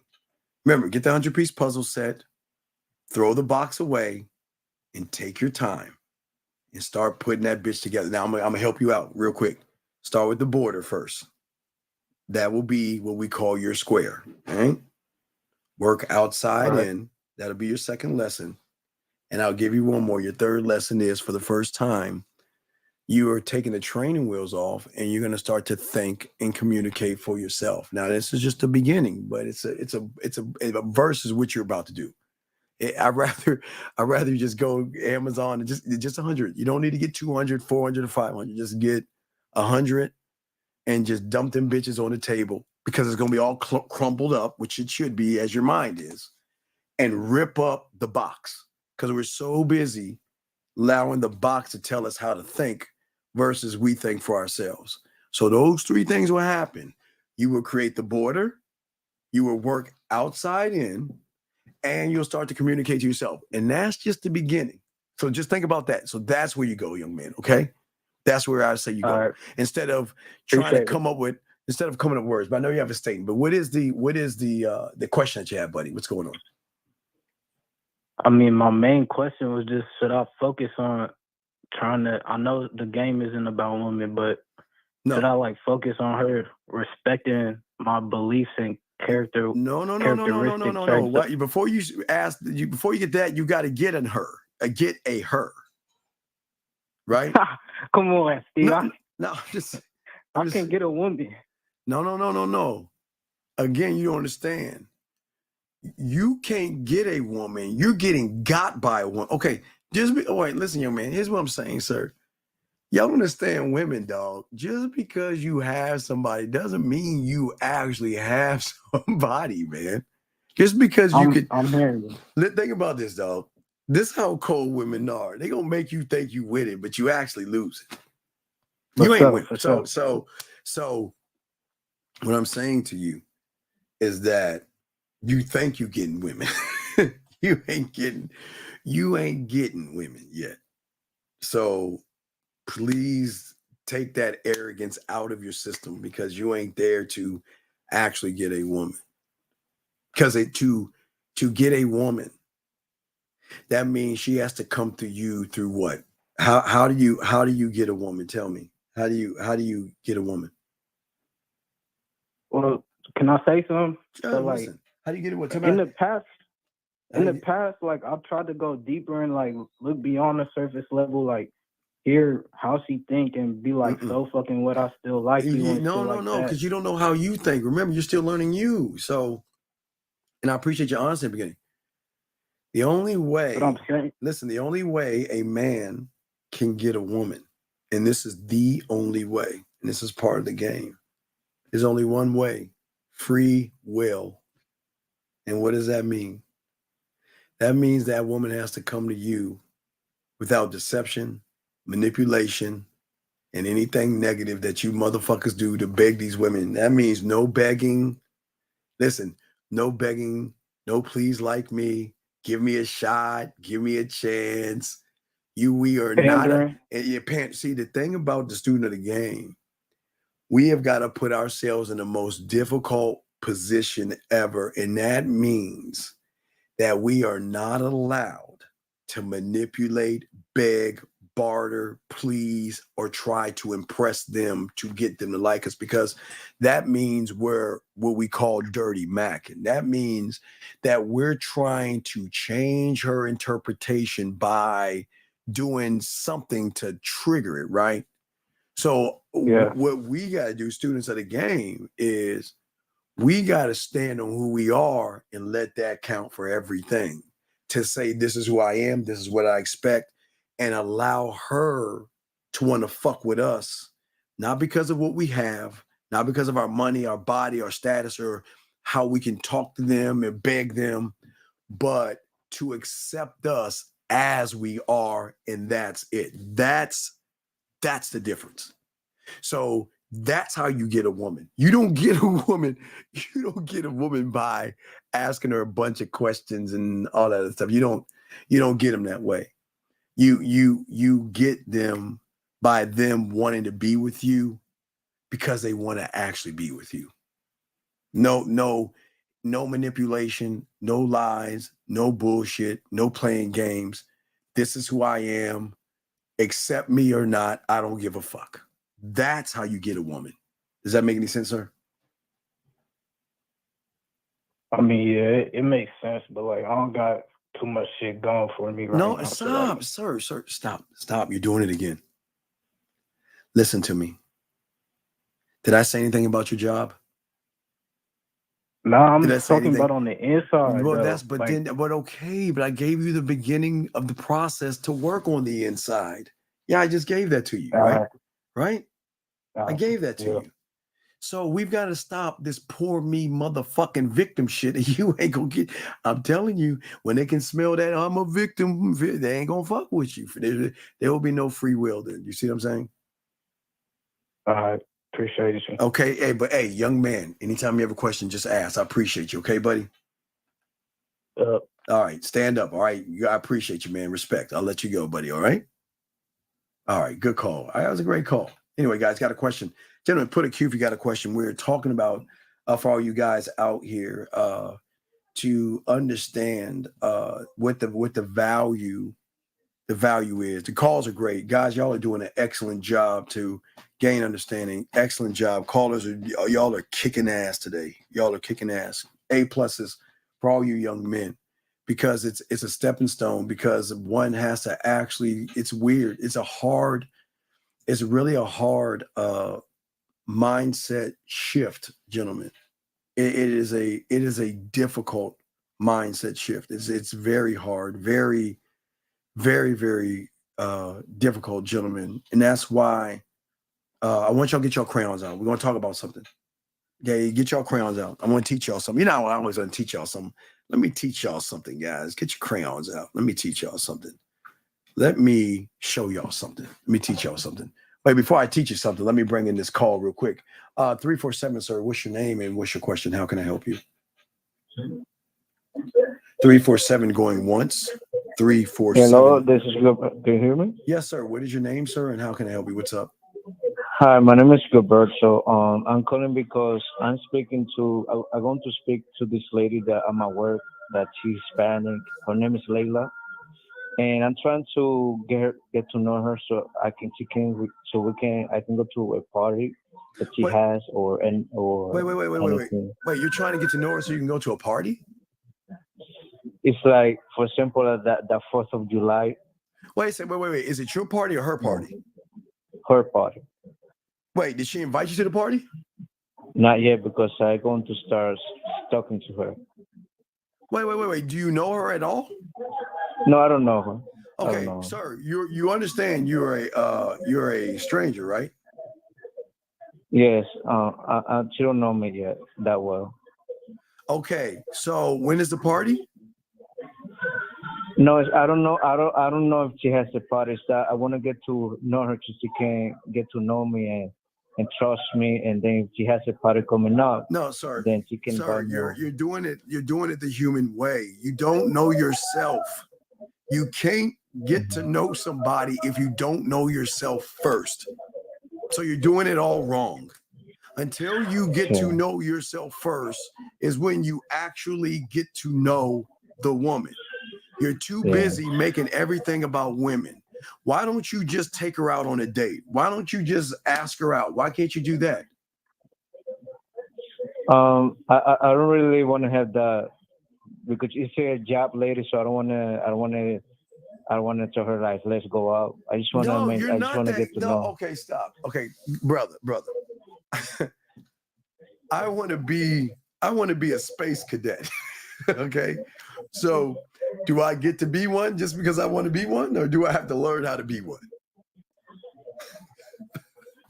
I have to learn. Right, come on, dog. I gotta teach these guys. All right, I'm gonna let you go, dog. But no, it's not gonna work, dog. You ain't gonna win on this one, dog. You have to.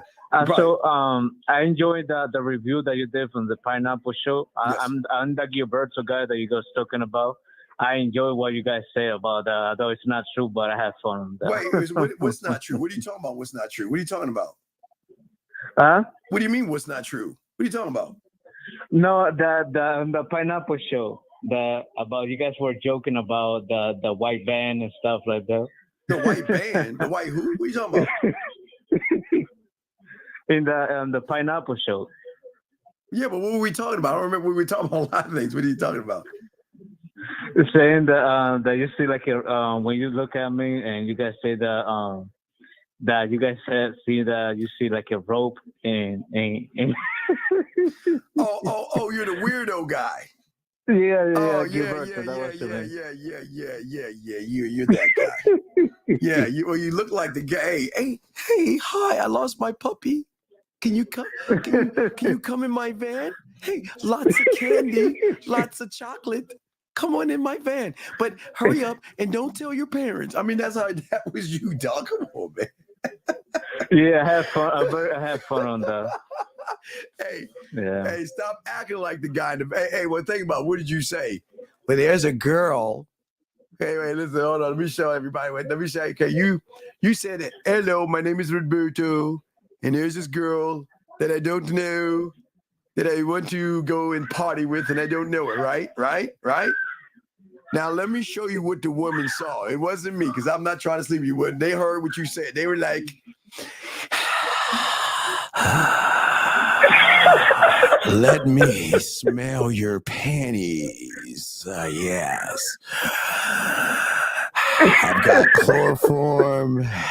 I've got duct tape. And look over there so I can put a peel. I'm saying that's how you sound, dude. So you gotta change that, buddy. Okay, you gotta change that. That's kind of out there when you're like, there's this girl I don't know and I want to go to her party or all this other stuff. I mean, it's a little creepy. Security spraying his eyes, run like Friday 13th and trip over a stick and crawl. I'm just saying, just be careful about what you say, how you say it. All right, buddy. All right. Thank you so much. All right, man. All right, let me teach these guys something. Thank you for the call, buddy. Thank you for the call. Okay. Hey, and get rid of the white van. All right, peace, man. Get out of here, man. All right. Oh my God, Lord. Oh my God. All right. Let me get this back. All right, guys, lines are open. Got you covered. Let's get into this game. Guys, get your crayons out. Let's talk about this. Okay, look, listen. Most of you guys right now have this thought process that who you are right now is who you're going to be the rest of your life, right?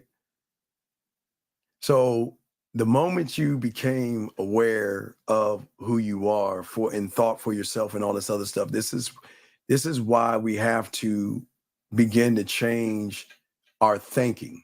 Okay, our thinking at the end of the day. We've got to change our thinking, okay? And if we can change the way we see ourselves, we can actually win this thing, okay? All right? Okay? And we say to all you young men out there, y'all can change who you are, okay? But many of you guys out here, you want something to change, okay? For a lot of you guys, you want to. I know. Okay, so a lot of you young men want to be better at whatever that thing is because you feel like if I change this thing, it'll help me get more dates. It'll help me talk to women. It'll actually help me sleep with more women or whatever it is you're thinking. And this is no knock on you young men out there. This is not a knock on you. Okay. I just want to make sure I say this to you guys out here. But for many of you guys out here, a lot of you guys want certain things to change, but we have to look at what it is you're trying to change and who it is you're trying to change for. Are we trying to change for ourselves, or are we trying to change? Thank you, 145 likes. Or are we trying to change for women? That's the question that we have to ask ourselves. What is it that we are trying to change? Because so many of us have this mindset. It's the worst mindset that you guys can actually have, and it's the number one reason why change isn't working out for many of you guys out here. And guys, you got a question. Once you guys have, you got a question, please put a Q. Guys, lines are open if you want to call in. But let's talk about, I want to give y'all the reason why. I know y'all going to hate this. I know you're going to hate hearing this. But let me grab this call real quick and I'll answer that question. Area code 229. Sir, what is your name and what's your question? How can I help you? Oh yeah, hey, my name's John Turlett. I'm calling here. I got me a sex question. Do you think that I heard the G spot's a mystery? Do you think that's true? I don't care what the G spot is, a mystery or not. Why do you care? Well, I care because I gotta know. I'm like a researcher. I gotta find this out. All right. Well, my lady said that I need to go on a quest, and I'm going on a quest. So you're wish part of my sir, quest sir, today. and I wish you the best of luck in your endeavors. Take care, sir. Thank you. So let us continue. So, gentlemen, what I say for all you guys out here, the number one thing that's holding you back and holding you down, y'all don't even see it, but we're going to talk about it. We're going to talk about it. Okay. Most of you guys out here have this habit. And the habit is no longer, it's so deeply rooted in you, it is no longer a habit. That's how deep it is. It's no longer a habit. It's your makeup of who you are. Okay? Instant gratification, gentlemen, is a habit that most of you guys, where you guys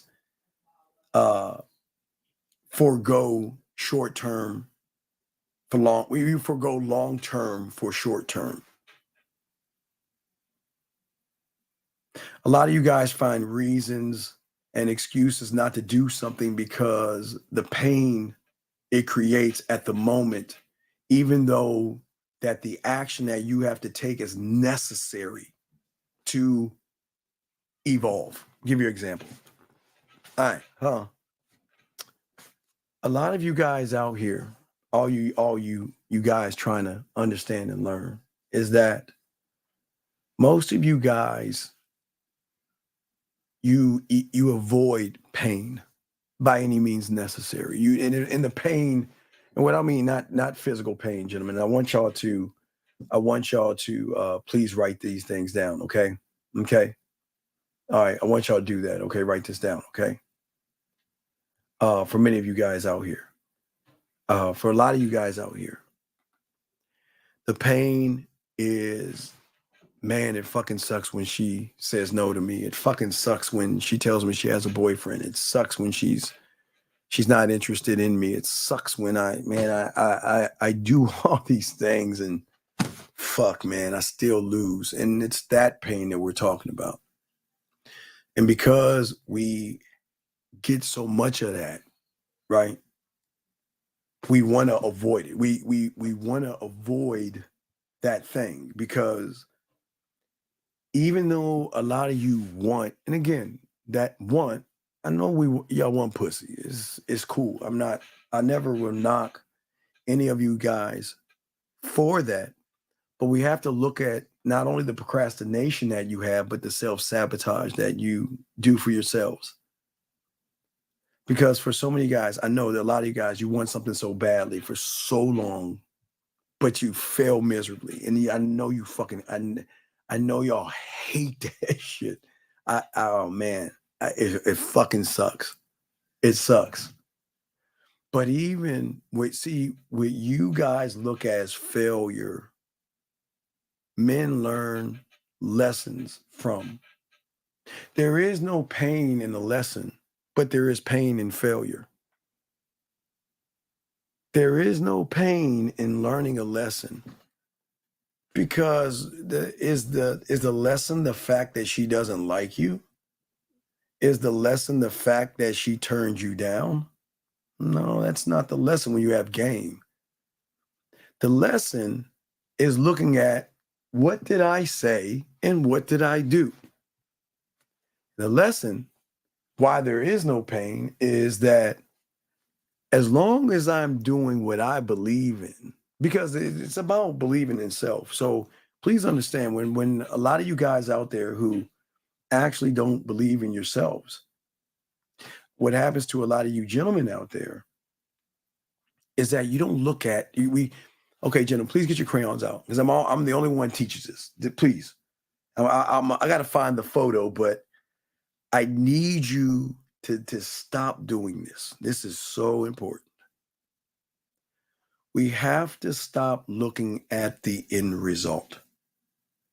Okay, what I want you to do, gentlemen, I want you to just draw three squares or three circles going horizontal. That means horizontal means left to right or right to left, but usually we read left to right. So can you draw three circles on your paper or three squares on your paper?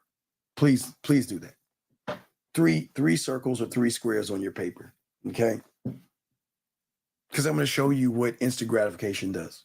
And I'm going to show you why it hurts and why most of y'all don't. So just please, just three. I would you do three circles. I try not to complicate. Thank you, Rogue. Thank you, Rogue. Rogue with the circles. Thank you, Rogue. So 3 circles, 3 squares, whatever you like to draw, just draw 3. Okay. The last circle, which will be the one on the right, we're going left to right here. Okay. That'll be number 3. So in the circles, or the squares, put 1, 2, and 3. Go ahead and number them so we can have this understanding of flow in the game that I'm about to teach you, because you need to see it for yourself in order for you to stop the process to understand where you're going wrong in all of this. So please put 1, 2, and 3 in the circles. Okay, now we got that. It's easy. Okay, now above the 3, I want you to write the end result. Okay. Number 1, who I am. And above circle 1, write who I am. And then, guys, I'm just doing this off the top of my head. I don't have my whiteboard. I need to start bringing out my whiteboard and shit. But Circle 1, who I am. Circle 3, end result. Okay? Number 2 is my actions of who I am. That easy. Who I am, my actions of who I am, and number 2, the end result. Now, what I need you to do now, because I'm just doing this off the top of my head, because I see it in my head, but I'm just getting y'all to do it. I want you to circle 1 and 2. Put a circle around 1 and 2 and leave 3 on the outside. Now that is going to be our blueprint of what we're going to be teaching you. Okay? All right. So remember, 3 circles, 1, 2, 3. Who I am, what I do, end result, circle 1 and 2. And in circle 1 and 2, I want you to write on inside that circle, my reality. That's it. No more writing after that. My reality. All right. So here's the problem. The problem is the pain that y'all are getting is that, okay. Okay. Y'all got that down. Y'all got that down. Now what I want you to do, I want you to follow, do the same thing underneath it. The same exact thing, except the big circle. Let me know when you're done. Do the same thing underneath it. The circles, who I am, what I do, end result. Just do that underneath. I just want to show y'all something. I'm going to show you the difference between those that are in the game and those who are not in the game, okay? Just do that, please.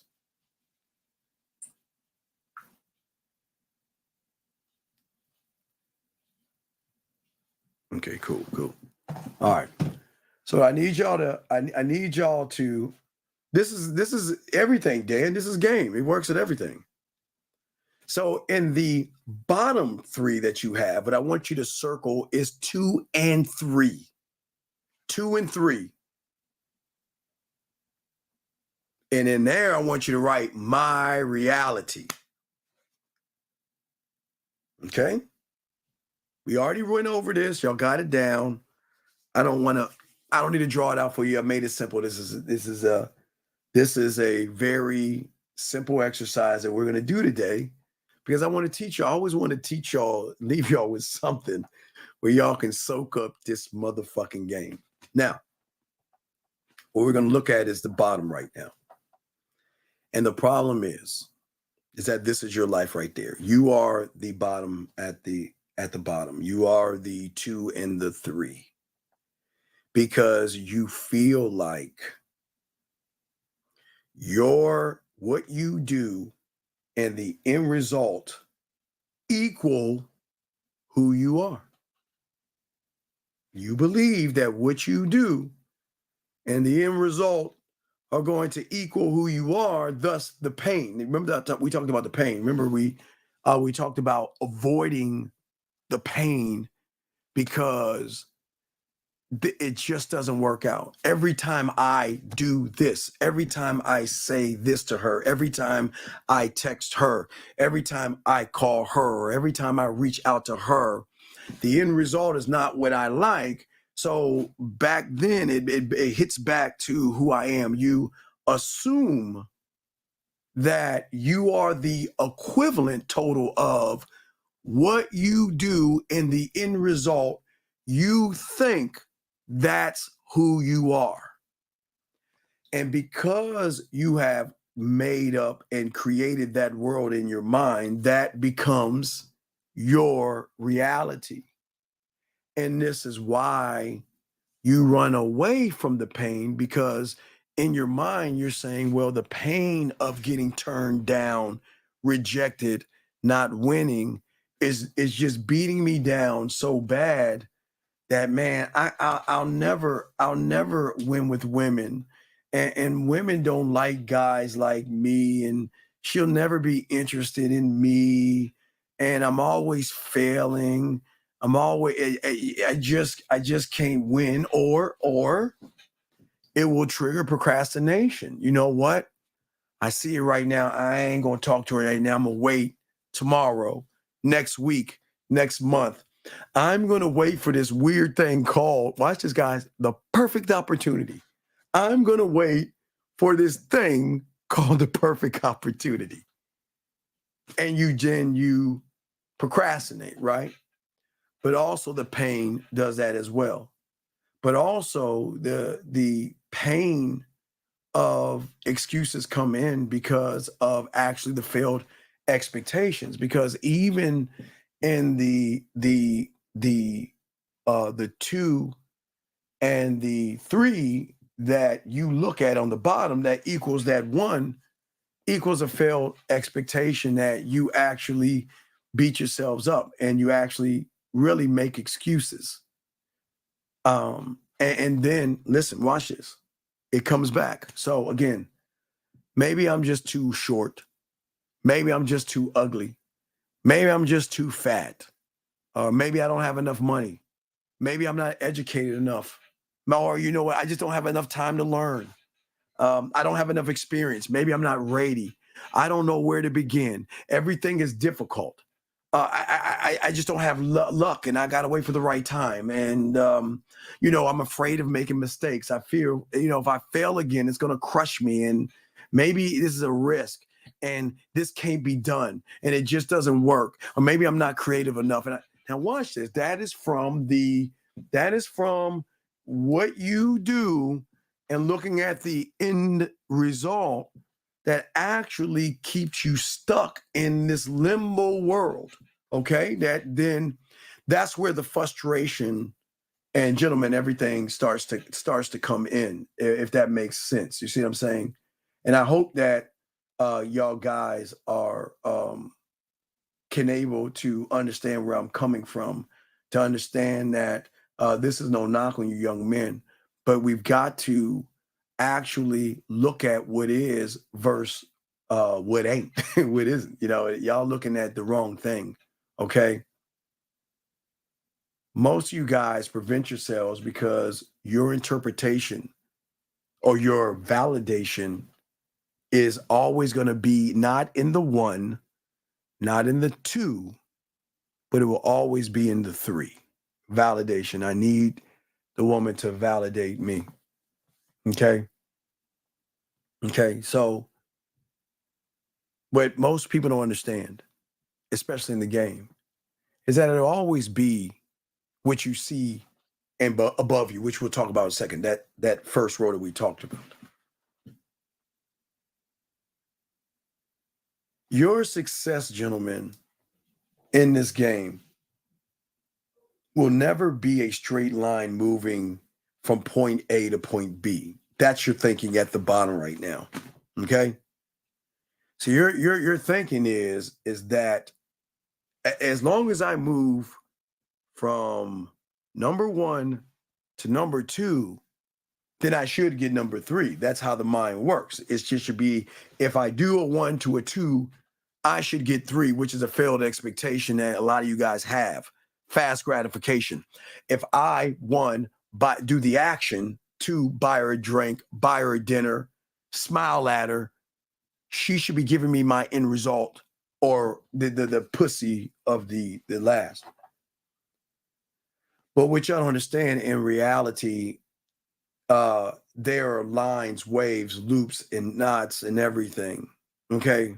There is a point A to B, but it is more work than you think it actually is.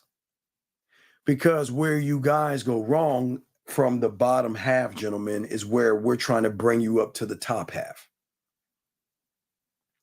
You see, gentlemen, when you begin to become a student of the game, you will always stay in your reality from the 1 and the 2 at the top. The third outside of that reality is none of your business, which is actually the end result.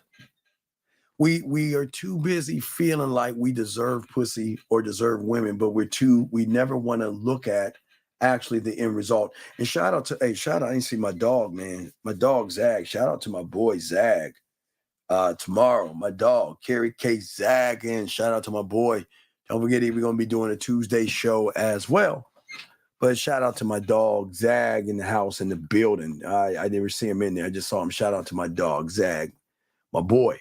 But as I said before, okay, to you guys out there, this is why we're trying to break this down to give y'all more interpretation. See, a person that is a student of the game will only look to himself to be the answer and not try to find the answer. Stop trying to find the answer, because there is no one way to get between a woman's legs, gentlemen. There is more than one way to do it. But the way you're doing it is the wrong way, because you are living in somebody else's reality, because you are being controlled by the three. You are the bottom half, gentlemen, the bottom half. Your action in her reality is actually controlling you. Do you see what I'm saying, gentlemen? Think about what I'm saying to this, okay? Now, if we look at the top, which we'll talk about in a second, I just want to let y'all understand, okay? See, the thing about the game, okay, is the unpredictable way and the unpredictable path that you have to go on to learn you, not her. She has nothing to do with this shit. Never. She has never, there is not one, motherfuckers that game will teach you this. There is not one thing that she has to do with you. She is not she is only an end result. But whatever her end result is none of my motherfucking business. I don't give a fuck. Nobody with game doesn't give a fuck about the end result. And once you stop giving a fuck about the end result, you stop giving a fuck about the emotions. You stop giving a fuck about fear. You stop giving a fuck about rejection. You start giving a fuck about your fucking expectations, because you start to see the world with clarity. See, you guys think that we don't get turned down. Yeah, by all means, we get turned down. Oh, fuck yeah, guys. We don't win them all, man. We get turned the fuck down. But how's it that we keep pushing forward? How's it that we aren't fazed and not moved by a woman saying no? Because we understand that the end result, the woman opening her legs, fucking with us, kissing us, texting us, calling us, whatever the fuck she wants to do, gentlemen, is and always will be none of our business. None of our business. It will never be part of our business. Boxing said, when a man has in game, is that limitation? No, you'll never, okay. As I showed you boxing, you'll never reach okay. If you watch Vikings, you see why the Vikings were so happy that in death they go to Valhalla, whatever the fuck, because they know that the end is actually a beginning. The end, see, you're going to reach manhood in death, because at that point you'll never evolve anymore from that point, unless I don't know what happens after that. But when you are no longer existing here in this reality, then you have reached manhood. But until then, you will never reach that, because you're always ever evolving, growing, expanding, and creating and becoming. So there's no limitation, until your limitation is when your heart stops pumping and your lungs stop giving you air, is when you shut down all this stuff, okay? So hold on a second. A woman can say, I have a boyfriend, and you still can get her. That's not the point. Dan, pay attention. That's not the point. The point is, we don't give a fuck what the woman says. We just respect the end result through free will of the decision that she chooses to make. We don't give a fuck what she says. We just know that the 1 + the 2 will force a free will decision. Not to say she ain't gonna come back, and not to say she's not gonna change her mind, but we don't care. We don't give, dog, when I tell we don't give a fuck, no. When I tell you we don't give a fuck, we don't give a fuck. But in the 1 and the 2, sometimes that will draw her in because a woman only knows the second part. Okay, the woman, okay, let's look at the second line, the second row. A woman only knows the interpretation of all you guys. You are the 2 and the 3 circled. That's your reality. That is always going to be your reality. I'm never going to be enough. Will it ever be enough? What the fuck do I have to do to get her? Why doesn't she like me? What's wrong with me? And all that other shit you say to yourself, it's just what you are. But all you're saying is based off of her reality, which is none of our fucking business. And that's where the fear, the rejection, the false hope, you're tricking, you everything that you see from the balloon shows, everything you see from all these dating shows, and everything you see guys doing is based on that second circle in that reality that you see down that y'all created. Okay. And the important thing that I'm trying to actually get yourselves to see is that if you look at top, let's forget about the bottom. Let's look at the top here.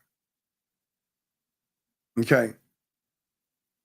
It's the one thing y'all don't ever do. Now, from the bottom, I'll say this last thing because I don't want to keep beating y'all down with that bottom way y'all living. It is a fucking shame and it is sad, but it's what it is. It's sad to us men because y'all don't see it. It's not sad when we feel bad for you. It's just sad that you don't see it. It is sad how you young men commit everything for a piece of fucking pussy and never commit to anything for that motherfucking dick or who you are as a man.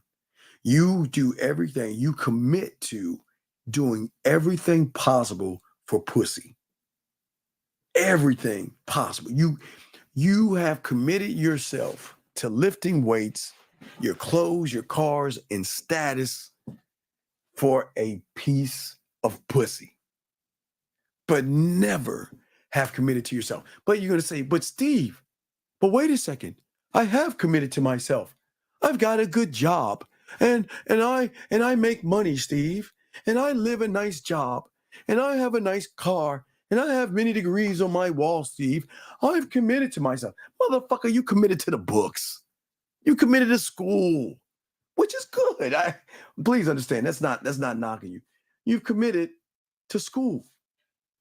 But the one thing that you have never committed to is the man in the motherfucking mirror. You've never committed that. See, so many of y'all consistently complain about not getting something. Red pill manosphere.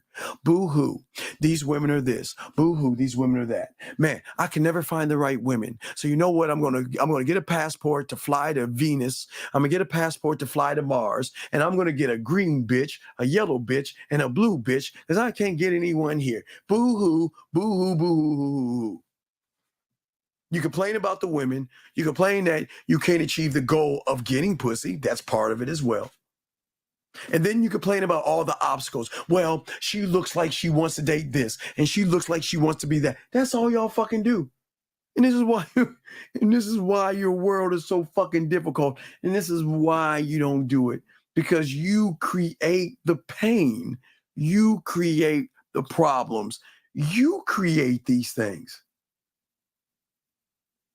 Because if you just stop fucking complaining, stop bitching, stop whining, stop judging, and stop fucking pointing the finger, the bottom circle, the 1 and the 3, right? And the moment you start to realize at the top, the 1 and the 2,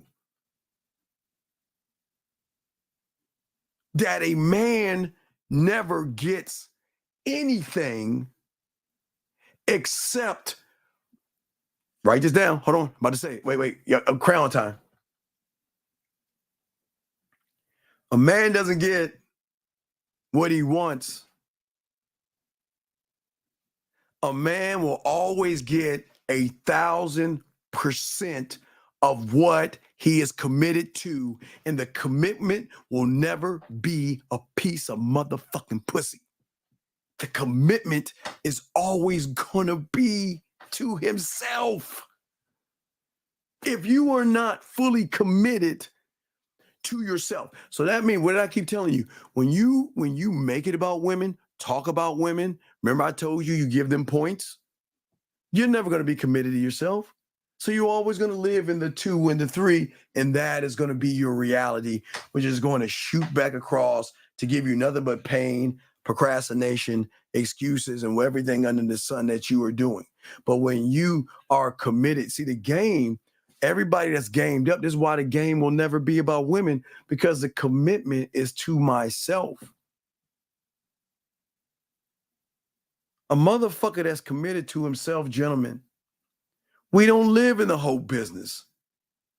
We don't hope that she likes us, and we don't hope that she gives us a chance, and we don't hope that she texts us or messages us or calls us or give us a chance. We don't give a fuck. But that's why they do it. And that's why they do it. That's exactly why they do it, because they've never met a motherfucker that is actually committed to himself. It's rare. Listen to me. I understand y'all think you're committed to yourself. Tie a woman into your commitment, you ain't committed at all. I'm telling you, I'm just you exactly, boxing. That's why we talk. That's why we always talk about one thought, one mind, one way. Your way, because everything else is wrong. One mind, one thought, one way. And this is why we're telling you guys this, and this is why it's important. The problem is that many people will never, ever fully commit to anything because they don't see the man in the mirror meaningful or worthwhile. Listen to what I'm saying. See, those that have game will never be alone. Now, yes, it's going to be lonely. I never lied to you. I never lied to you. I always told you that getting in the game, you will always be lonely, but you'll never be alone. Okay, it's two totally differences. You will always be lonely, but I can promise you this: you'll never be fucking alone, because you have the most meaningful thing in your life and the most worthwhile thing that you have in your life, and that's you. So you'll never be alone, but you'll be lonely. Please understand, you will be fucking lonely. I am telling you right now, you'll be the loneliest motherfucker in the world, but you'll never live alone. You'll never be alone. You can go places and be, what I'm saying is that the alone, you can go places, you can eat dinner by yourself, go to the movie by yourself, and get pleasure unlike anything, because you have so much meaning to yourself that everything you do is going to be joyful and fun, and you don't need another person to define you. But I'll get to the alone in a second. Area code 647, sir. What is your name and what is your question, sir? Hello, my name is Matthew. Doing Steve. Yes, sir, Matthew. How can I help you, sir? What's up? My question is about self-worth. Is self-worth having a deep understanding of yourself? Yes. Why do you ask that question? That's the answer is yes, but yeah.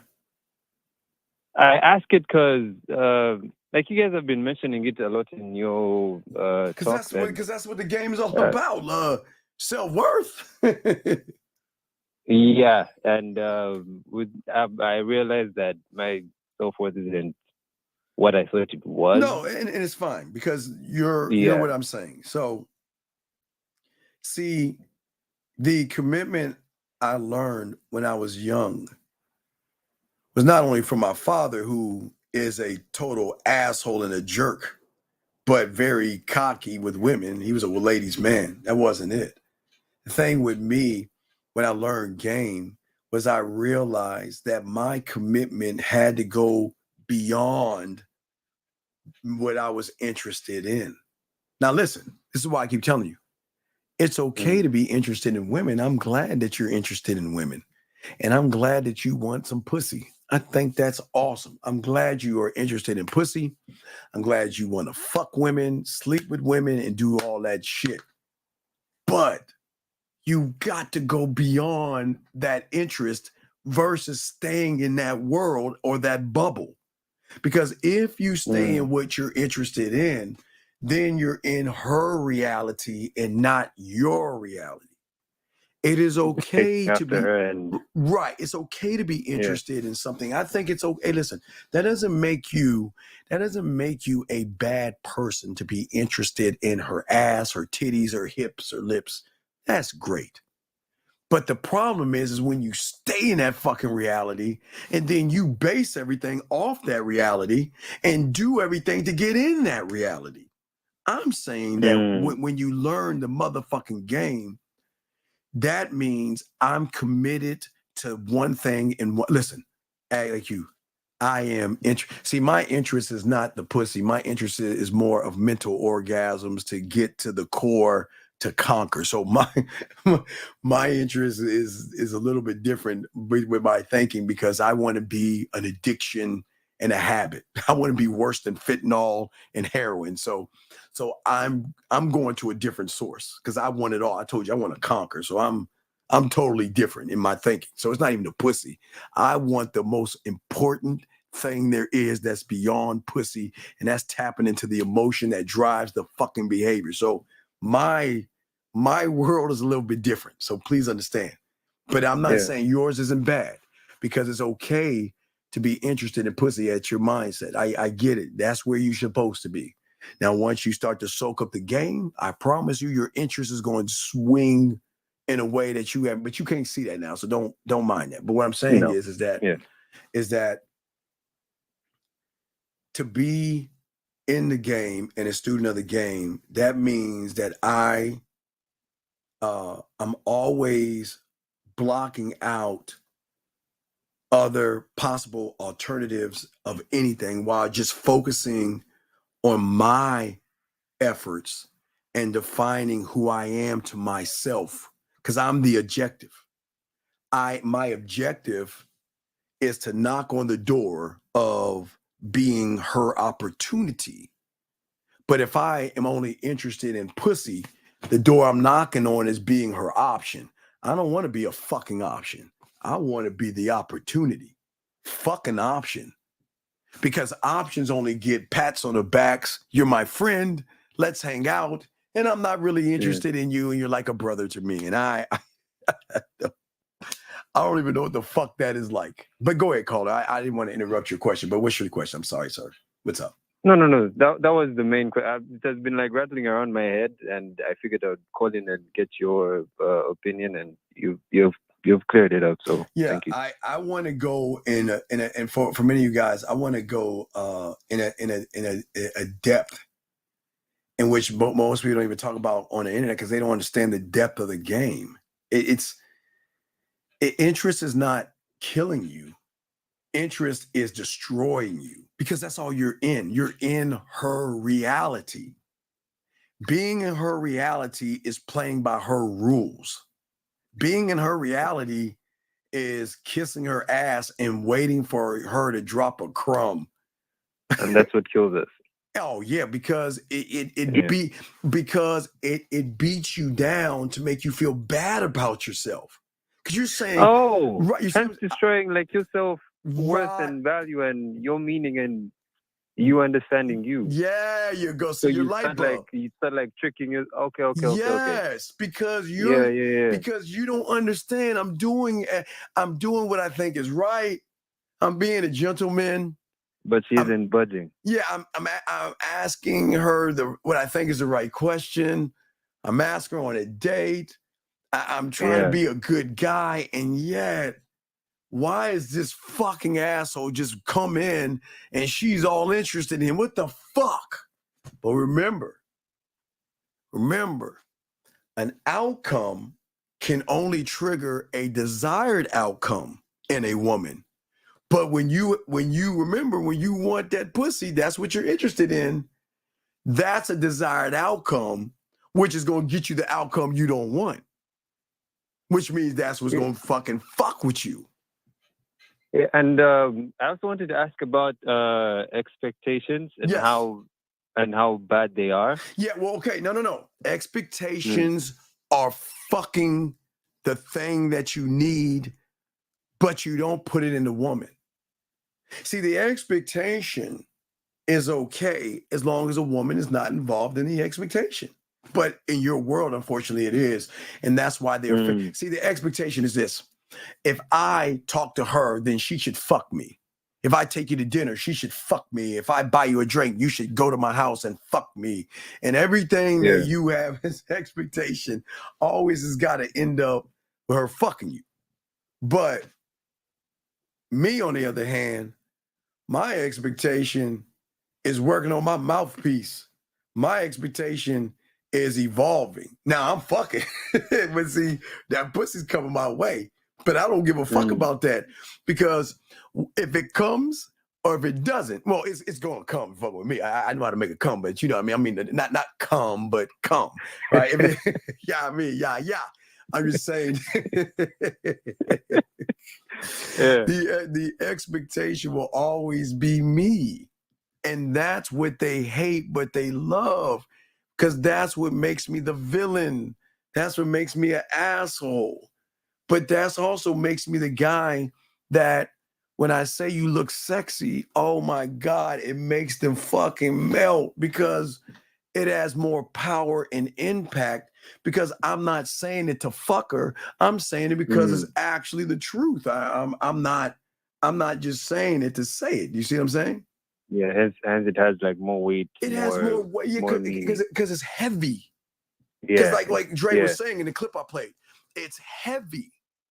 There's a footprint. Right, because remember the thing Dre said, I'm gonna pull it up and play. I gotta play. Because I want you to understand the difference.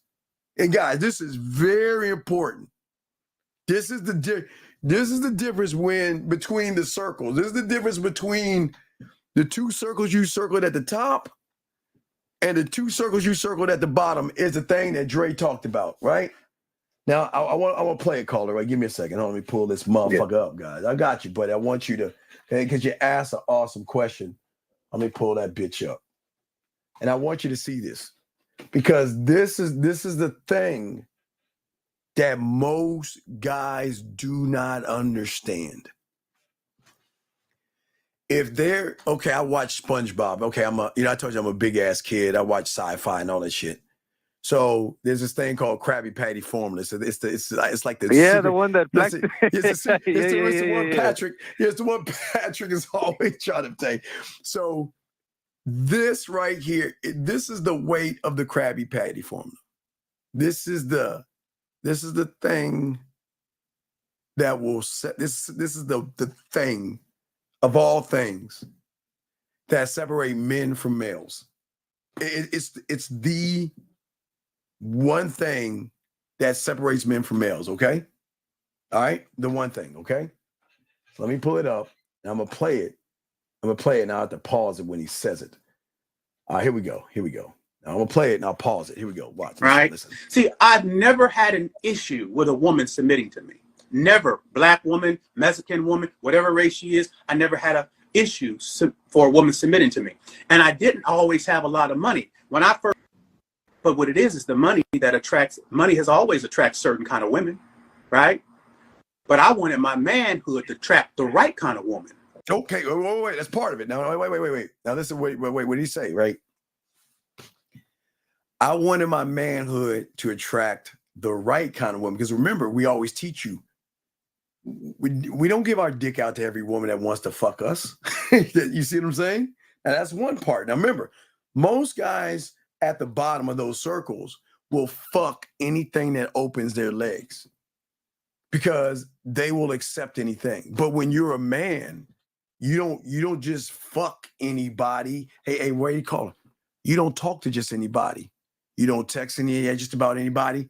And you don't, hey, look, Everybody, just because they reach out to you, you don't talk to them. They're not worthy of you. But now that's not a follow. Hold on, caller. We're getting deep here, but I want you to listen, okay? You still listening? Yeah. All right, check this out. Listen. I said money has always attracted a certain type of woman, but manhood attracts the right kind of woman, because a man knows that is emasculation. Yeah. That stuff of blaming and trying to say why a woman is this, why she's that, why she listen. I never expect a woman to come ready-made. Never. No. All right, hold on. We're getting deep. I did piece by piece. Listen to that. What is the expectations of the bottom circles? I need a woman that has a low count, and she's got to do all these things for me. Yeah, all these expectations. Right. See what I'm saying? Expectation. Yeah. You guys expect women to be the Stefford Roy. You want them to be in the ivory tower with some chastity belt between their legs, and they're not allowed to fuck win. And you want to be this perfect thing, right? These false expectations, right? False expectations. You're still in her reality, but let's keep going. Here we go. Check this out. Here we go. Right? You out there expecting a woman to come ready-made. That's what you expect, right? Because all right, here it comes. Here it comes. Here we go. Watch. It's about to come. Watch this. You ain't no man. What you really saying is you so easy to figure out that any woman that comes should know everything about you. Stop right there immediately. See that? Wait, now here's the difference. The problem is they know everything about you, motherfucker. That means that the majority of you motherfuckers who think you hiding and flossing and all this other stuff, you're actually doing this right here. You are doing what I say. You are playing poker with your cards facing the other direction. She knows your hand. She knows your thoughts. She knows what you want. She knows you'll do anything to get what you want. And what is that you want? Call it y'all want. Y'all want that pussy. But right. So she has figured you out. And she knows everything about you before you even finish the period or the question in your sentence. Okay, so when a man approaches a woman and doesn't want pussy, but now wait, okay, I mean, I'm about to get to that. Hold on. Now I'm gonna show you. Now I'm gonna get to a man. And this is, remember, this is the draw into the woman. This is the main thing, the draw into the woman right here. Watch this. Here's the next part. Listen. Immediately. Watch. Because you ain't got nothing to offer. There's nothing heavy about you. There's no footprints about you. I'm so complex that can't no woman just come on the scene and instantly figure me out. You got work to do. Stop right there. The end. The fucking end. And what have I always told you guys since the 90s? I've told you guys this shit since the fucking 90s. Didn't I tell you she's got work to do, caller? What did I always tell you about the woman and the work she's got to do? She's got to work to be worth my curiosity, my attention, my time, my respect, and my motherfucking dick. Didn't I always tell you that? She got to do some work. But y'all easily just give yourselves away, which means she's already figured you out, which means you have nothing to offer her, which means why she ain't fucking you, because why would she fuck somebody who has nothing to offer her? Oh, I'm sorry. A kiss on the neck, lick her titties, spit on her pussy, fuck for about 30 seconds, nut and roll over. Why the fuck would she look to that? Versus, young man, I can't figure him out. He ain't trying to fuck, but I know he's a ladies' man. But who is he? Why is he? Why is he moving this way? Why isn't he showing me he's thirsty? Why isn't he begging for the pussy? Why isn't he begging for my time and trying to take me out? Why isn't he doing the things that average motherfuckers I already know and figure out do? That is and always will be the main difference in everything. When she can't figure you out, she's going to be drawn into you versus running away from you when she knows all you guys want to do is just fuck. Period. Period. Okay. So shit, I just forgotten what you said. But you said something along the lines of drawing her in and her trying to figure out why but the drawing, you don't want watch to this. fuck. The drawing is the most powerful thing, because the drawing that fucks her up is he's being honest with me. He's not beating around the bush. He's not walking on eggshells. He's not trying to beg, and he's not being thirsty, weird, or creepy. He's just saying and you're doing all this through the communication between you and her. He just doesn't give a fuck. He doesn't give a fuck. And hold on, let me help a young man. Young man, sir, allow me to educate you real quick. Give me a second, because you're new here. The first Andrew Tate was in the 90s, sir. So please learn how to do your homework. I know you're new here. I've been doing this for over 40 years, sir. So please understand, this is the first Andrew Tate, which means Andrew Tate is the second to this guy's first if you do your homework, motherfucker. So please do your homework before you come in this room and talk out the side of your fucking neck, bitch. But anyway, like I was saying to you, brother, getting back to you. So as I was saying to you, big dog, so do you see the difference? She can't figure you out. And if she can't figure you out, there is something that triggers in her that's saying, damn, this motherfucker, he's different. He's different. Okay. Could you draw out emotions without making it about the pussy, which would then make her... No, because this is the problem. See, here's the problem. You guys think women are fucking dumb, and I keep telling you this thing. And this is what y'all do. I'm gonna try not to make it about the pussy. No, I'm not gonna make it about the pussy so I can get some pussy. But you're making it about the pussy. You're being disingenuous. Yeah. There you go. And that's where y'all fuck up. You're saying, okay, I see Zag, 1950, Lucario, Miles. I see all the fellas, Steve. Y'all never make it about the pussy, but y'all getting all these motherfucking women. Man, I need to start doing like y'all doing, and I'm going to try to not make it about the pussy. That's going to give me the pussy, but you ain't getting no pussy because you making it about pussy. That's all you doing. Does that make sense? Yeah, it does. And because you're making it about the pussy, you are making her the desired outcome. Hence, you're living in her reality. And living in her, God damn it. Okay, that means that she knows you.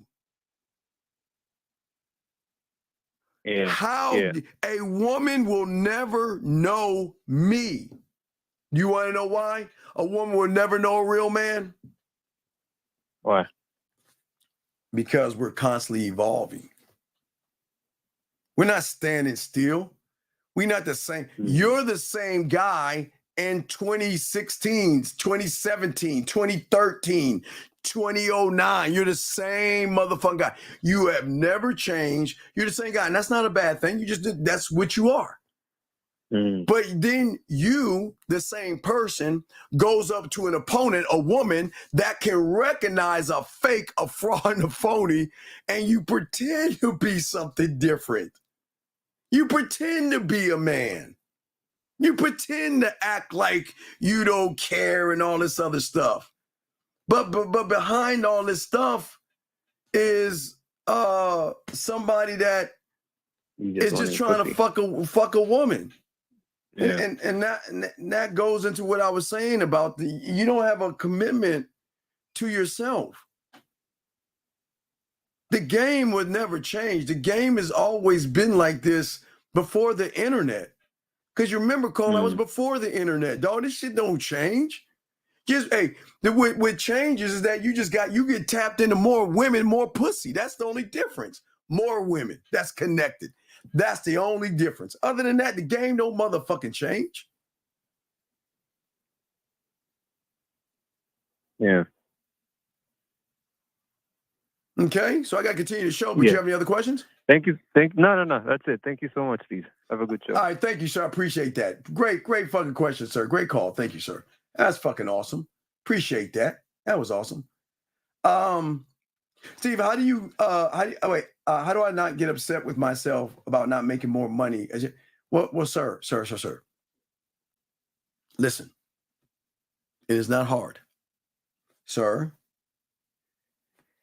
Why don't you go back to school and keep getting degrees and stuff? That's fine. But the problem is you don't have any game.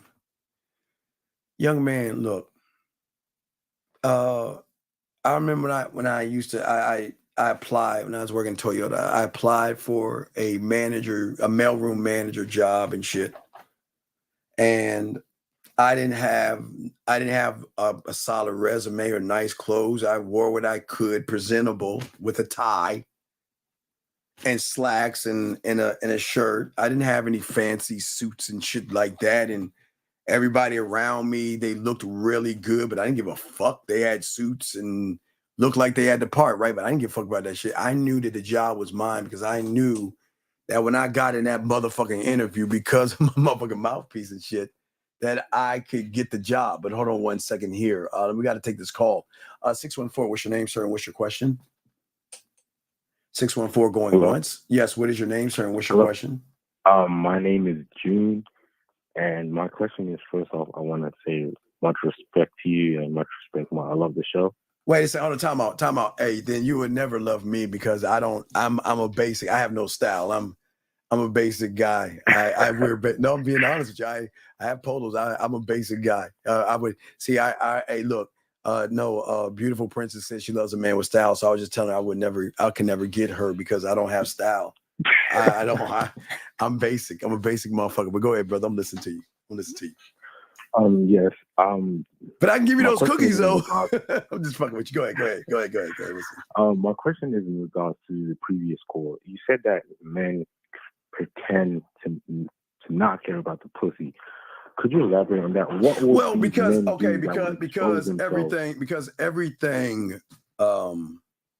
Everything that you're doing today, and it's okay. Listen, and this is not knocking you.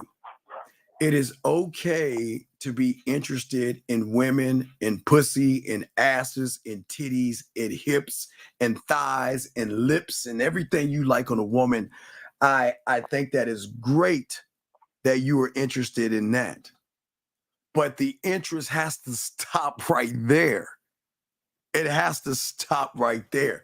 Because if it doesn't stop right there, you're going to carry it over into her reality by saying, well, I look at her and I think this is what she wants in a man. Now, let me give you an example. I'm going to use Beautiful Princess, her statement. Let me grab this, okay? So Beautiful Princess said that I love a man with style, right? Yeah. So if I was in her reality, because if I wanted to smash her, not to say I'm going to smash, I'm saying if I was in her reality and everything, what do you think I'm going to do? In order to get her, man, I need to get my ass to the men's warehouse and I need to get me some suits. I need to get me some nice shoes. I need to style my motherfucking ass up because the only way I'm going to get her is get style. But watch this. I can have all the style in the world. When I get in front of her, you know what she gonna see me as? A fucking fake, fraud, and phony. Because she will see through the style and look at me for what the fuck I am and realize I'm just a sucker trying to fuck. She's like, nah, fuck you. I ain't fucking with you. You see what I'm saying? Yes. You see what I'm saying? So what I'm saying is it's okay to be interested. Okay? But I'm trying to teach you how to be something to a woman. Interesting. Interesting means she can't figure you out. Interesting means that who is this person? Because I'll give you an example. I won't use Beautiful Princess or whatever. I'll use another woman. Let's say there's another woman that says, I like a man with style, right? Do you want to know why she would fuck with me? I'm not sure. Well, think about this. Think about this. Okay, the other woman that would fuck with me is the statement, I would like a man with style. Is that an I do or an I am? That's I do. Okay. So what does that mean? Is that any of my business? No, sir. No, fuck no. So if you want a man with style, then why can't I style? Why can't I be that? Why can't my style be the way I talk to you? The way I make you feel? The way I make you think? See that? See, you from a surface, you hear the word style, you guys think, man, I got to wear this suit and everything. I got to look all good, have this Rolex. Well, I got to bling and I got to, man, because that woman likes style. But wait a second. Is that style from the top of the things or the bottoms? You see what I'm saying? See, the style is, okay, so the guy that looks at beautiful style is in her reality. But the woman that is in my reality is that I'm not looking at her statement, because her statement can have many other doors behind that door, if that makes any sense. Yeah. Does that make any sense to you? Yes, sir. Okay, any other questions? No, that was it. Thank All you right, for the so call. great call, man. If you have another question, just call in, buddy. We got you, okay? All right, here we go. All right, let's continue. All right, let's chop it up, guys. Please take notes. We're breaking some shit down. See, what I'm saying is this, gentlemen, the thing that you will learn when you are a student of the game, okay, at the end of the day, okay, is that we always focus our attention not on the woman. Yes, it's okay to be interested in a woman. Guys, I'm glad that you guys are interested in women. Let me answer this question. I'm glad that you guys are interested in women. No.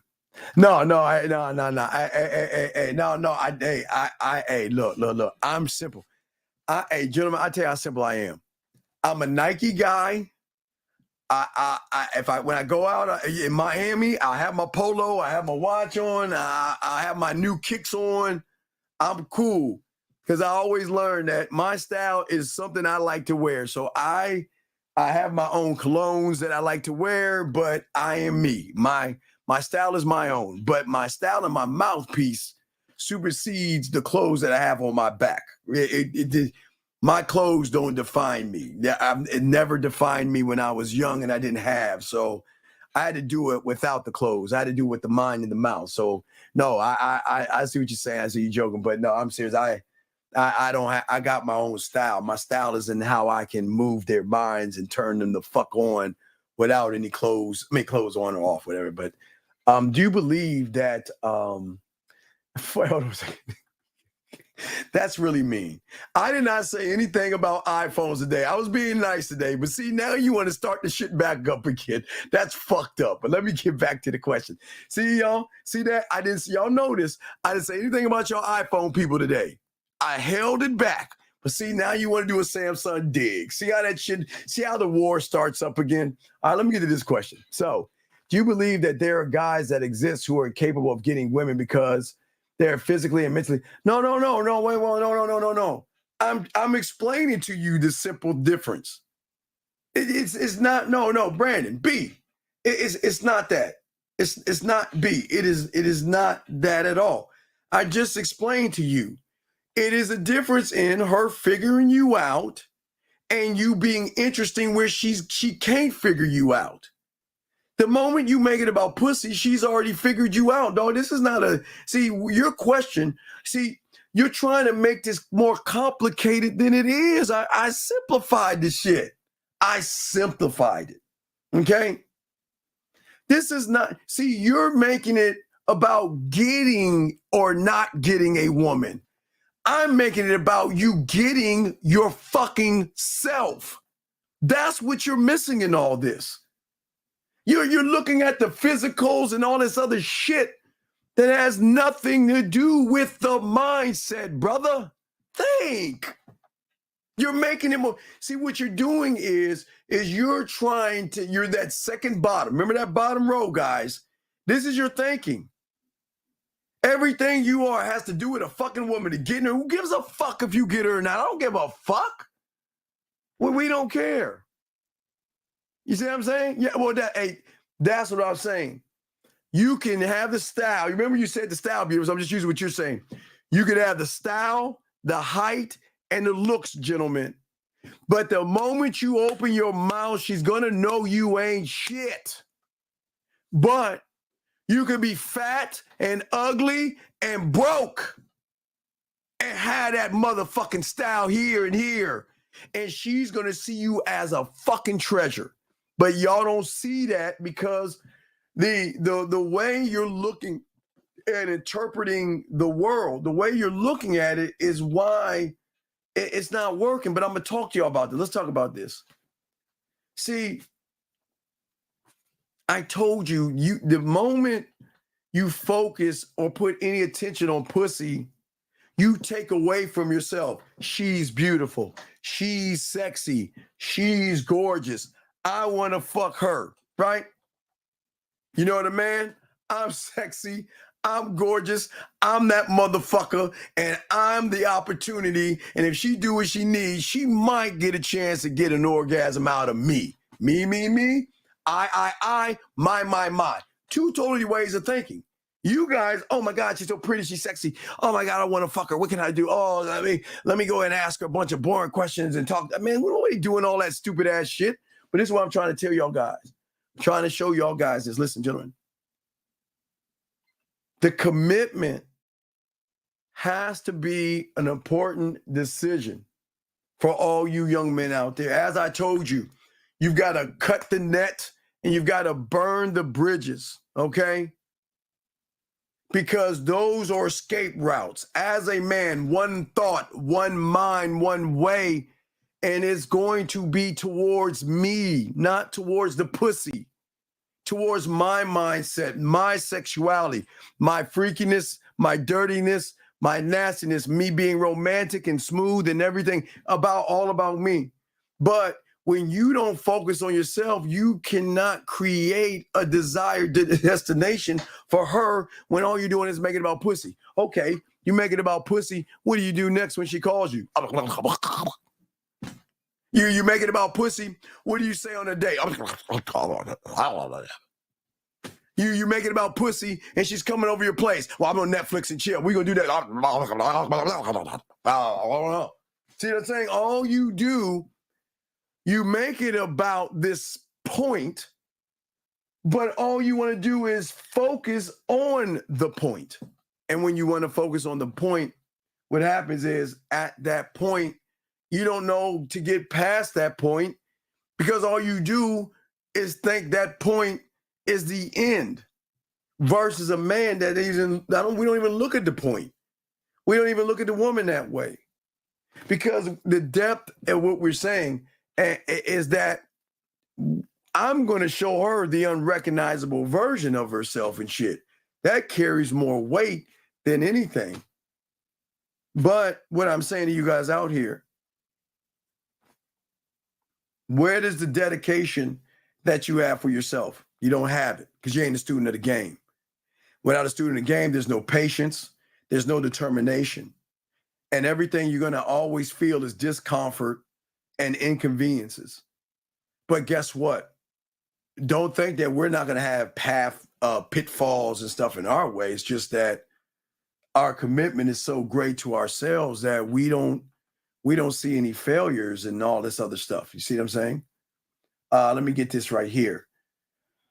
So is it my mindset, limiting my expectations to what I believe? Dog, you don't know. You're not a student of the game, dog. Dog, look, man, this is not economic. Dog, look. You need to go and find an economics 101 class on YouTube and learn that shit, dog. This is not fucking economics, motherfucker. This is something deeper than eco-fucking-nomics. So if you want a goddamn higher income, get off your lazy fucking ass and work 3 or 4 jobs, bitch. I mean, fuck. I don't understand you lazy fucks. How easy is it? I want to make more money, then get off your lazy ass and get a second job.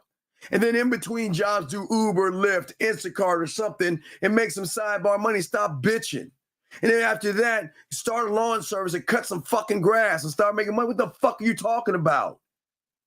You don't want to make a higher income, you lazy fuck. What part of that don't you understand, man? God damn. And no, you'll never develop a mouthpiece because you want to use it for pussy. And that's your problem. You'll never get a fucking mouthpiece because your end goal is I want to be smooth to get some pussy. Some pussy. And you ain't going to do that shit. It ain't going to work for you, man. That's what I'm saying for y'all guys. It ain't going to work for you motherfuckers, man. Come on, man. Wait, dude, what I'm saying to y'all guys, gentlemen, y'all actually gotta wake up, dog. Y'all gotta wake up, man. When are you guys gonna wake up and start having an appreciation, not only for yourself, but the life that you live? Because everybody doesn't appreciate themselves, and y'all see it. Y'all see the people coming in here talking shit. Let them talk shit. But they don't appreciate themselves. That's what bitches do. Bitches gonna do bitch shit, right? Bitches gonna say sidebar shit. Bitches gonna do or say whatever it is they want to do and say. But it doesn't matter what they do and say. That's what they supposed to do and say. They're supposed to be bitches, dog. Bitches don't want to grow. Bitches are the problem. That's why we have the issues we had today because of bitches, dog. So just understand, dog. Let them be. We'll get them out the fucking room, of course, but let them be. Bitches are racist. Bitches, look,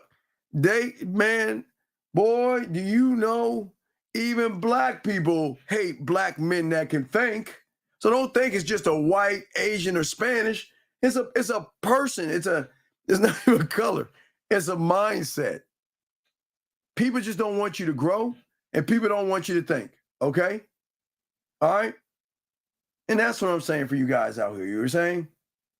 That's what I'm saying for you young men. But let me continue. But guys, we'll be wrapping up not soon, but soon enough, because we got a Real Game No Theory show. Plus, I gotta go to Jack and the Crack. I gotta go to Jack and the Crack. So, but anyway, let me holler at y'all real quick. All my dogs out here. Got a question? Please answer. We got you. But as I say to you guys out here, and this is very important for you, for many of you guys out here, you got to ask yourself these questions that y'all not doing this. See, does the woman see the passion that you have in yourself? No. How can she see passion in someone that's just going to give his balls and his spine away, worries about fear and all that other stuff? How can she give her body to someone who has no passion? When you commit to yourself, it's passion. But it's not just passion. The question is the level of passion that you have for yourself. Because that level is a thing that pushes you forward in what y'all consider tough times and shit like that. Okay? That's what I'm saying. Oh, hey Lee, get your eat on, dog. I'm right behind you, dog. I'm No Diddy. Not behind you, but yeah, I see. Yeah, getting kibbles, man. Getting your kibbles, absolutely. Getting kibbles, dog. Getting kibbles. And as I say for you guys out here, for all you guys, you know what I'm saying? Very important, you guys, man. I say for you guys out here that what we want for you guys out here. And you don't have to do it. Listen, I'm not asking you to do it. Don't do it. What I'm about to say, don't. There's nobody saying to be a man. You don't have to. But being a man has nothing to do with my interpretation of a man. But I'm telling you, she knows what a man is. I'm telling you, fuck my interpretation. They know. Because they can recognize a motherfucker who fully commits to himself, who has a committed level of focus on himself, who doesn't give a fuck about destinations and end games and all that shit. The path is one straight, wiggly, curvy, knotted up line that's getting to where you gotta go. It ain't a straight line, but it's it is A to B, but it's all over the fucking place. She's going to recognize you because you don't quit because you didn't get the desired thing that you want. You didn't get your outcome. The passion has to be and always will be in you. And if you don't have that, you're not going to get the game. You're not going to be that guy. It's not going to work out for you. That's what we keep trying to tell each and every one of you guys out there. There is nothing that should stop you from wanting to be you except you. You are the only one stopping you from being you. You're the only one. You are the only one. But as I told you before, the pain is too great. The pain is too great for you guys. The risk is too great for you guys. But the sad thing is, the risk is learning you, loving you, believing in you, and you won't even take that motherfucking risk. It's not going to help you at all. It's not. It's not. Exactly. That's what we're saying. Sorry, we don't answer anonymous calls. We just don't answer anonymous calls, so it doesn't work. Sorry, you gotta call in. Guys, the lines are open if you want to call in. If you want to call in, the line's open, but we don't take anonymous calls 647. We don't take anonymous calls 647. Okay? 647, we don't take anonymous calls. Okay? But when we say to you guys out here, because hey guys, we get the anonymous calls, their number actually pops up. We get their number when they call anonymously, but they don't understand that. They don't know that. Okay? All right. Thank you for 183 likes. But what I'm saying to you guys out here is this. And Beautiful, what are you laughing at? Beautiful, what are you laughing at? What's so funny? What is so funny? I do not know what is so funny. What's so funny? Anyway, what I say to you guys out here, okay, the commitment is about the little things and not about the big things. You've got to make tiny little commitments to yourself because you have so many things that you have to grow, okay? And I say this to all you young men out here. Every time you make a commitment to yourself, it's at that moment you are doing the one thing that you're saying to the person that you should love more than anything is that I got you. I promise, and I dedicate myself to you.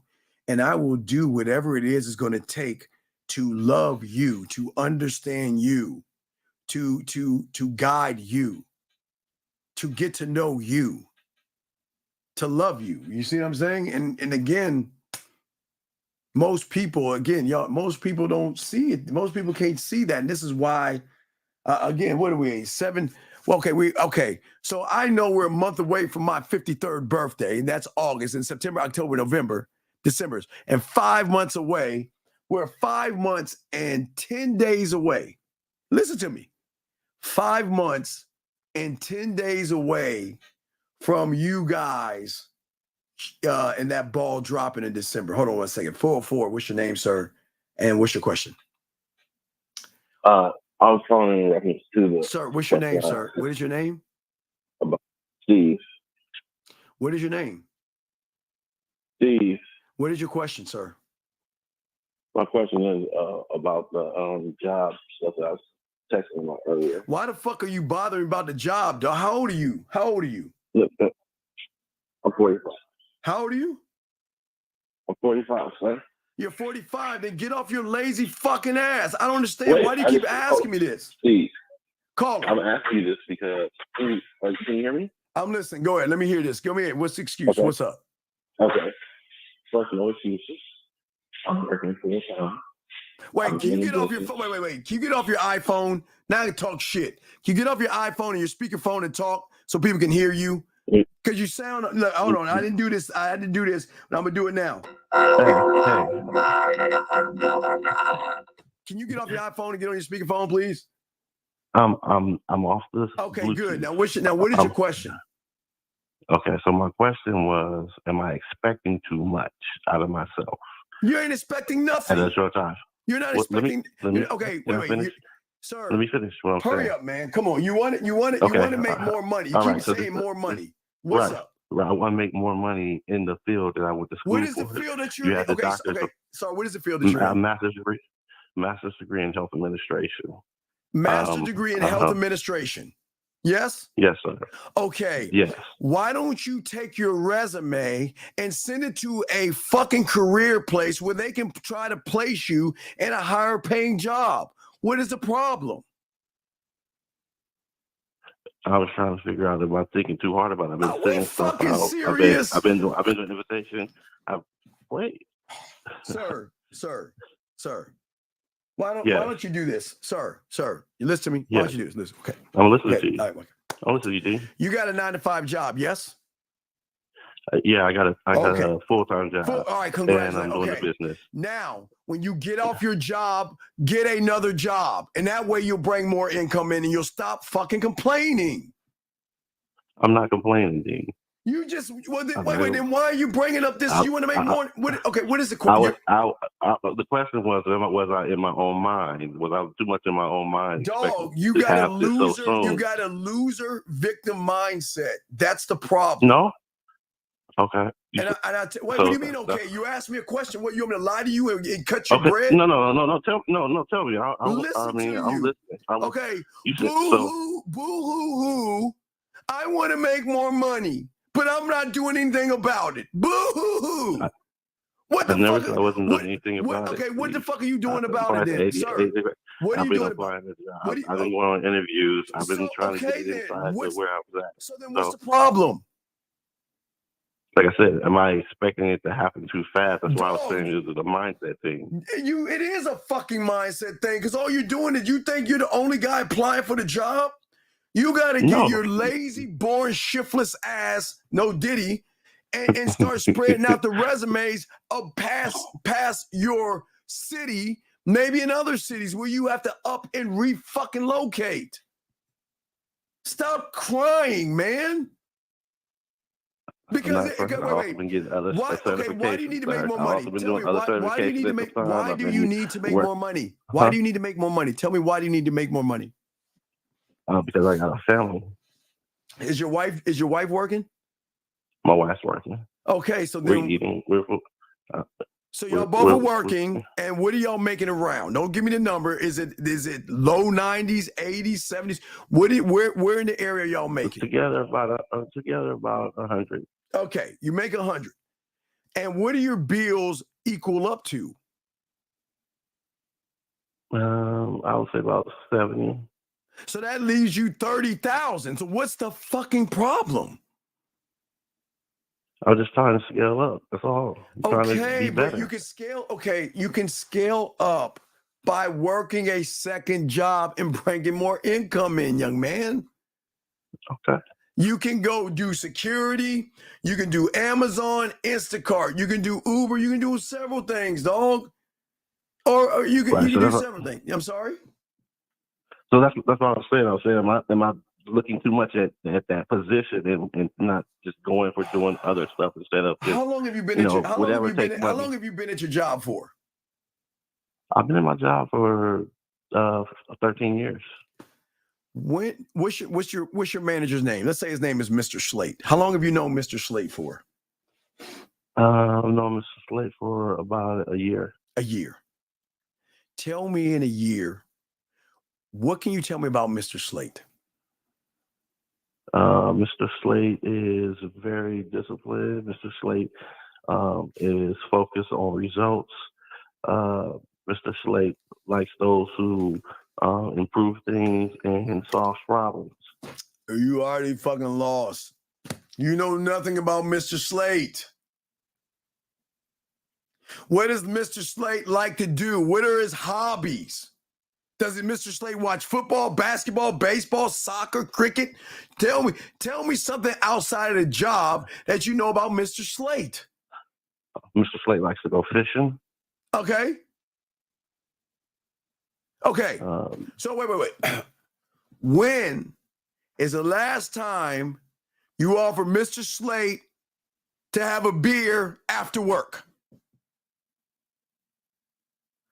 I haven't, sir. Right, exactly. When's the last time you asked Mr. Slate when his favorite fishing spot is and what does he like to fish for? What kind of bass does he use?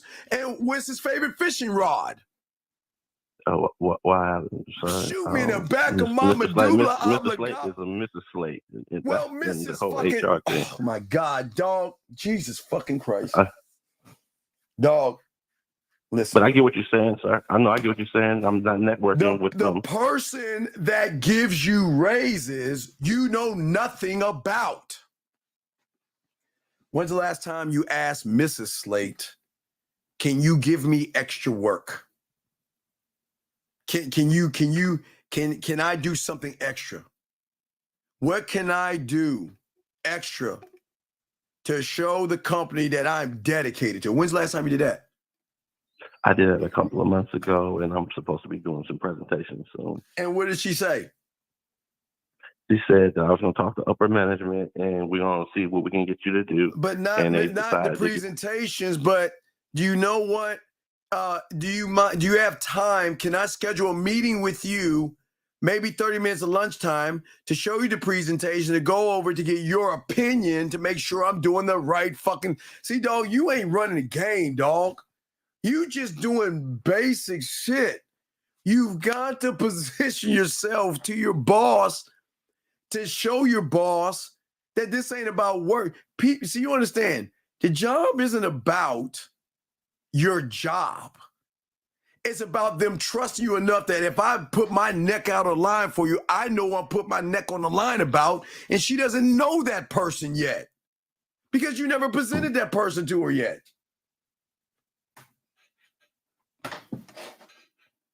Oh, hold on. B, what's up? Why you ask the question? What's up? I see what you're saying, sir.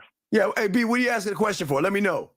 But no, what I'm saying to you, at the end of this, and I appreciate this, and I'm not trying to be hard on you. I'm saying that you got to play the game right, and the game is not about just doing your work. That ain't gonna cut it. The game is about learning who is your fucking boss and learning what can I do to outmaneuver everybody else so I can stand out without not brown nosing. I ain't say rub your nose and brown nose. I ain't say that. I'm saying that, listen, I enjoy my work and I want to be, because whenever there's a position come up, I want to be considered. So I need to ask you, what do I need to do extra? Tell me, give me extra work. Do I need to work overtime? What is it I need to do? So when the position comes up, I'm at least in the realm of consideration.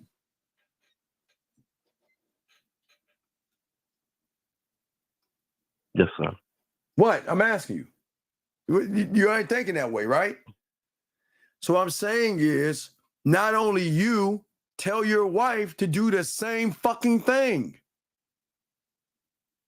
You're not going to move up by just doing you can't just do basic bare minimum and expect like advances and raises and shit. You got to go beyond everybody else. They've got to see you showing up. Hey, dog, let me ask you a question. What do you do on Fridays? Okay. What do you do on Fridays? I work on Fridays. I work 12-hour shifts. No, I'm saying you go to work on Fridays, right? Right. Friday, Saturday, So Sunday. you know what you need to start doing on Fridays? Fridays, why don't you be the fucking guy bringing in kolaches and donuts for everybody? Why don't you be that guy? See, everything counts, dog. Everything counts. Every move and everything counts. And y'all don't even see that shit. You gotta listen. You've got to go beyond the call of duty at your job, sir. Beyond that, if you want to be considered for anything at your job, because it's a cutthroat world that you're in, and everybody's trying to move up any way they can.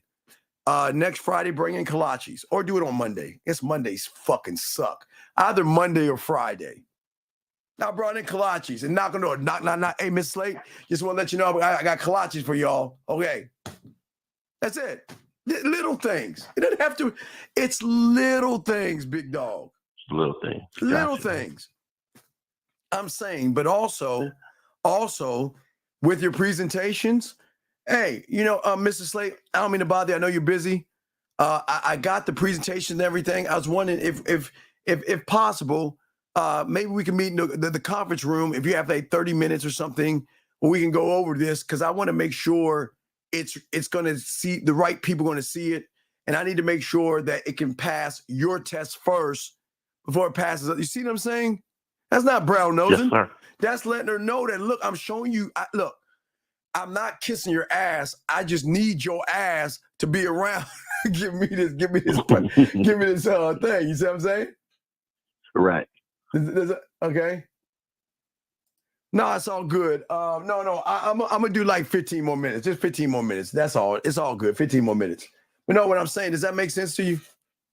It makes a lot of sense. So what I'm saying to you, young man, is that while you're doing that, okay, what are you doing with the HR department? Tell me about them. Do you know anything about them? I don't know too much about them. God, Well, actually, just shoot me in the back of my medulla oblongata, man. Come on. No. I did sign up. They have a career share program I signed up for, and I'm supposed to be hearing back from them. Does every department, every business not have an HR department? They do. Do you know anybody in your HR department? I don't. That was a Napoleon Dynamite. You show me where I'm been selling at, Steve. I can admit you show me where I've been selling to it. go When I'm down to using the the gap. HR department and start meeting people. How you doing? And introducing yourself and everything. I've been here for 13 years, and I just want to meet just the guys. Like, hey, hey, what's going on? Hey, Mike, how you doing? My name is Steve. I guess your name is Steve, right? Yes, your name is Steve, my right? name is Steve. I know, I'm crying too, girl. I'm crying too. Yeah. Hey, how you doing, Steve? How you doing? My name is Steve. Not me. I'm just saying, hey, Mike, how you doing? My name is Steve. Hey, man. Hey, I've been here 13 minutes. I never got down there to meet any of you guys and everything, dog. Hey, look, man, if you ain't busy, man, maybe I can take some of y'all out to lunch. Get to know why. Who knows about the jobs first, brother? Who? The HR department. Oh, God. The HR department. Well, fiddlesticks. Motherfucker. Boo. Right? Right. It's crazy. Dude, this is the game. You get to oh my God. Come on. Let me ask you a question. What about secretaries? Do you know the secretaries in your office and on your floor? I do know on my floor. I know some of some of the chief doctors too. Why don't you talk? Good morning, Janice. That's all it takes. Hey, Janice, how are you? How was your day? Oh, okay. Hey, Janice. Maybe I've never formally introduced myself. Hi, Janice. My name is Steve. Nice to meet you. Hey, you know what? I just thought I'd come over and say hi. Get your name out there. Well, that depends on what you got to ask. But you can't call in afterwards. But I can stay on for a little while longer if you got a question. But do you see what I'm saying? No. I see exactly what you're saying. I definitely I'm saying appreciate for it. y'all gotta work the room, dog. When I got in Toyota, even when the business places I got in, okay, this is what I figured out. Okay, I know the rules of the game. First rule of the game, I know this shit's got levels to it. There's upper management, middle management, you guys, and then the mailroom people, right? 3 levels, right? So now I got to figure out, the lay of the land, okay? There's the happy hour crew. There's the gossip crew. There's the motherfuckers that smoke. There's everyone. I got to figure everybody how they move and how they think and where I fit in all this shit. And who can I utilize, right, to get me out of this position to a higher position? Who is that? The HR and your fucking boss. You see what I'm saying? I see exactly what you're saying. Does that make any sense? It makes it. And I'm not trying to be mean to you or yell at you in the beginning, but I need you to think, because I want you to be successful. I want you to appreciate it. That's why I called in. You're right, and that's what I'm here for. I want you to be successful. You see what I'm saying? But yeah, that's why I call in. But let me show you what success isn't. Let me show you what success isn't. Okay, so there's a Mr. Williams that called me David. You see what I'm saying? He's mean to me. He's being mean to me. You see what I'm saying? Mm-hmm. Look what he's doing. His racist ass is saying because I'm black, I look like another black person. But do you see what I'm saying? But I'm not mad at him. You want to know why? Why do you think huh? No, because why not, Steve? No, because he's crying for help. He's saying that if you look at his fucking page, he's got a cat as his fucking picture. And look at that. The motherfucker has a Tickle Me Elmo photo saying, "Stop touching me, Elmo." Do you see what I'm dealing with? Then he's got the nerve to say I look like David Goggins. And look at his goofy ass eye. Look at his look at the top. You see his look up this shit. Look at his fucking face. You know what? He's fucked. You want to know why, Mr. Williams? You're fucked. Because these goofy ass eyes are going to be in junior high school soon, and you're going to need my help one day. And you're fucked. You Tickle Me Elmo bitch. Fuck out of here. But you see, I didn't start that. You see what I'm saying, sir? Do you see how they cry? Do you see how they cry for help? Do you see how they cry for help and need my help? See totally. That? I'm not the bad guy here. I don't go starting shit with people. They just hate motherfuckers that's real. Fucking Tickle Me Elmo bitch. The fuck is that? The fuck is that? Anyway, I'm back to you guys. All right, anyway, back. What I'm saying is though. So what I'm saying to you, big dog, at the end of the day, okay, was very important. I want you to understand this, okay? All right. Okay. I'll answer that question in 1 second. But what I'm saying to you, young man, change the mentality. Start looking at how you're spending your money. Invest differently. Change up how you're spending. Start saving and being more economical. Because how many kids do you have? I have 2. Okay, so you gotta work on college, cars. I mean, there's a lot of stuff you gotta work on. So also what I want you to do, and this is one from me to you. How old are your kids? I have a 22-year-old autistic kid, and I have a 20-year-old daughter. Okay, good. So they're out of school. Okay, well, good. Okay, well, you're good dad. No, what I'm saying, so look, this is what you need to do. What I'm saying is get with your wife, take her out to dinner, and we're gonna come up with a plan. We're gonna do some Viking type shit. We're gonna figure out who we're gonna attack. Not attack, please. No. Well, I mean, as in I got you. The master plan of how we gonna move, who we gonna talk to see how we can get a raise in our position. We got to figure out the players in the game. We got to figure out our bosses, and we got to figure out ways to elevate ourselves so eyes can be seen on us that show that we are really about the company, and we should get raises based off of the way we move with the company. Does that make sense? That makes a whole lot of sense, Steve. You dropping some jewels, some damn game on the other side. So you got not this. just folks calling in No, about you got women. this. I didn't mean to be. See, you were talking, and I'm glad you called in because you were more depth now. Now I understand where you're coming from. You just like asked me a basic question about finances. So, but in the meantime,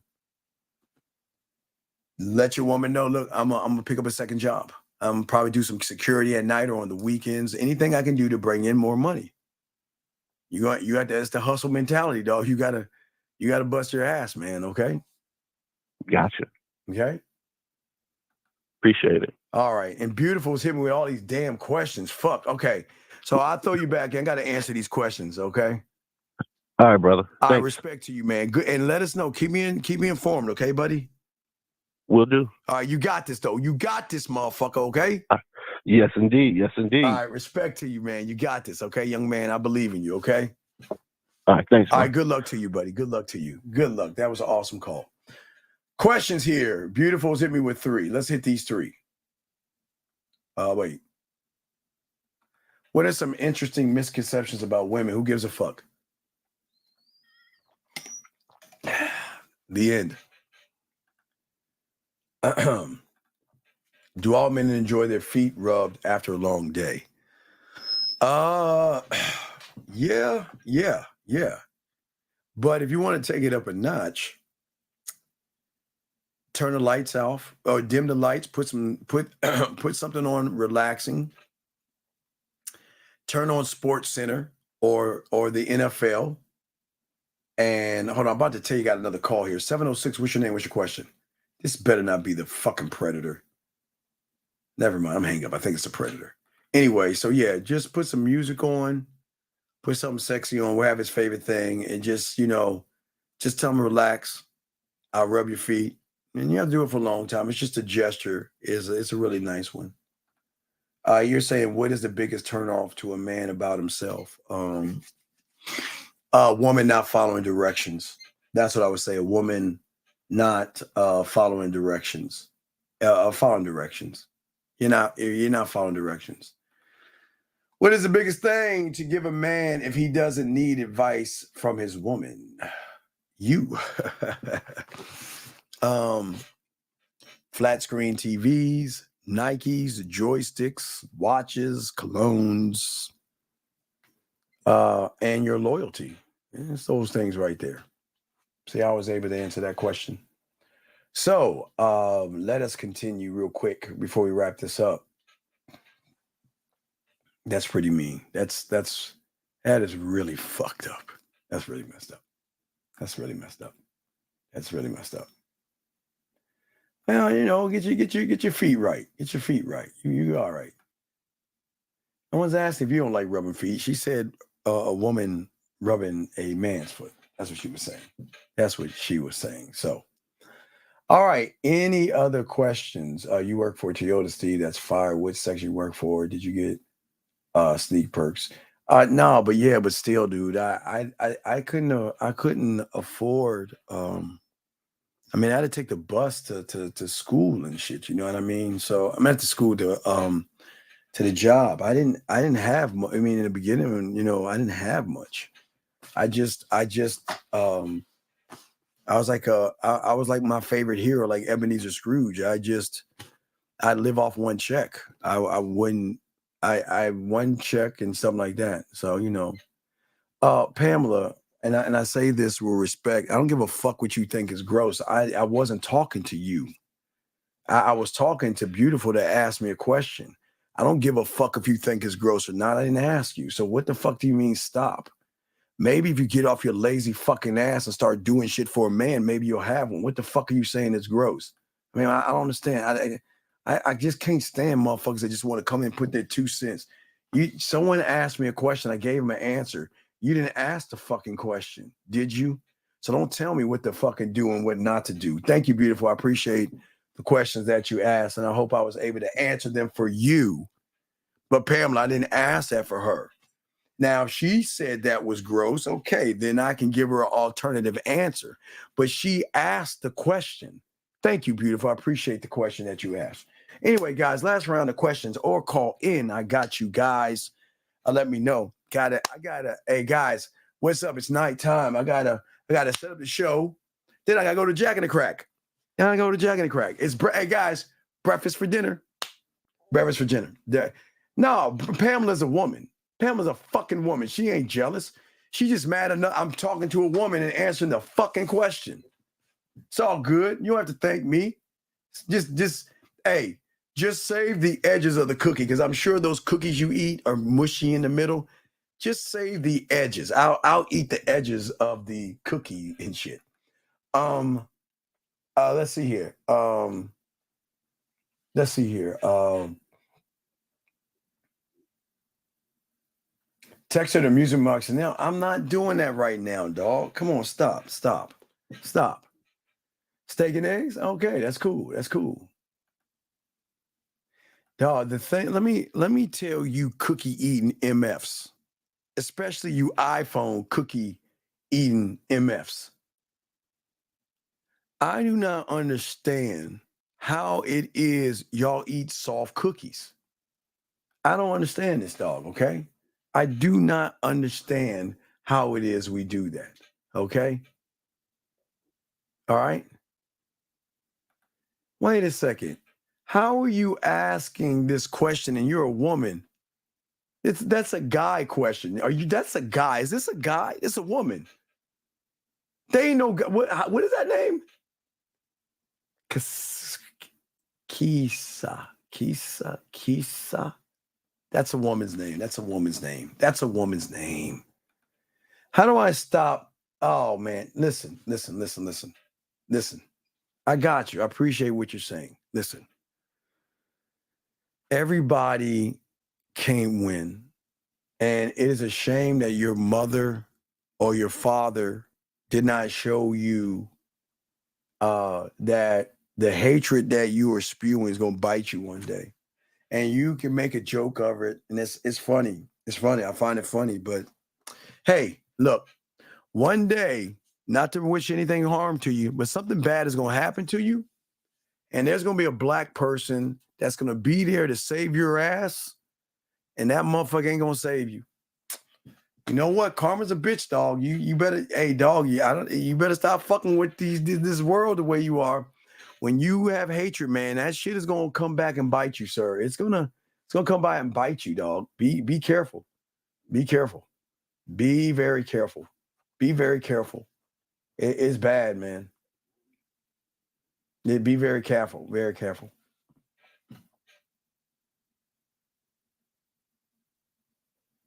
I don't even know what the fuck that even means. Guys, all right, guys, we appreciate you guys. Please, gentlemen, please appreciate yourselves. Gentlemen, if you need to get at us, themanmindset@gmail.com. We did a great show. God damn, I went way long. All right, so we'll have we got to do a show tomorrow. I think we do a show tomorrow. We'll see. I know we got the show tomorrow at the end of the day. Okay, so for all you guys out there, we have a show, and we appreciate the questions. We appreciate, but we're this is not a racist place, guys. We're not racist people or anything like that. Let me grab this last call. 706. What is your name and what's your question? 706 going once. 706 going. Marco. Hey, Marco, I'm about to block you. So this is going to be the last time you call this show. This will be the last time. I keep telling you, this is not for you. Why do you keep calling? You help me with this text message right quick? God damn it, dude. What is the text message, dog? Come on. All right. So I text the girl like the amusement park scenario, right? But I just met this lady today. So what is the text message? All right, so this what she texted. You want to hear what I said too, or just what she said in response? So she said, "On loving the energy and the confidence, keep this up, and there is no limits on rides." So what did you say to her before she said that? I said, all right, I'm gonna tell you what I said. Dog, what the fuck did you? Come on, man. I'm about to hang this phone up, dude. Come on. What the fuck did you say, man? Fuck. I said, imagine you at the amusement park.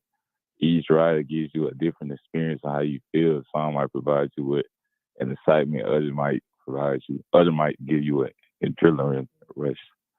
Then I said, when you with me, I'm gonna bring out the unrecognizable version of yourself. I'm gonna show you. Why are you, Marco? Why do you steal my shit? I know my shit works, though. Marco, I know my mouthpiece works. God damn it. I'm not mad. You see that? I'm not mad that you steal my stuff because that's what I put it out there for. I'm not mad. I'm telling you, I just can't stand y'all motherfuckers. Y'all use my shit. Then you want me to bail you out, dog. All right, look. What I want you to say is, wait, what did she say again? She said, I'm loving the energy and confidence. Keep this up and there's no limit on rides. Mark this. When it comes to limitations, I think you got all this wrong. I think when we go on our date, Monday, Tuesday, whatever time it is at that point you're going to realize that I'm more than a limitation. I am something that you've never met before, but I don't kiss and tell. But depending on how you follow directions is going to be the determination of what we're going to be later on. So I want to see you in something. You pick the color, and this is the time, and let's go from there. Because now's the time. I enjoy talking to you, which you ain't really talking to her and shit. But it's time for us to have a conversation face to face, so you can see why I am the amusement park. Which you're not going to show her this shit, but just send that to her, okay? All right, bet. All right. So it's not, but I'm just saying, dude, when you use my shit, dog, that's why you got to learn the game, dude. It's not. And let me go get my jack in the box. Let me go ahead and take my drive, man. But come on, dog. Come on, man. You gotta. How are you talking to her? You said, how am I talking to her? Are you talking to her on WhatsApp or Instagram? Text. I had met her today at Kroger's. Well, yeah, Kroger's. And she gave me her number. Okay. Before you do that, send her to Instagram. Say, here's my eye. Say, listen. You want to experience the amusement park, right? Right? Yeah. Okay, tell her this. You brought up the amusement park. So I want to give you a sample of the amusement park. Here's my Instagram. Send me a hello. Okay. Now mark these because I'm about to end the show. So it's gonna be at the end of the show. Tell her to mark that. Okay. Remember, you're sending her over to Instagram. Why am I sending her over to Instagram?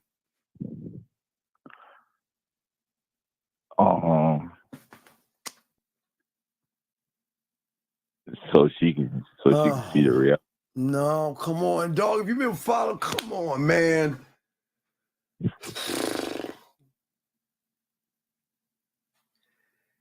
Instagram. That's a fact. They're scared. They're scared. Oh, land, sea, air. Thank you, motherfucker. Instagram allows you to communicate with her differently. If you want to be that amusement park, you've got to change the way you communicate. And the only way you can do that is Instagram and WhatsApp. Put her on, move her to Instagram. Then that way you can send voice messages, videos, and go live. It's a win-win-win scenario, motherfucker. Yeah. Okay? Okay. Fuck don't change. No, it ain't, it's land, sea, air. It ain't tennis court, hot tub, and man, get that fucking Trinity ass shit out of here. She joking. Don't listen to that shit. It ain't fucking bathrooms, kitchens, and bedrooms. Hey, stay on point. Don't listen to these motherfuckers. Don't listen to these MFs. Don't listen to these MFs. Just follow what I'm saying, okay? All right? I got you. Land, sea, air, space. It ain't tennis courts, hot tubs, and gardens. Okay. If you want to change it up later on, y'all can fucking change it up. But I didn't even get the fuck is the hot tub for? How the fuck are you gonna go from? Well, I guess you can't go to a tennis court to a hot tub to a. That doesn't make any sense. I'm not even gonna ask to make sense of that shit. Hey, don't egg her on. Do not egg her on. Do not do that shit. Anyway, guys, I'm about to wrap. But Marco, you got this, okay? So take what I said, move it to Instagram, and then take the second thing that I said and do that in a voice message. Okay?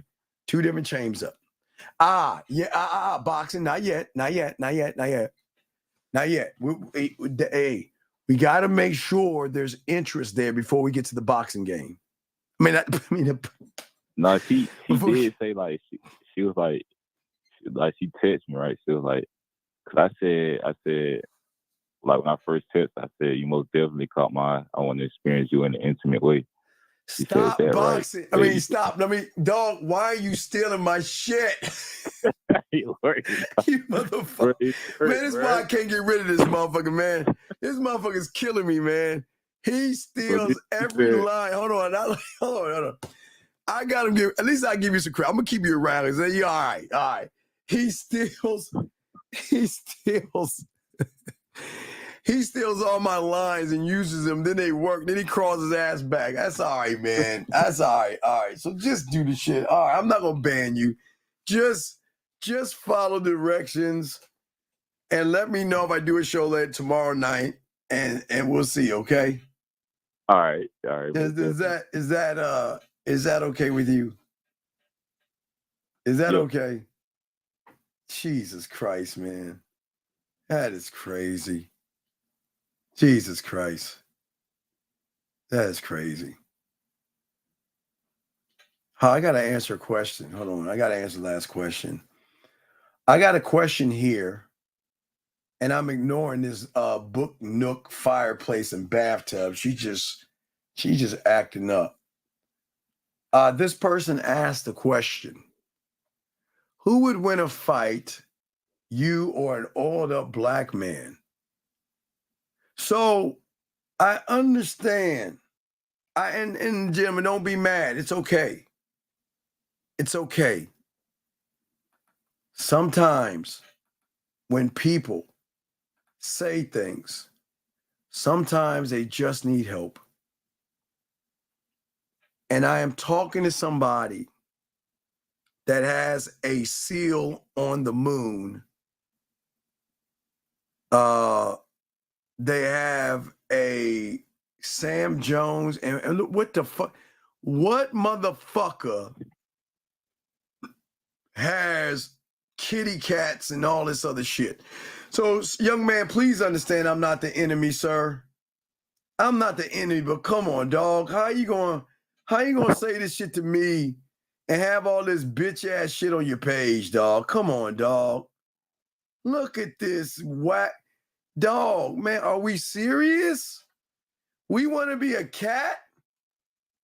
We want to be a kitty cat? This is what we're doing? And you're asking me about a black man? You need some therapy. Look at this bitch shit. Look at this shit. Oh my God. I'm sorry. I'm sorry. I apologize. It's just the world needs men. So good luck to you. The world needs men. Yeah, appreciate it. No. I gotta take a drive. I gotta go get my kibbles. I gotta set up the show and get my kibbles. All right. Well, the thing is that as I can't stop them from taking my lines, but I tell them don't do it. But they see a success, but that should be enough to make them want to learn for themselves. So you're right. I tell them don't do it, but I do give them poetry so they can take those lines. I do give them the poetry, and I will be writing some poetry. I got something in my head I want to write, so I will be writing something soon, but I can't stop us, okay? No, y'all don't need to go with me to go get some kibbles and shit. I don't need to go to get any kibbles with me, dog. Y'all don't need to ride with me. Y'all don't need to ride with me. Y'all can ride with me. Y'all can ride, yeah. Yeah, riding. All right, buddy. I'll throw you back in, Mark, okay? Marco. All right, so you know what to do, okay? All right, so, all right, man. I gotta set up the show. And I gotta take me a quick little drive. So I gotta take me a quick ride. So, guys, I got y'all. I don't know what the fuck that is. The fuck you talking about? Anyway, yeah, gotta go. Yeah. Oh, hey, kibbles. Yeah, I gotta get some kibbles. I'm old, man. Don't judge me. I'm old. I'm an old man. Anyway, we got a show in a few hours, so I gotta set that up real quick, okay? And guys, I appreciate y'all. Please appreciate yourselves. Thank you, ladies and everybody. Appreciate y'all being here. And we will talk to y'all later.